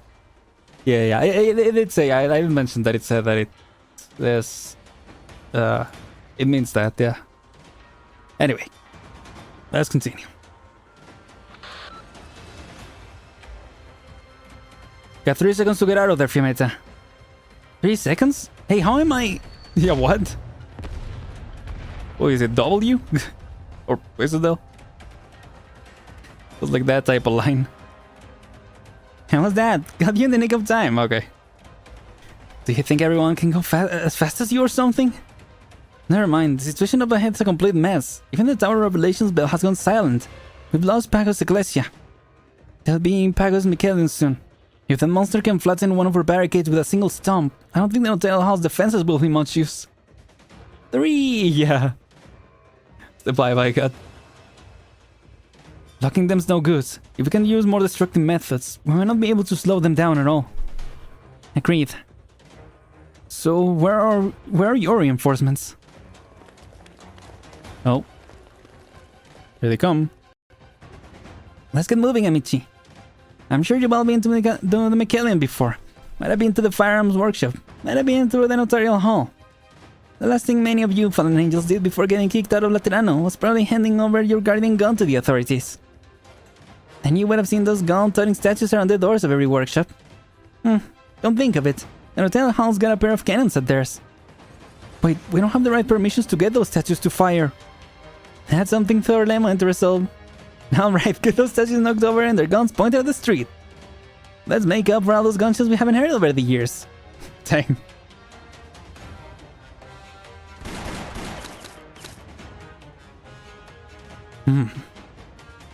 Holy smokes, your skin can stop bullets? Talk about thick-skinned. Man, an entire volley didn't even scratch you. Last time I felt like this, I was gaming with the boss. Went around back and cranked the difficulty up to max. Couldn't clear it even after spending all night in it. Sure was discouraging. Discouraging? Hardly. What I see is that your attitude and emotions aren't affected by the shattering of your halo. Stand up my shoulder, child. Huh? From the Tower of Revelations to the Notarial Hall in Pagos Michelion, every lamp along the road has lit up.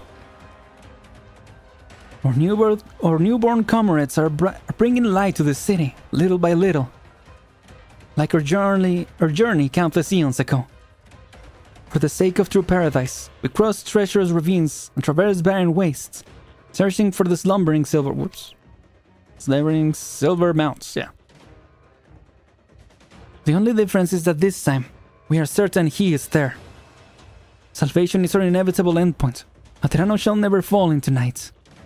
To move onwards is the only choice the city has now. Yet you still wish to resist an entire procession, an entire race, an entire city by yourself? Ah, finally get to hear life's relaxing sound. Now this is Laterano. Say, if I really am on my own, where did that explosion come from? I might not know who I'm fighting alongside, but I'll leave the monster hunting to them. As for what I'm gonna do, I'm gonna keep you company the whole way through. What exactly is Calamity? What exactly is the future? And what exactly have you decided what you're doing is salvation, or the only choice? All these good questions. Hey, Valib.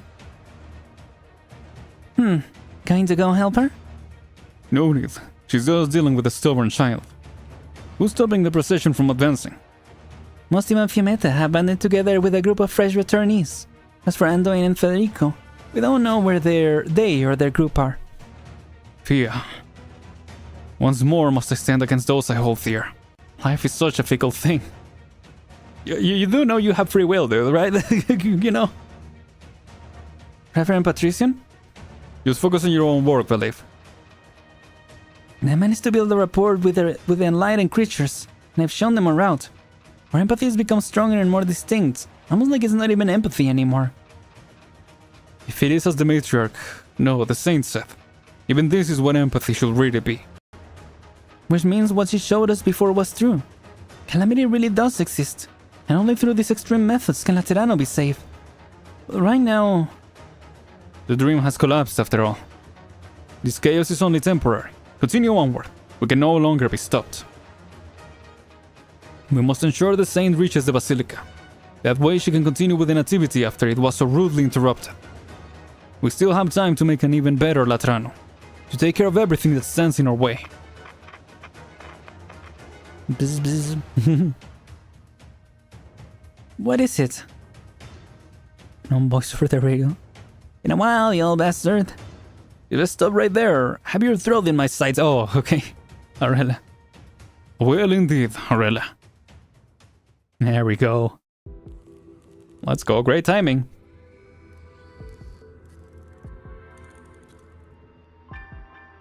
In the deepest depths of the Basilica, at the end of the labyrinth, the final door opens wide for Federico and Antoine. Behind the door, a coal machine, shaped like a ring, sits in the dead center of a platform. A strange red glare seeps out of its innards, sweeping across every inch of the room, accompanied by an audible buzzing. Sure signs of calculation. Your Holiness? There he is. Beneath the platform, the old man stands in silence. He stands with his eyes shut tight, his robes covered in a thick layer of dust. There is no reaction as their pair approach, not the slightest hint of movement from him, as if he were an unseeing, unhearing rock. But his cracked, peeling lips still quiver. He mumbles to himself, yet cannot utter a single sound. The sitting Pope, Evangelista 11, stands silently before God. Clear signs of aphasia and neurodegeneration. Preliminary judgments. His Holiness' body and mind are on the brink of collapse. But the dream covering the city has crumbled. Why is he not awake? Maybe he came here for the same reason we did. He just hasn't found the answer he's looking for yet. Interactive Simulation 31 failed. Prior emergency response mechanism expired. Retrieving suitable list of names. Evangelista 11 expended. Federico Giallo. Antoine Agathangelos, signal stable. Judgment, able to assist in bringing the transfiguration to completion. Suitable. Does it have something to do with your title of saint? But why me then? Suitable candidates are particular individuals situated on the edge of the calculation model. Required samples for participation in interactive simulation to verify model integrity. New Pope, I guess. His Holiness discussed my sainthood with me several times, but he never elaborated in the details. Perhaps he was also unsure as to what the true duties of a saint are. But if the law sees us as suitable candidates, entrusting us with a specific duty, then saint or not, we are now responsible for it. Interactive simulation authorization released. Bottom level data region authorization released. PCS authorization released. Permission to enter granted. Federico Giallo, Antoine Agathangelos. PCS will synchronize any necessary prerequisite information with you. Now, approach. Yo, if they make Antoine Pope will be crazy. Yeah, she will be so upset. The machine's voice echoes around the room. It is steady, unvarying, untarnished by emotion or gender. It still contains an indescribable sense of might and authority. Now that I've come this far, do I still seek answers from him? Maybe he seeks answers from us, since we are particular individuals, his samples. Situation assessments, unknown. Risk assessment, unknown. Executor's decision, we proceed. The two sanctas walk side by side past Evangelista 11 toward the coal machine, towards two shining ports. Oh, okay. That one was a lot shorter. Not complaining, not complaining. Was that the after? No, that was... I don't even know where I am anymore. No, okay, that was it, yeah.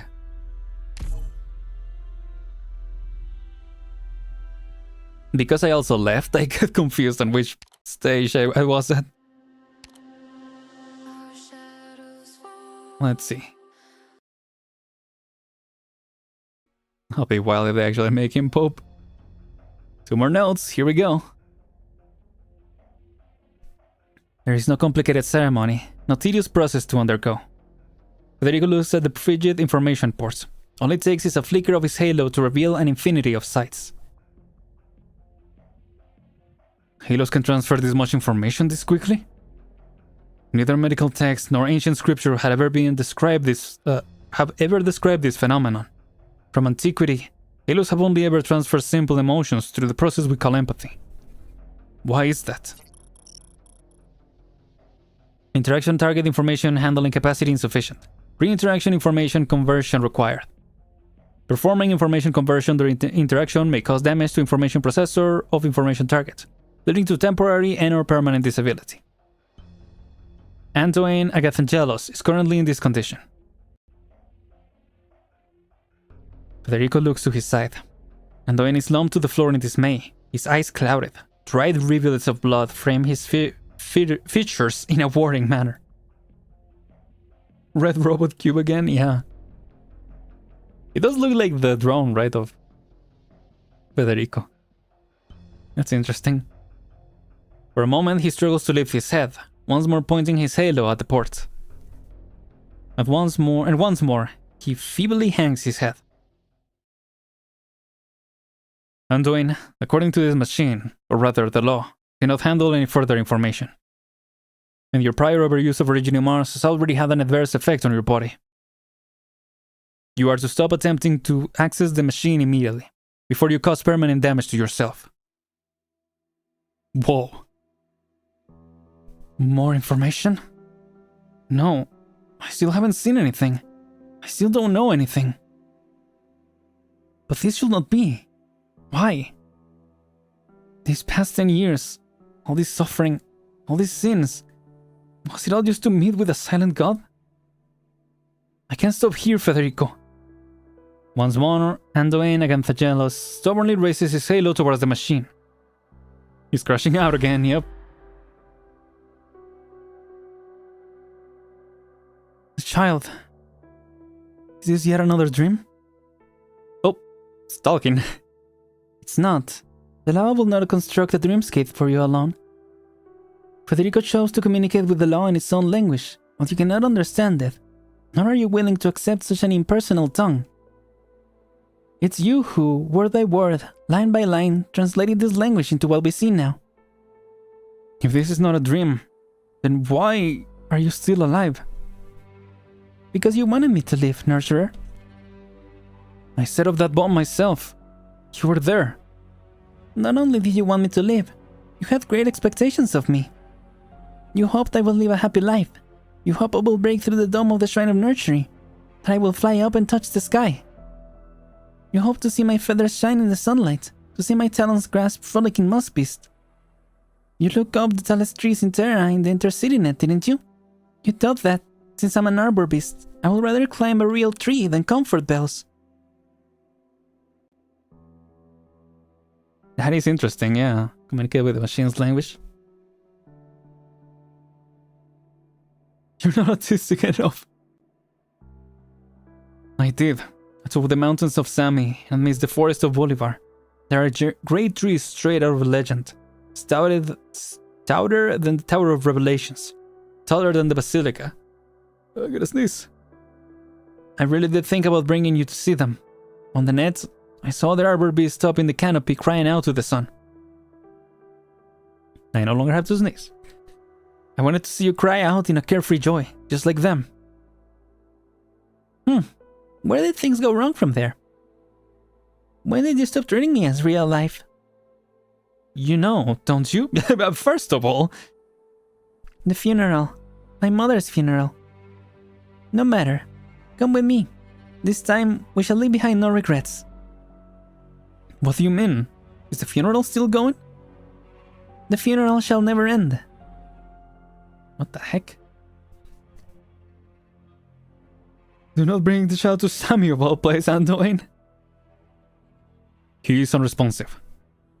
Is he suffering from the same condition as the Pope? Negative. Anduin Antagelos is still stable and is currently pre-processing information. Federico Giallo. Prerequisite information synchronization complete. now assisting bringing the transfiguration to completion.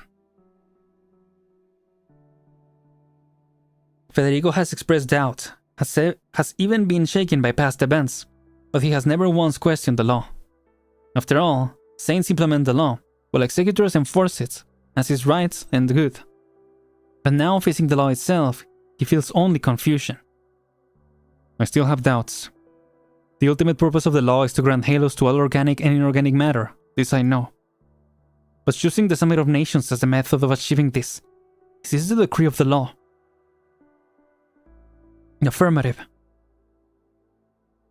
It is far too inefficient, and its feasibility is questionable. The summit was meant to found a Terra-wide religion, something unprecedented in the civilized history of this land. Mere proposals, negotiations, and revelations of miracles will be insufficient to achieve this. Not to mention that according to the information I just received, the moment the very first Sancta received their halos, they abandoned their Seeker's mission without the slightest hesitation. If my understanding of the halo is correct, bestowing one on an individual is completely unrelated to their faith. The Summit of Nations and Nativity, those may both be based on an unnecessary precondition. I must confirm, what is the true nature of the halo? And what is the law, or rather, your self-designation of PCS? PCS, Personality and Cognition Synchronization System. Oh, so it's empathy. That confirms it. My understanding is correct. Since the law is able to synchronize personalities and knowledge, why not simply synchronize everything directly? First Circumstellar and Habitable Zone Autonomous Technology Operation Convention.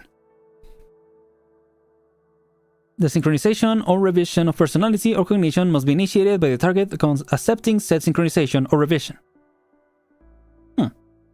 Leave it to Federico to call the machine inefficient, yeah. Convention, a form of regulation. Law needs to obey the law, yeah. Is the law restricted by any other regulations? Who established this convention? What mechanism ensures it is followed? The ability to enforce this convention no longer exists. A regulation that nobody can enforce is pointless. A law unrestricted by this regulation should be able to ignore principles and break taboos. Which means I still require an answer. Why were halos used only for empathy before all this? The answer I obtained earlier was that the majority of humans, rationally, are unable to withstand the direct transmission of information via halo. But using emotion as the vector of information transfer is even more vague and inefficient, while also being greater burden on the receiver. Is there a possibility that the issue isn't people lacking the ability to receive information, but rather...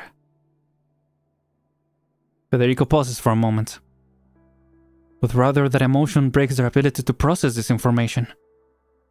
If the law that regulates everyone is a system, a machine, why does he choose to retain humanity's emotions? Why retain our humanity?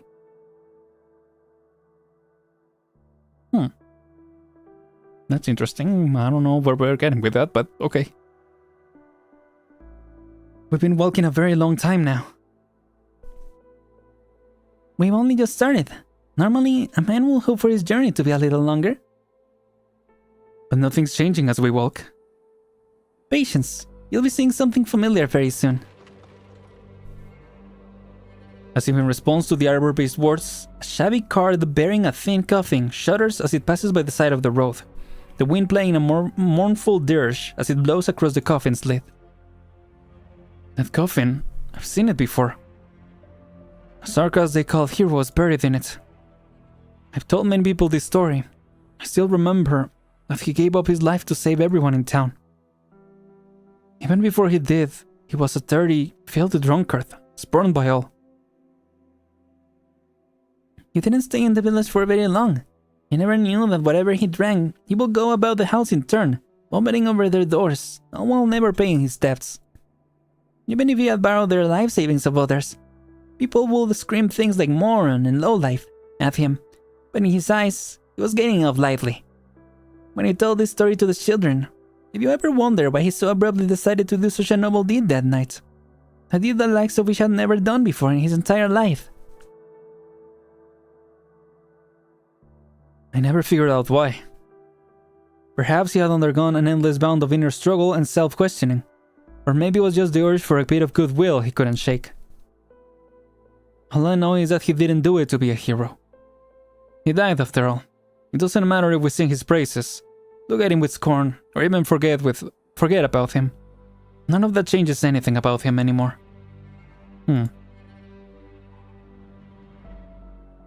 Those only have meaning for the living. True, good or bad, reputation is beyond the care of the dead. But isn't the process of going to your death also a part of life? Those who do not fear death can do the most hideous things. During the most carefree of days, rare is the man who will stop to examine himself, where his eyes are fixated on a future filled with limitless possibilities. But there will come a day that the fog of death ambushes him, a fog that cannot be thrown off no matter how he struggles. And there will come a day that he will in exhaustion accept the fact that the remainder of his life will be his journey to the afterlife. From that moment onwards, to live is to approach death. That rainy night, that dirty, filthy sarcasm drunkard, when he saw that coffin atop the cart and the figure at the town gates, he knew that was his one and only chance to approach death with some dignity. To him, it was not vanity, it was relief.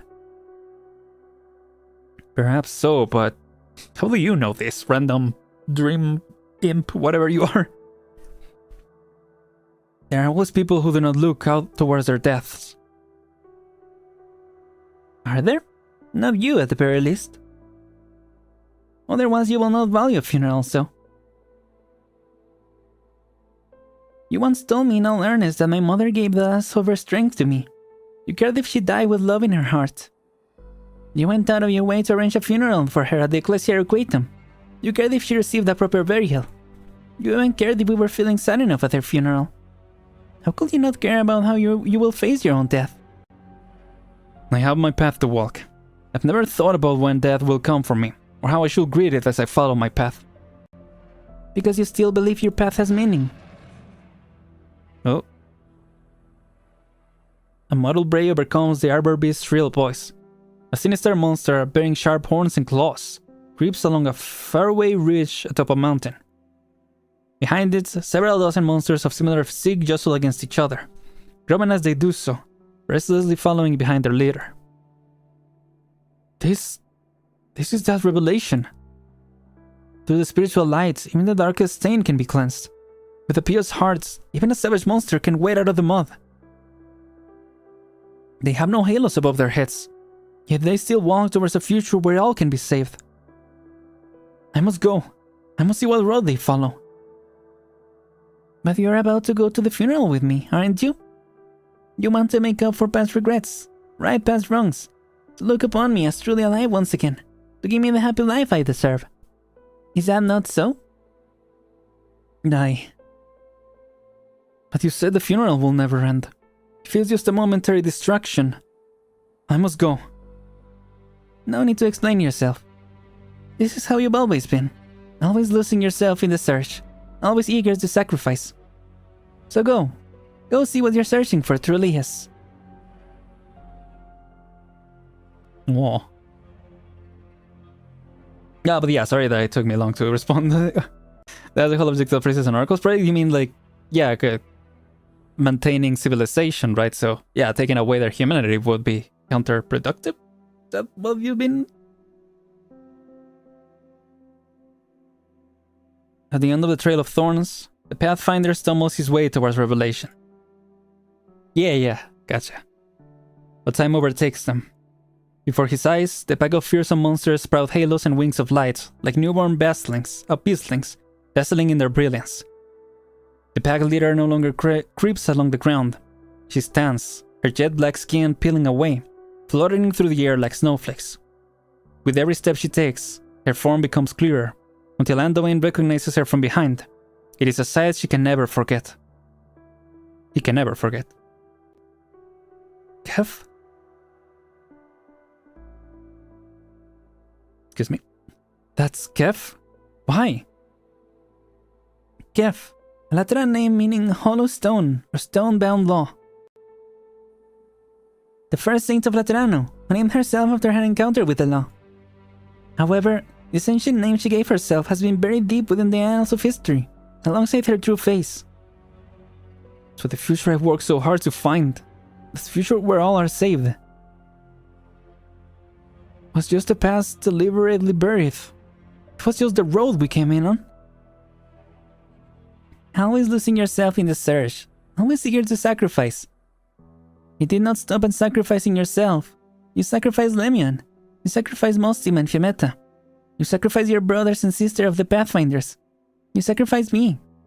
And all this time, you never even knew where this path paved with sacrifice led. All you had was blind faith. Tell me, Nurturer, do you want to save everyone? Or do you think only of consoling yourself? A similar tale to that Sarkas drunkard, isn't it? Your so-called path is merely your one and only chance to approach death with some dignity. You think only of saving yourself. No matter, I can offer you even greater salvation.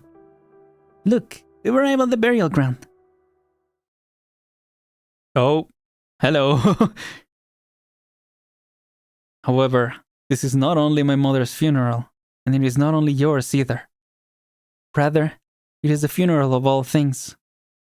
Dun dun dun. I was like, yeah, if it's not law, it's gotta be priestess, right?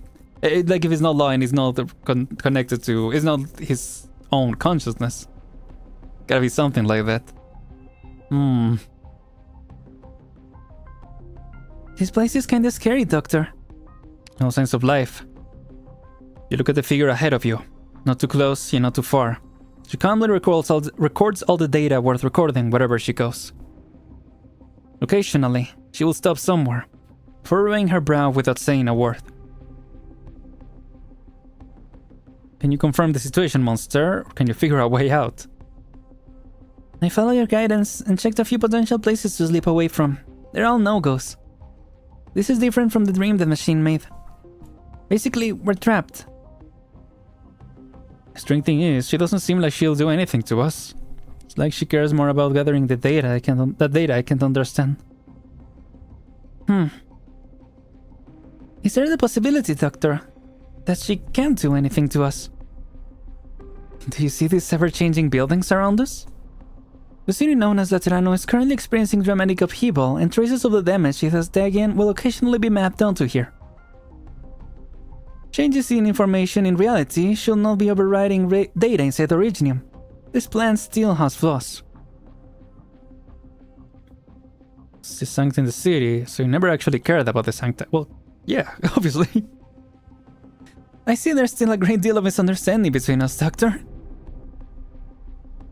I believe I can now answer your prior question, the ones pertaining to the precious results we managed to obtain, alongside the shared vision pieced together by countless many. Right now, under my instructions, PCS is reaching its theoretical operational capacity. This means it's able to include even more targets in the same language system, far beyond an army or a research team, but rather a multitude of races. Through this, connections can be strengthened, barriers can be broken, differences can be eliminated. That's not such a bad thing. Not the Sancta, not for all of life on Terra. You're sounding like some kind of advocate for interracial harmony. I can't deny that, though we will benefit as well, of course. We didn't calibrate PCS to churn out soldiers or scientists we can order about. Such a plan will collapse at the slightest hint of true disaster. Originium is our only solution. Needlessly complex biological information will only serve to slow its progress, but PCS has the ability to unify the races into an integrated whole. It can merge the countless lives of Terra into a singular race who will pave the way for the expansion of Originium. As for whether this unified race can still be considered Sancta, I don't particularly care. It seems PCS is rather set on this outcome, going so far as to autonomously perform many unnecessary interferences for it to come to pass. It should not have this degree of independence, perhaps a side effect of the sudden increase in throughput or an abnormality caused by its long period of disuse. If we have the chance, we can spend some time looking into it as a fun diversion, but not right now. I really don't think she's hiding anything, Doctor. Hiding? Rather than allowing you to fool around and break my samples, Doctor, I think it would be better if I showed you around personally, just like old times. Huh? The woman reaches her hand out towards you. Hesitates, step back. What is she thinking? For some reason I thought it said slap hand here. Like, just... no. What's she thinking? Yeah, well, you was just skimming. She retracts her hand, then turns to continue onwards. None of this will stop, Doctor. Aren't you interested to see the ultimate outcome? Yeah, she came here just to show off and, yeah, probably flirt. Trying to go on a date.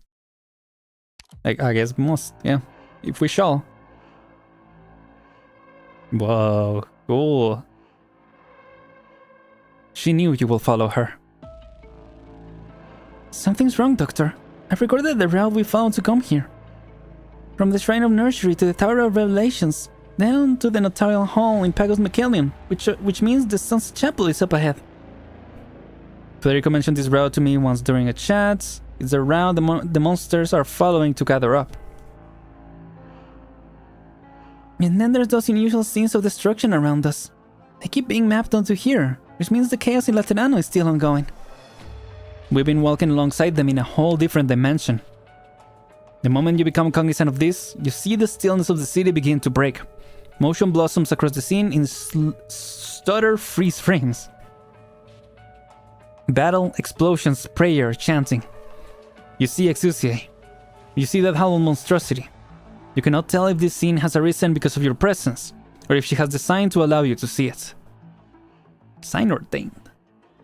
Deigned, yeah. You should be able to clear your thoughts this way, in a safer manner. The place you seek is ahead, the location of PCS, as well as the destination of the Sancta Pilgrims. The countdown has begun, Doctor.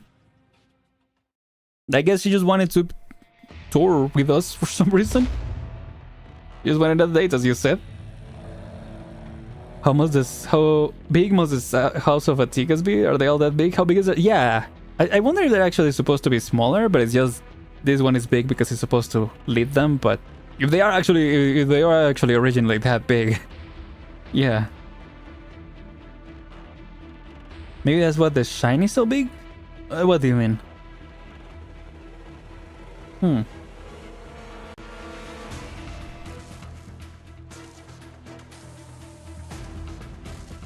Brody says she's in real body, just probably smaller all the way back.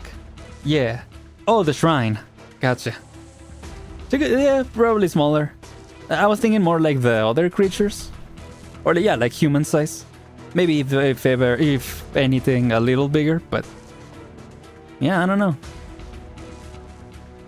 Seriously, not even time for a breather? Yeah, the size of these guys. Keep it quick, Fiametta. I'll cover you while you're reloading. Oh, what's with the look? We fought before together. Fought together before. It's not easy to forget how you do things. Gracias. Well, nice. Hey, Mostima, mind explaining to me what the hell just happened? I was kicking a monster's ass when I stepped into one of those weird light puddles on accident and... what? My boots sprouted a halo out of nowhere. What? It's one of the Shrine of Nurture's projections. If you don't feel like being turned into stuff your brain can even process, then stay away from it. And how are we supposed to do that? It's spreading way too quick.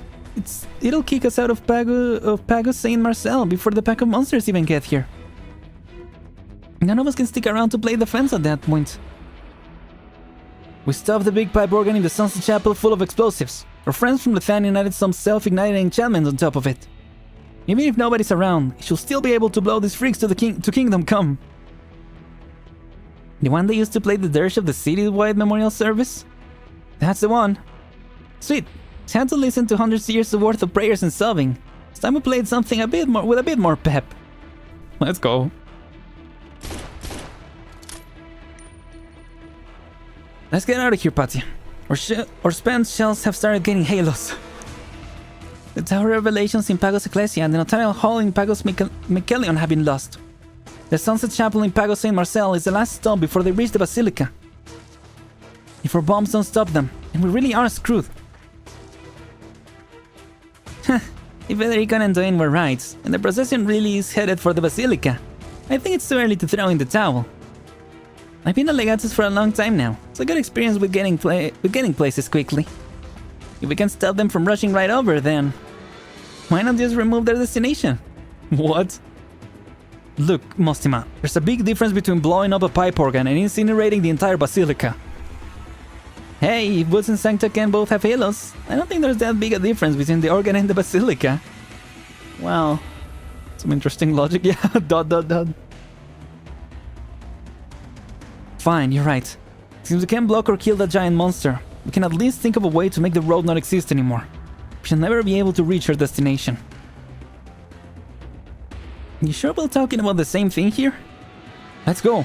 We throw to the plaza in front of the basilica.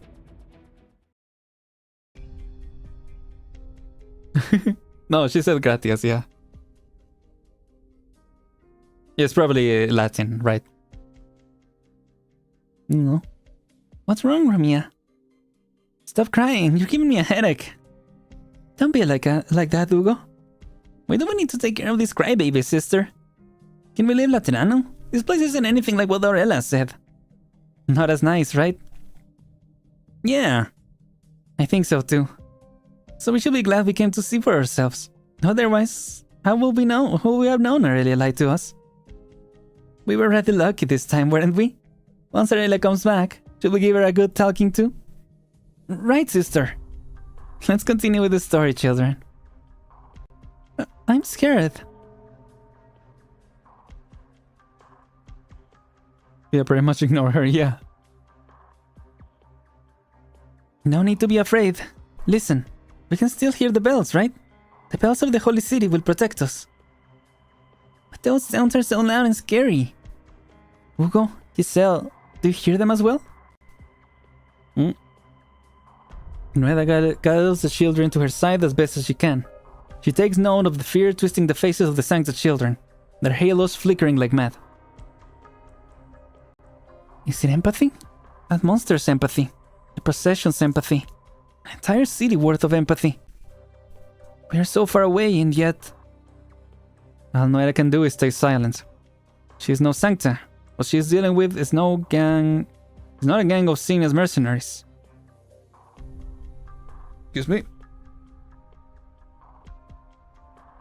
The complex and mysterious knowledge floating around her in her mind is of no use. She cannot even say how she got to this point.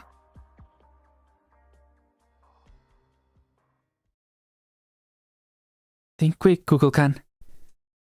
What can you do to calm the children who followed you all the way from Bolivar? To console the children who had just been plucked from a terrifying dream? At the very least, allow them to feel a modicum of tranquility. No. East of the East of La Unidad. Laterano, Holy City of White. Romia, it's a hymn. Senior Nurserer taught it to us. Sister Nueda? You all know the words, right? There, the earth hides no bombs. There, fields share with most bright. Abode of our Lord, font of parental love. He hears our prayers, he grants our wishes. All shall bask in his love. The Kukulkan thinks back to the past. The gravely wounded nun closed herself up from the world as she sang, until pain and night melted away into her song. The Kukulkan sings one more his song more this song she has strung 100,000 times before. It no longer matters who wrote it, or if the Laterano within it will answer it. She does all she can to calm her nerves so that she can sing in tune. Slowly the voices of the children join the chorus, echoing out from the room, bleeding with the distant peals to form a radiant glow. They do be singing. All shall bask in his love. At the very least, they still have this song. It might be of no use, but at least... Noera reaches under the hem of her habit, holding her axe tight.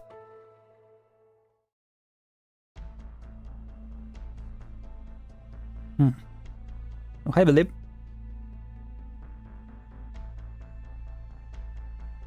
Ugh, I need a lot of water. Reverend? I can ask her blessed compassions to sniff out her position. There was a time when, with her gun, knight armor, and custom rifle, she will break the guarding gun kill record over and over. Finding her will take time. The procession can't wait, Valif. Focus on your work. I'll handle this myself. It's been 10 years. I'm surprised this private frequency still works. I wanted to ask the folks at the notarial hall to delete it a long time ago, but I keep forgetting. Guess I've gotten old, huh? The real surprise is you, Aurela. Why didn't you take off your armor when you left Laterano? Without it, how am I supposed to settle things with you, Magister? Huh. You really hate me, don't you? It seems the saint was right. The best motivators for the Arari to return to the Holy City are hatred and loathing. Huh. So you're saying this mysterious fall that affected all of Terra brought out their bad side?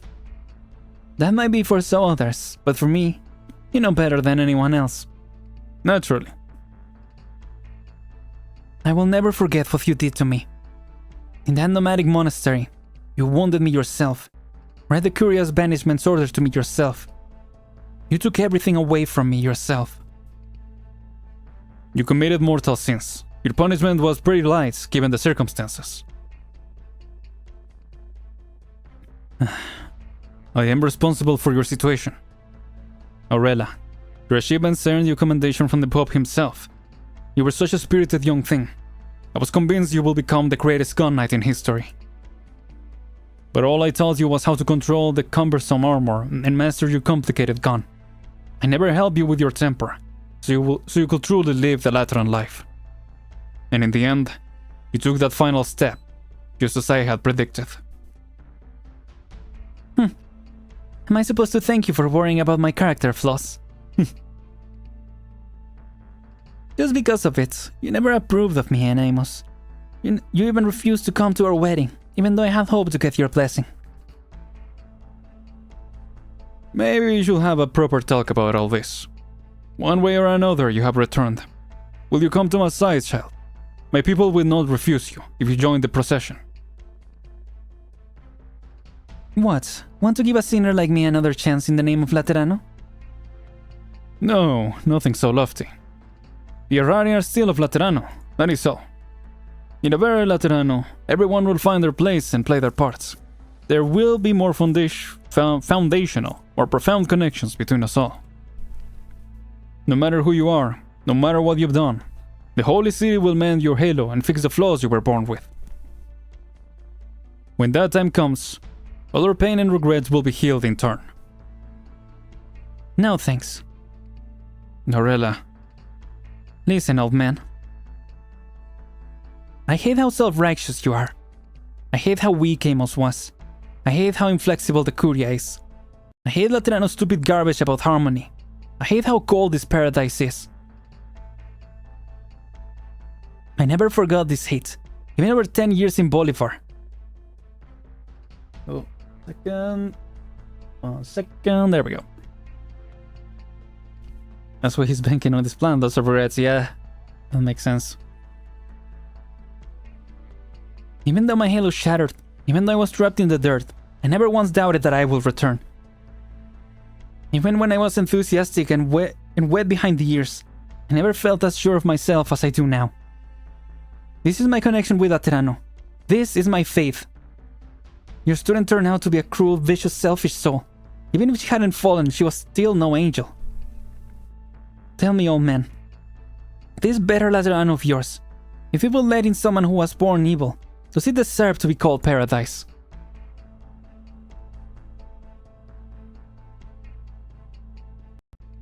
Or are you unsure about that too? Question time's over. You've been trying to get a beat on me all this time. Failed? You've actually gotten better since you left, Aurelia. Oh. Oh, what the heck?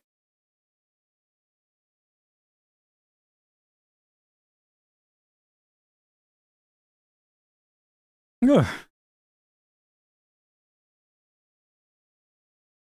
These new glasses Benny got me turned out really clear. Dang, what? No, what?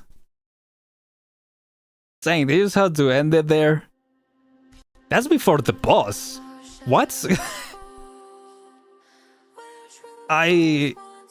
Yeah.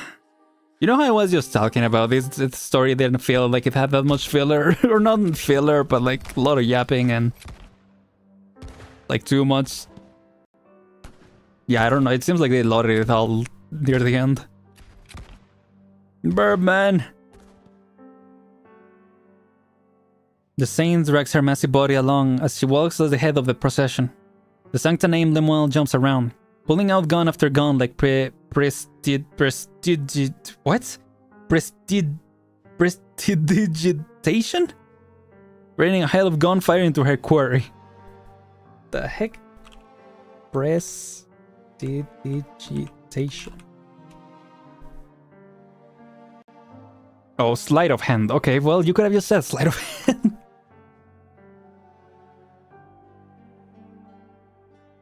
Aren held gunfire into the quarry, but the saint barely even spares her a glance. Her halo shimmers, and despite the great distance separating them, Patrician still hears her voice with perfect clarity. The empathy is growing stronger, which means their long journey approaches its end. Allow other cohorts to take care of your friend's remains, Patrician. We do not need to mourn him. Damn. Your beauty tooth. Do you still remember that arbor beast fled thing? If we reach our destination, Laterano shall recreate the miracle of life once more. Every miracle, freely performed. You mean? And so, we move onwards. Huh? The grand procession passes statue after statue, workshop after workshop.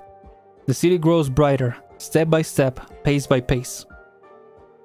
Patrician walks forward in silence. Stop. Oh. Hello.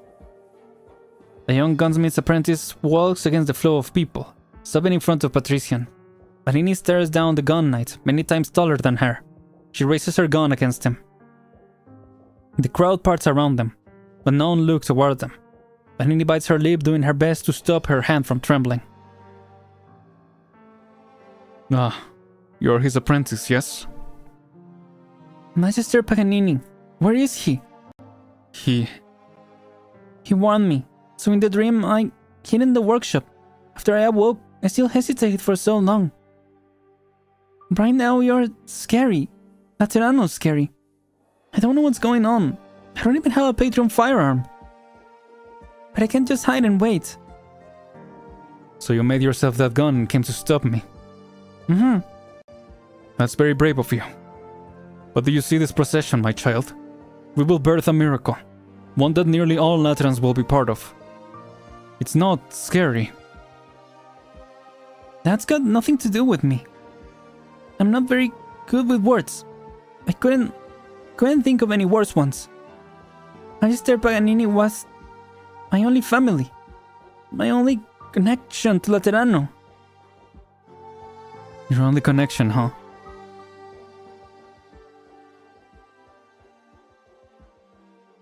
Peg, you never got a halo in the dream, so why did you join the procession? Find the chance to kill you, obviously. That sniper, your old student? Tragic, isn't it? Worse than when Gia left. You're still going to listen to that monster? Going to keep protecting the crowd on this walk? Don't think I don't know what you're thinking. The Laterano 50 years ago forced you to banish an infected livery. The Laterano of 10 years ago forced you to banish a fallen gun knight. Even your granddaughter is far too stubborn and opinionated. Who knows if someday she too will. So, you hope for a better Laterano? You want it to be like a doctor who becomes a miracle worker, able to treat telepathy, able to fix personality flaws, able to make everyone accept one another, no questions asked. That way, no more sad farewells like you once suffered through before.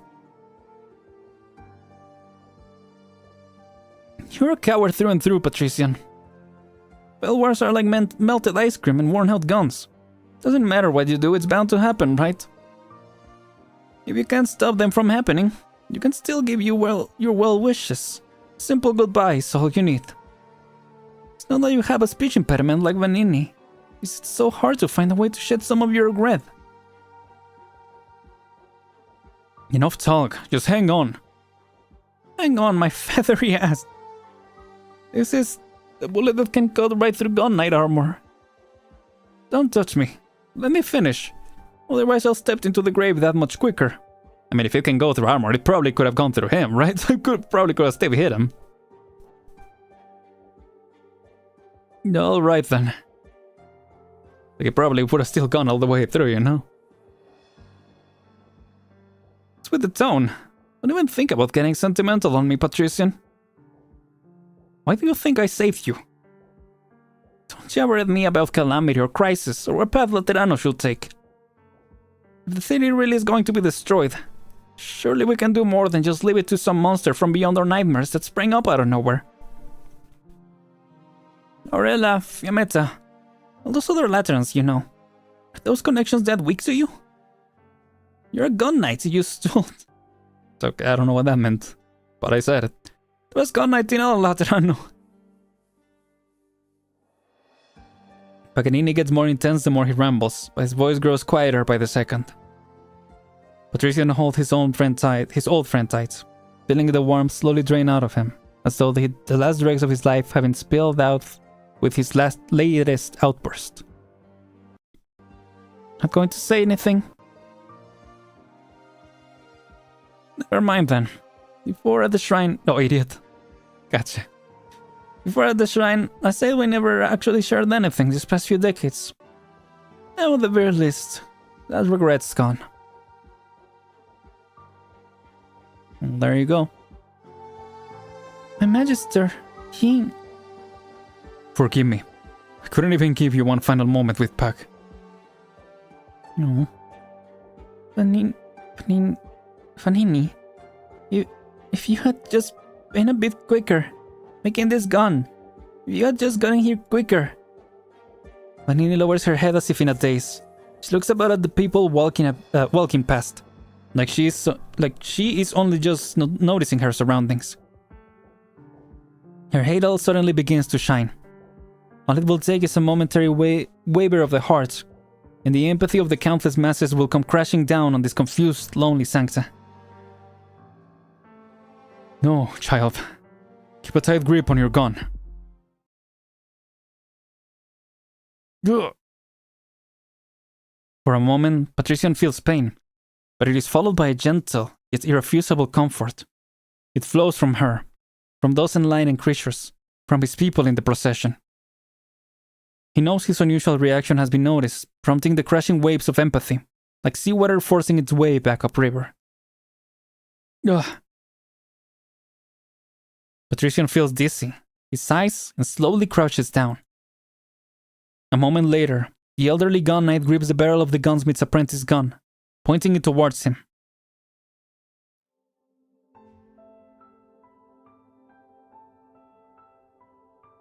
Vanini, I got your name right, I hope.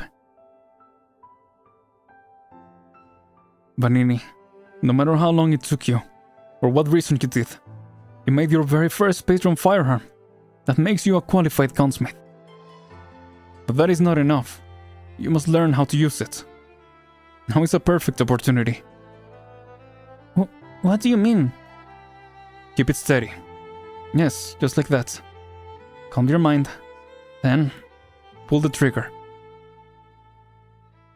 You didn't kill Master Paganini. Also, Paul. I am responsible for what happened to Pac, but this is not to avenge him. At this very moment, Laterano is walking down a new path. Faith flows into faith, and new prayers congregate into a collective consensus. You are too close to the procession. Empathy will soon swallow you whole. Only by falling can you break away. Once you have fallen, I'll go guide the others. This is my duty, the duty of a gun knight. I don't understand. Why do you do this? I don't really know myself. I'm an old adult pate, after all. I always believed that were paradise to become a true paradise, our connections will become unbreakable. But what if in the course of all that, we lost more than we already had? We might ease our regrets, but when the time comes, what if our success has lost all meaning? If we were once all devils, if we once carried our sins together, how could our connections ever be broken? Oh, glorious Sancta, oh favor of faith, what have you to fear? Panini, girl, fear not falling into hell. This is the first lesson you should learn, and I'm right with you.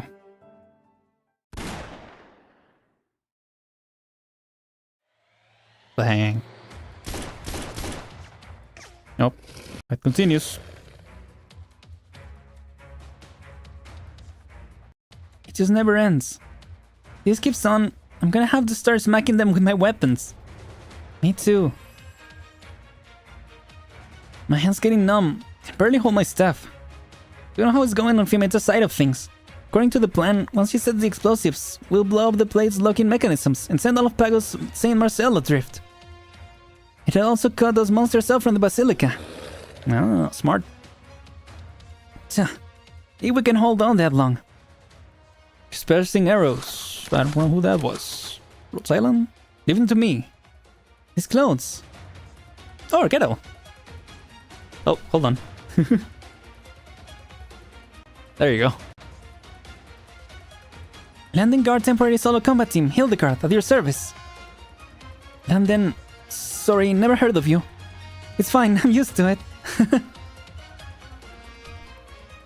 Some of my Sancta sisters are in that procession. We were running our business when we got called back, and then we went through a whole bunch of stuff. How should I put this? Even if everything that happened was fake, and Landen Monastery wasn't actually being given important responsibilities by the Curia. As long as I'm here, Laterano will once again remember the name of Landen Monastery. These monsters might look strange, but they're hardly more of a challenge than the beasts of the great snow-capped mountains. I got enough arrows, and I got a sharp eye. I'll help you hold them off. But we're all tired out, kid. We've racked our brains and put in effort, but all we can do is keep falling back. Oh, what the heck? Hold on, I thought I... Yeah, there we go. We're not exactly settling any grudges here. We came back to La Veterano just to suffer again. It's almost time, Ostima. Still no news from the Lemon Lady? If we can disengage the defense on the plate lock mechanism, we won't be able to blow through their armor plating, right? Let's just call it here then. Only the dream that people remember her. Yeah. If those guys reach the Basilica, then what happens? Everyone more or less becomes Sancta? What's that got to do with us? Look around you. We can't even cobble together a single halo. Our long-awaited reinforcements are just one levering on. We've got an entire city worth of people against us. Why do we have Alini have to hold all of them off? Come now, it's not the best attitude to have right now. Because right now, we're the only ones who can. We're always having to bust our asses doing things ordinary Sancta take for granted, right? I had a little accident, as you can see. If I hadn't become a legatus, I don't know what I'd be doing right now. I said I was going to be doing messenger stuff when I left the Holy City. But I was just wandering around, really. Wandering to places without any Sancta. Places where these black horns on my head don't stand out. Places where silent empathy is the norm. It was hard.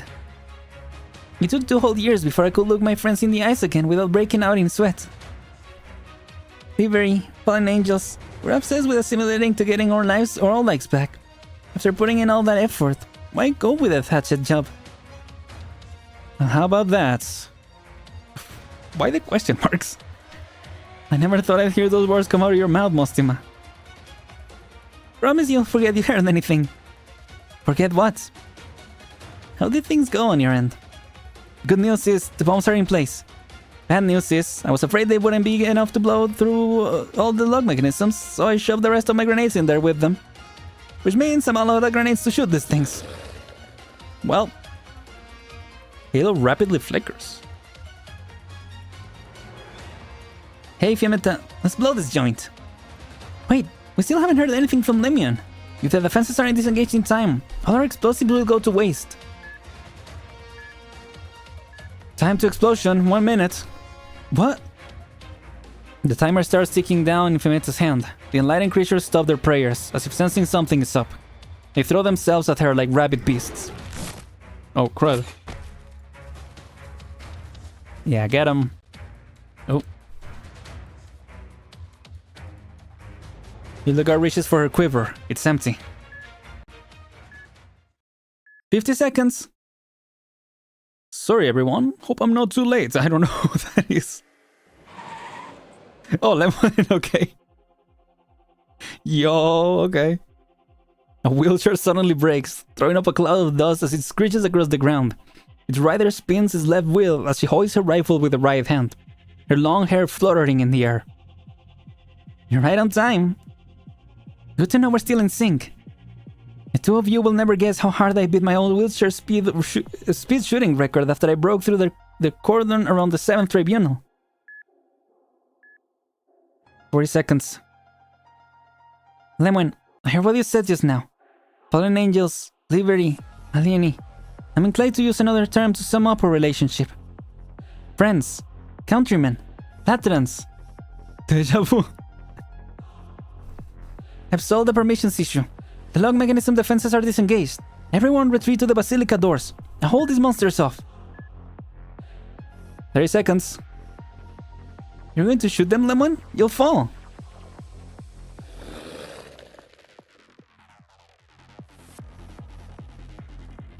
Sorry. I hate to admit it, but I can sense what you're thinking. So shut those mouths of yours. Atrano doesn't need to be saved by you, like this.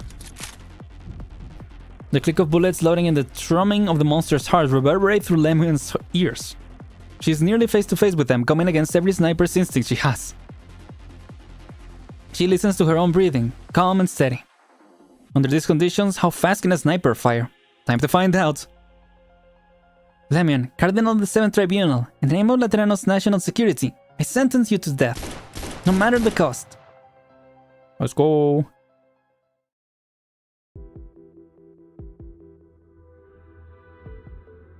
Five seconds.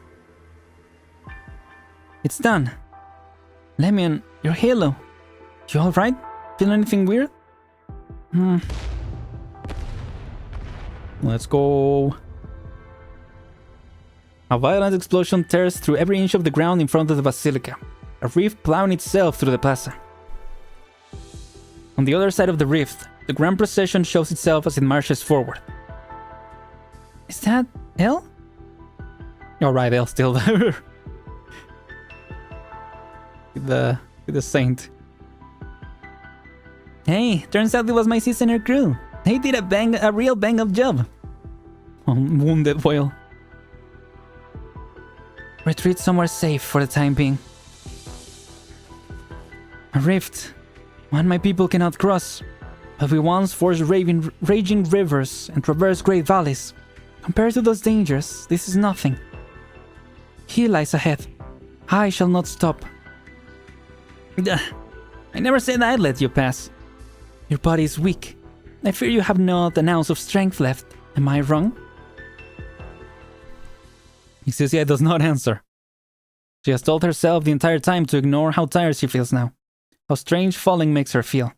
She continues her barrage against the saint's colossal body, but once again to no avail. The saint makes no move against her. Rather, she continues to cradle her, the same way she did when they left Dream. Never before has such a strange cradle been seen. One made from a malformed yet mighty arm. Even though you know the entire truth of both past and present, even though you know we are working to create a new miracle, like the birth of Laterano, even though you know our journey thus far has been to awaken our Lord, to ensure that in the future, with but a hair's breadth separating destruction from continuation, the Sancta shall persist. Why do you still stand against us?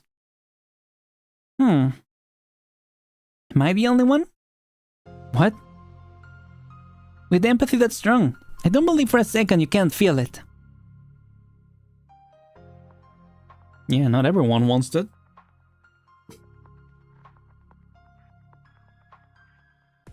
There's so many long years of waiting. Finally got my chance, but it was all just a dream. A dream is fine too. It's all a dream, and I don't have to worry about anything. Maybe getting shot here doesn't mean anything in reality. If this is a dream, then I shall wake. If this is obsession, then I shall shatter it. Let us only speak of redemption after that.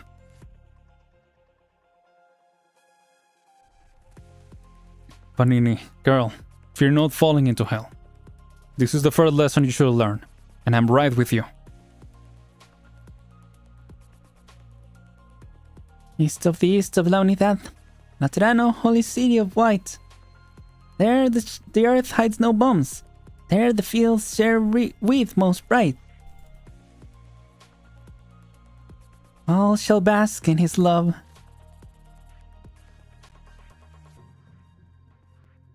I hate to admit it, but I can sense what you're thinking. Why is this anime flashback? Something that's happened like 10 minutes ago?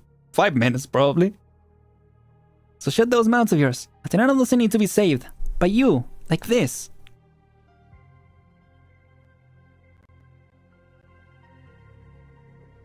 I'm just an ordinary Lateran. Nobody important. I don't have any special skills. So when I listen to you about the origins of the Sancta, the history of Laterano, the essence of faith, the crazy truth behind the life we're used to, I was shocked. Shocked right down to my core. If things really are like you say, then the life we enjoyed in Laterano really is a kind of miracle. But since I'm just an ordinary Lateran, while you were explaining everything happening around us, all I noticed was... and nobody looked happy at all. Shouldn't Laterano be a happy place? Lots of our people will suffer when we complete this journey. How am I supposed to believe we can make the miracle happen? Wait, no, scratch that. How am I supposed to believe it's a miracle in the first place? So even if I wasn't around, there'd be other Sancta to stand against you. I shared all I have seen and all I have experienced, yet you still choose to turn away. The path of the Sancta is a cruel one, or faith paved with sin and suffering. Have their years inside this peculiar, distorted paradise left their brethren so weak? You're not getting me at all. Maybe I should be asking what you asked me earlier. Why you? I have already told you my answer. Even if this terror-destroying calamity is real, and millions of Sancta are doomed, and Laterano is about to be completely screwed, why are you a saint? The only one who can bring us salvation. We are the ones who live in this city right now, who enjoy its blessing, who went through its changes, and who protected it from destruction. You don't exist anymore. You're just a ghost, a string of code I can shoot. Incorrect, my child. When I lifted my spear against my dying companion, the sleeping silver mounts answered me and recorded my prayer for all eternity. All that is happening here and now is a continuation of that prayer. Death cannot be undone, yet I wander amongst his data stream. Together, we heard your prayers. No matter how appearances may change, no matter how the faith develops as time flows by, so long as the Sancta still pray, he shall operate eternally, and I shall forever be there. Their spiritual light will always shine on Laterano. This is our mission. Prayer is useless. Pardon? Hello? To be honest, I learned a long time ago that prayer is useless. I was in my 3rd year at primary school. An investigator from the 6th Tribunal did an experiment at our school. She said there were 2 groups of patients at Faber Central Hospital with more or less the same conditions, split us into around 2 groups. One group would pray every day, while the other didn't have to do anything. But in the end, there wasn't any difference in the recovery. The investigator told us the results in class. Prayer is useless. It's funny, really. The country's full of churches, but it's always doing those kind of outrageous experiments. What? Halo flickers. It's like, huh? Yeah, right. Laterans really do pray to the Lord every day. Praying they'll get better soon after sick. Praying they'll pick the coolest guardian gun ever. Praying that caravans won't run into catastrophes on the way home. Praying they'll never have to say goodbye to their friends. praying that they'll be able to make it through all sorts of pain and suffering. But I never actually expect there to be a Lord who will grant everyone's wishes, who will swoop in to save us when we're in trouble. Empathy lets us sense the emotions of our people. It lets me know if the ones in my side are happy or sad. But prayer? Prayer doesn't just need me to sense things. It needs me to want to help my family and friends, to understand things outside of empathy. It even lets me feel like I could help some complete stranger get well sooner. Even though I know it probably won't change a thing. I met lots of Sancta while running around with Penguin Logistics. You'd be hard-pressed to call some of them father, while others don't live life like we do in the Holy City anymore. But they were all so fulfilled. I still feel close to them. I believe it's because we still prayed like we always did. It needs us not to doubt. It needs us to hold hope in our hearts. Just being down to pray for each other is a beautiful thing in itself. It gives me a true connection to people. Thunder aside. If these connections were the foundation of faith, it will be exceedingly frail. No, I think it's exactly these connections that help hold our lives up. Survival, life. You don't understand why Sancta these days are all about desserts and explosions. What's up with you? Dreadful pacing. What the? The saint suddenly becomes exceptionally restless. She feels out the edge of the rift as she paces along it. Her sharp front claws piercing the exposed bent foundations, trying to find a way to climb down. This rift you have opened allows me to sense his signal much more clearly. He's below the basilica, calling out for me to approach. No. Why is his signal in such disarray? He's anxious, uneasy. The Creator has already revoked. Perhaps there are other threats forcing him to change. Yeah, what happened to that? We haven't gone back to that in a while. The sound of machinery, faint yet clear, rises out from the depths of the rift below their feet. The saint's unease becomes increasingly obvious. Half of her body has already entered the vault. Her claws clench, and Exousia senses that she is in great pain. Behind her, the procession stops, countless halos flickering over and over to her worry, like a river of paralyzed stars. Child, talk of past and present are meaningless. You need only step forward towards the future. You do not understand this crisis. There are no new solutions for you to find. You must survive. I said it before. I'm not letting you pass. How are you meant to stop? A ghost. A string of code. The saint's voice becomes garbled. She has reverted to barely more than a beast, like the Tikas who trudged through the mud all those years ago. If we weren't in this mess, we could have been pretty good friends. A ghost, string of code, the very first Sancta. There's no cooler friend than that. Ah, silly me. Can't believe I forgot to introduce myself. Lemuel of St. Theodore Comprehensive School. Number 1 student in the 84th Intercity Net Security Preparatory course. And I've got the school search to prove it. Every bullet I got you was custom made. They just needed some time to take effect. Oh, okay. Her patron firearm howls once more. The force of the barrage finally frees Exousia from the saint's grasp. She leaps high into the sky. Wow.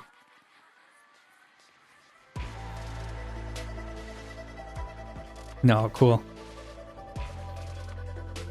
We're not going to give up on life, obviously, but we're definitely not going to go with your plan.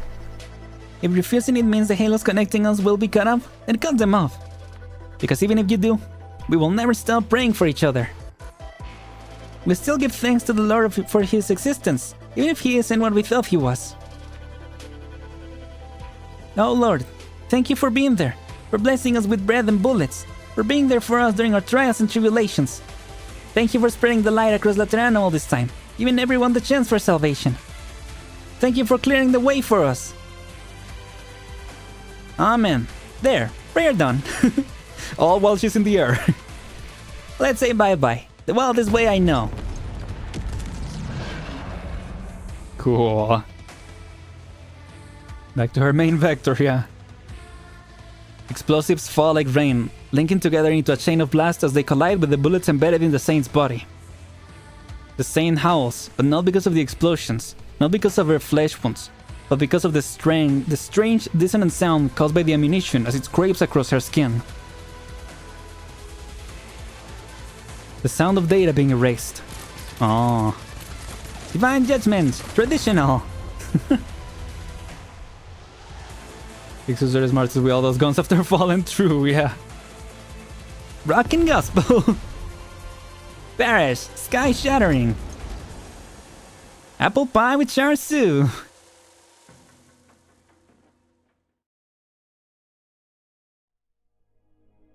what is say, Mateo? Alco avocado! Or no, alco taco. Let's see. Retain humanity's emotions? Retain humanity? Negative. Humanity does not exist. Variable transferred to as humanity is a byproduct of originium. Okay. Oh yeah, I remember that is her voice line. Originium? A sea made of originium? It's like the sea back home. Calm, beautiful, but one nobody dares to set out on it. Maybe, maybe not. This is familiar to you because the sea by your hometown is here. There's even a part of you here too. All things that are have been sealed here. A coffin for the world and everything upon it. Like the crystals left behind by rebirthy patients after they die? If that helps you understand it, then yes. Amazing, isn't it? This was once the end of everything. We are born far too late, our lives far too short. We even unconsciously take some inconsequential mishaps and turn them into the foundation of our very being. Like how you blindly took a shattered memory and turned it into divine revelation. But no matter, the law wishes to bestow upon you true revelation. He says, none can be saved.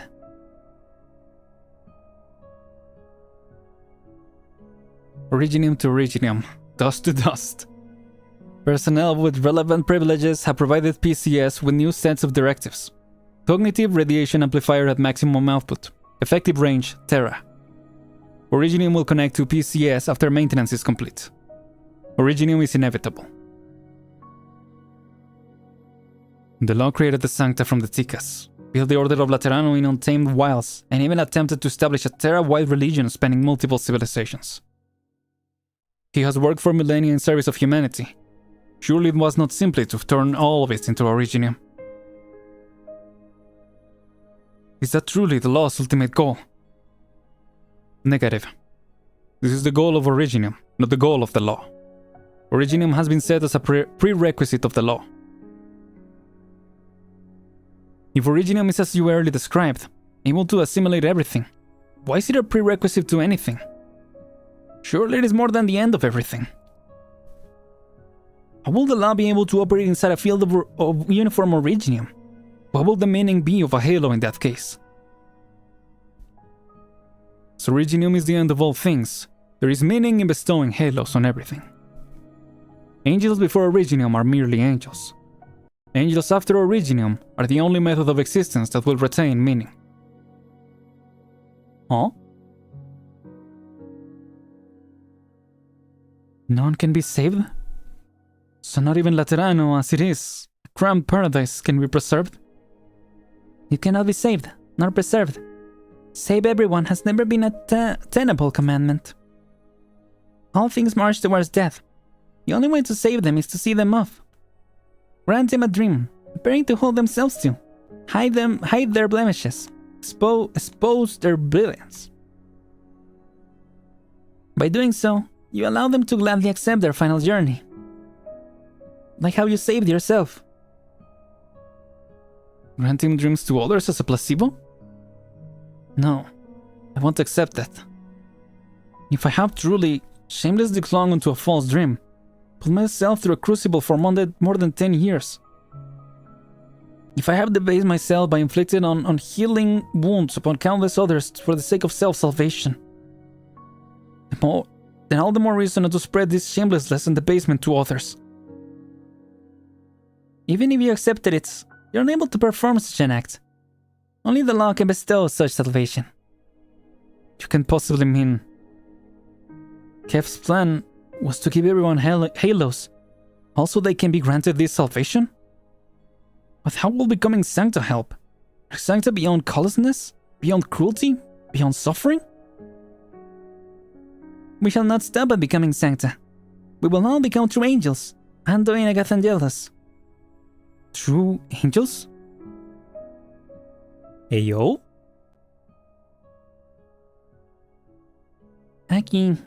Gathangelos? I don't like this name. It's too long and hard to read, and it doesn't sound like any of the other names here. This is my surname. Before your father left, he kept telling me he hoped I will give it to you. But Mama... I know it's strange and hard to read, Antoine.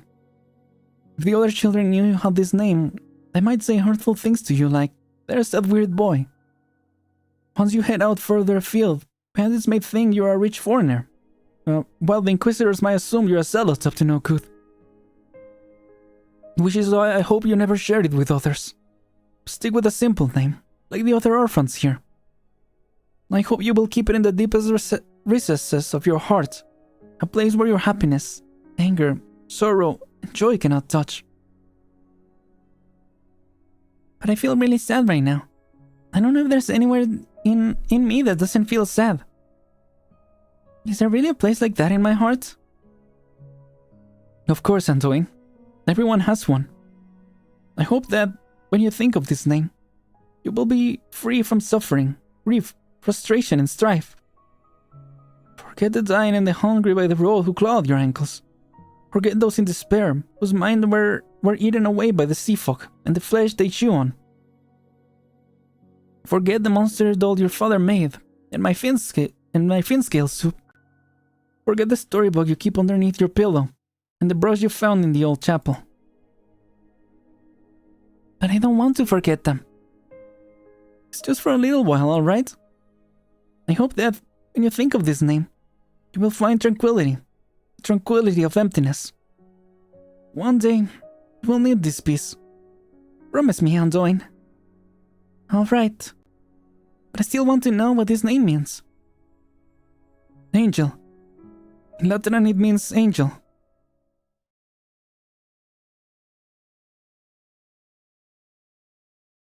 Tranquility. Yes, a very apt descriptor. Behold, even as they come, they do so in silence.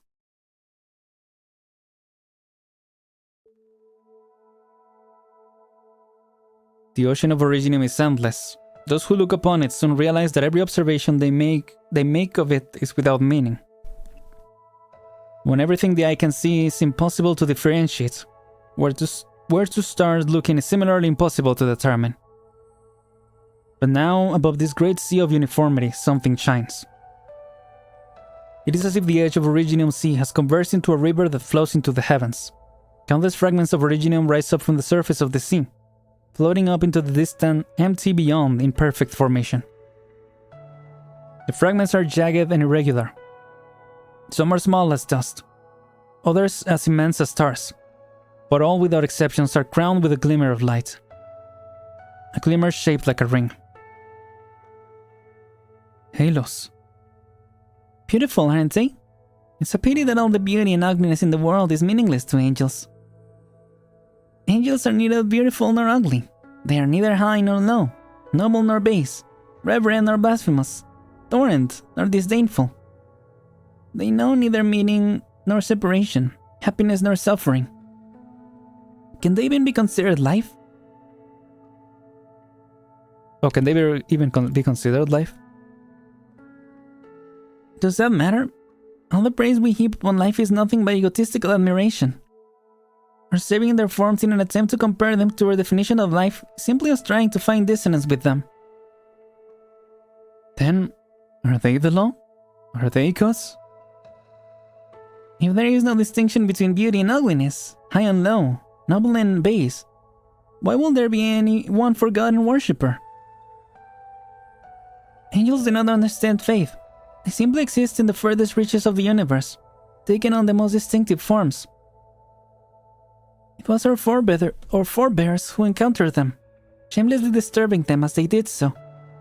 In their name, we created a forgery of a dialectic of God and worshipper. If all our emotions, ideas, and actions have nothing to do with angels, what does our future have to do with them? It is because everything we are has to do with angels that should become them. Oh yeah, it's kind of a parallel of the myriad souls. Now, this is only a possibility, but when the Creator descends, when everything is submerged into this ocean before us, a time of stasis, uniformity, and meaninglessness, the sancta within can take on the form of angels and enjoy an eternal existence where they shall shine forevermore. This is the final answer we shall submit to death. This is his gift to the people. He has guarded for 1,000 years. His final blessing and salvation. Oh, it is kinda, I guess, like a myriad souls for the sancta. We drift, just as we drift between past and future. We flicker, just as we flicker between reality and the void. Angels know not beginnings or ends. Angels know not increase or decrease. Angels know nor life or death, not life or death. In an existence where nothing exists, we can only exist in the form of angels. Yeah, this one is not chaos and war and all that. Oh my gosh, that was longer. So these are true angels. Incomprehensible to the point where the law cannot directly describe them, instead defining them by what they are not. Immaterial to the point where taking the form of angels allows one to continue to exist after becoming original. This is the existence the law has chosen once everything returns to original? Affirmative. If this is the ultimate purpose of the law, then as a saint and an executor, I shall implement and enforce it. Unless the law itself is a paradox. I have one final question. Explain to me how, if angels truly are as you say, without beginning or end, increase or decrease, life or death, then why do you have such a strong desire to exist, to continue to exist?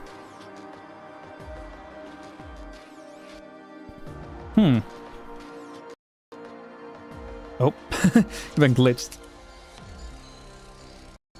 As machines have inputs, so they have outputs. The saints saw the answers in the law, and the law granted them revelation. The fleet asked the system for instructions, so the system issued commands. The Lord, or rather PCS, has never been as silent as it is now. You are an artificial system, so you require people to operate you. This is true for both a command system and the law worshipped by the Holy City.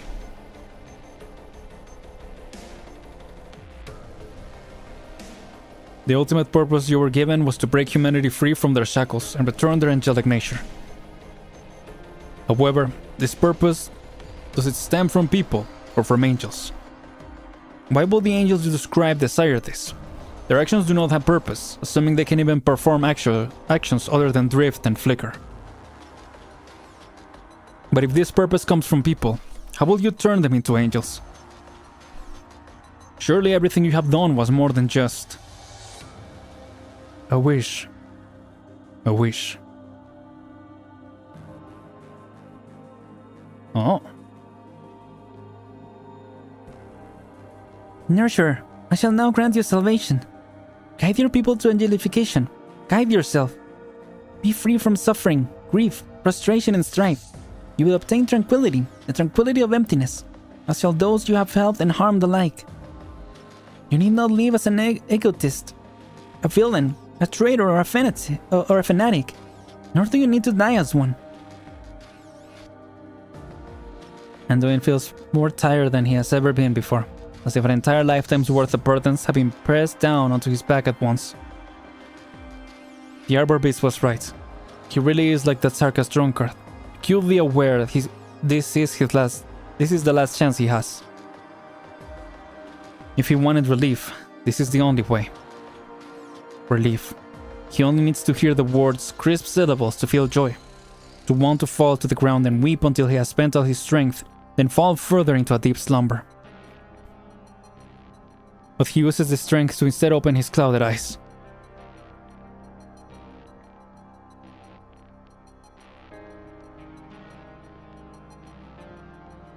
don't know what kind of answer His Holiness gave you. Nor do I know what Mostima, Fiametta, Lemuan, or her little sister are thinking right now above ground. I do know where Patty and her former fellows are headed. Nor do I know whose bosom the children I tended in the Shrine of Nursery have clutched. I don't know if they want this salvation, this relief. But if what you really care about is my answer as a suitable candidate, then my answer is no.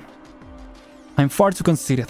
Even to this very moment, I still refuse to believe my arduous search for answers, decades in the making, was all for this simple relief.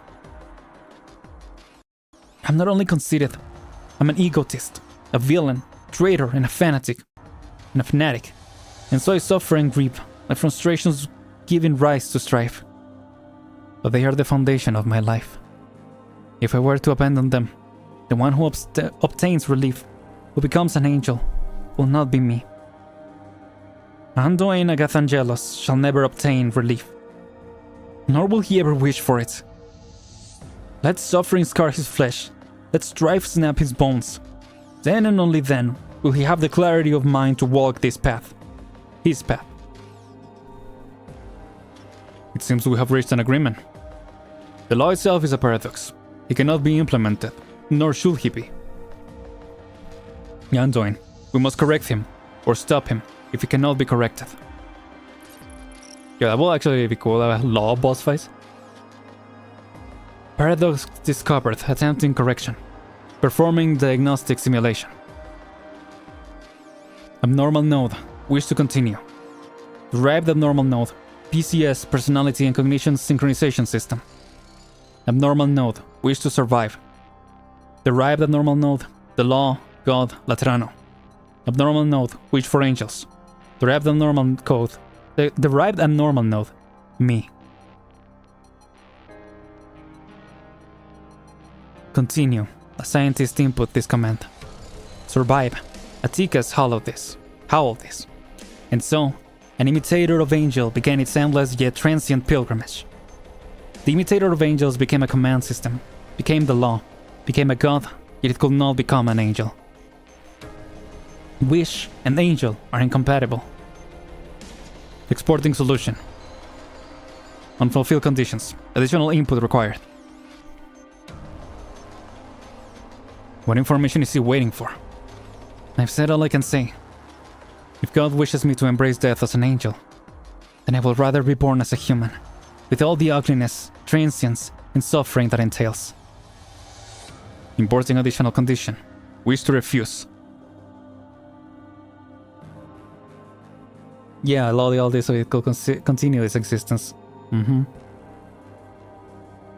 Re-exporting solution. Must eliminate abnormal nodes and derived abnormal nodes. Eliminates me. Federico Giallo. Anduin Agathangelos. Execute solution. What? God's final command is to kill God? Even if he was a paradox, he was still the foundation of the paradise of Laterano. With his death, the Sancta will no longer be linked by empathy or receive guidance from the law. Like an infant trapped within a womb, biting apart its umbilical cord and crawling its way out of the mother's cold body, helpless as it faces a land steeped in cruelty. But it is only in such a land that we can be called truly human. That we can have the right to talk about salvation. Lord God, I will kill you. The commandment is rational and feasible. Assist me, Anduin. Dang, really? Oh my gosh. I don't know what to do. How much longer is there of this node?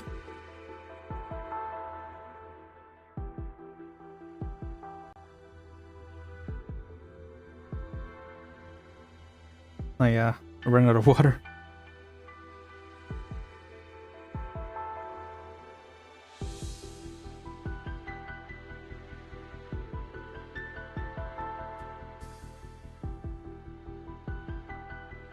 Yeah, I wonder that too. The mention of angels.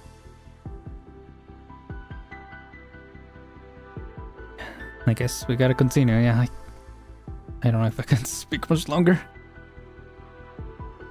No, yeah, but this node specifically. I don't think I can do another node. Arterial against her shadow, finally. She frees a hand and holds it against her chest, allowing herself to catch her breath. Unless the next note is super short. But yeah, my throat's really hurting.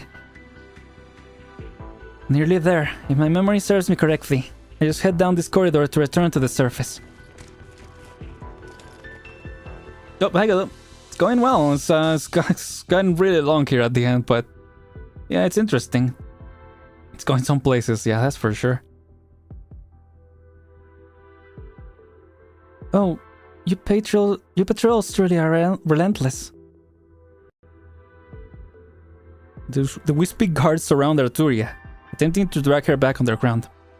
She has wasted far too much time inside this maze since she returned away from the machine. Her patron firearm is lost. Again. She has no desire to join her pursuers in prayer, or to perform their heart songs. She will rather destroy her own shadow. Arturia has never found herself in such a predicament before. The exit is right ahead, but she no longer has the strength to carry on. Les, do you know how much left is of this node? Crown? Fede, what did you... Immediately blames him. I guess, yeah, well, they are destroying it, right? So, yeah. Oh my gosh.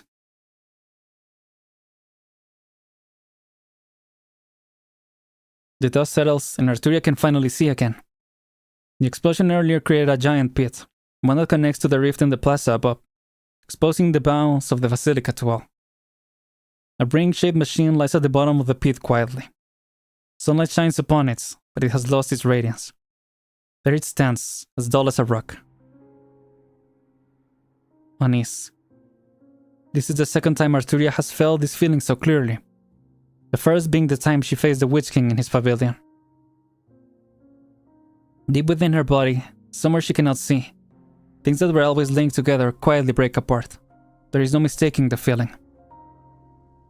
It shouldn't be too long, but I will check. Okay, thank you. She breathes in deep.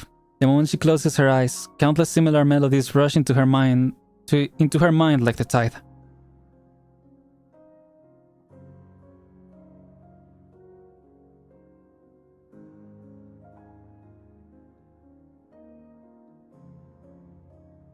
Oh, you're crying, why?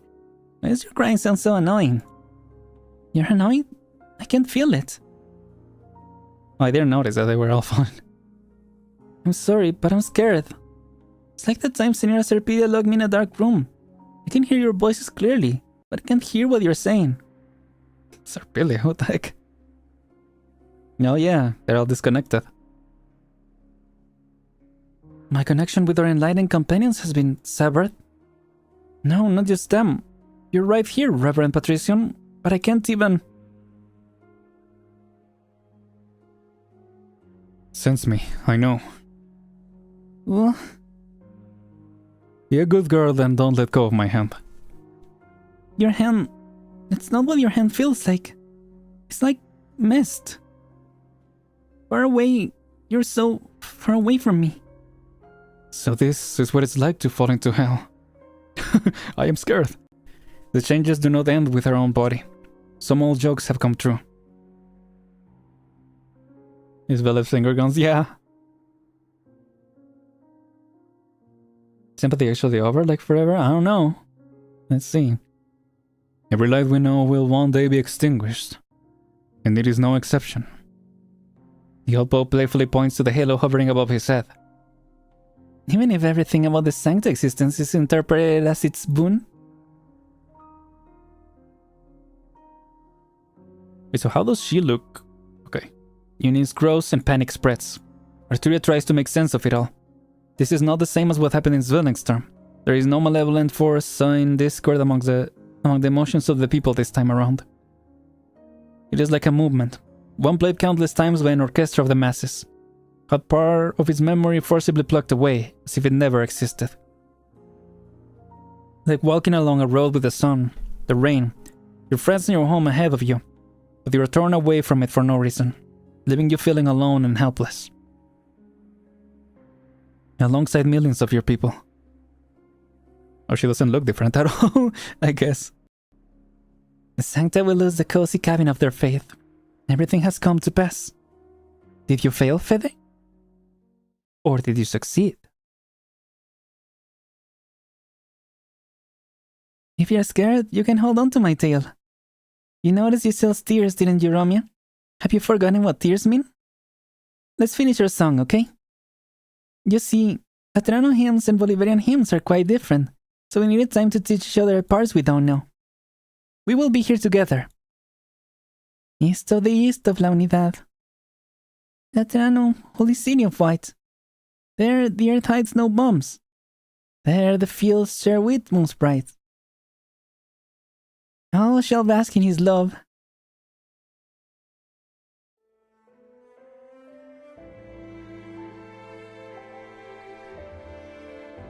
Oh yeah, I just meant this note specifically. How much was left of it? Cause yeah, there's still the other note. Yeah, I'm gonna have to step after this one regardless. I just wanted to know how much was left, cause if it was too long, I might have just had to skip. But I think at this point, yeah, might as well finish, right? Arturia hears singing. It wavers, revealing the anxiety, terror, and worries of the singers, alongside pure, honest longing.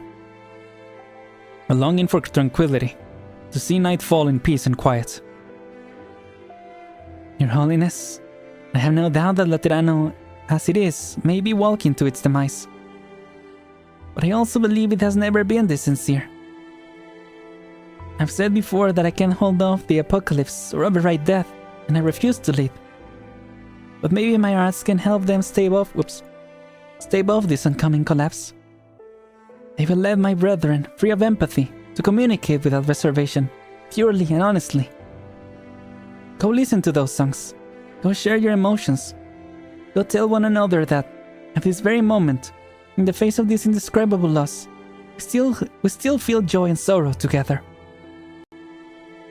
This has nothing to do with saints and sinners, redemption and responsibility, or whichever path I walk.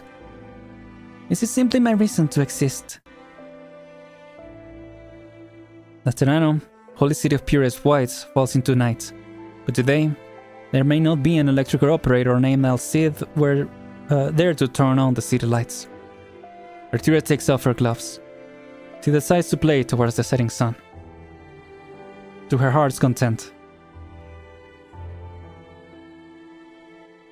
There we go. Yeah, I thought the final note will be short, so yeah, we're just calling it here. Yeah. I really thought we could get through the rest of the story because we got halfway through last time, but yeah, I forgot that these longer events sometimes get a little too long by the end. And yeah, this definitely was the case. Like, I don't know. I feel like my perspective of it is a little clouded by that I was hoping it will go by faster, so... Yeah, I still feel there were times where they maybe added a little too much dialogue, or maybe like some of the sentences, like they just went on for too long. I'm like, what? Okay, no one speaks like this. But yeah, it suddenly got long towards the ending. Yeah, I really should have called it before this previous note, but yeah, I thought it wouldn't be that long. Gotta get better at that. But anyway, for now I'm gonna call it here. We'll continue next time, and then I'm thinking next ARKNIGHTS stream we can finish this node, and then I was thinking that next time we could do some of the dual channel stuff. Could be fun. So yeah, we'll probably finish that and then do that. It's gonna be interesting, but yeah. Oh, you hadn't... Wait, there's another one? Oh, this one is 4? Okay, but glad we didn't continue then. Yeah, it's like Lone Trail, right? That they also had the other one, and I was like, nope, I'm not gonna do this.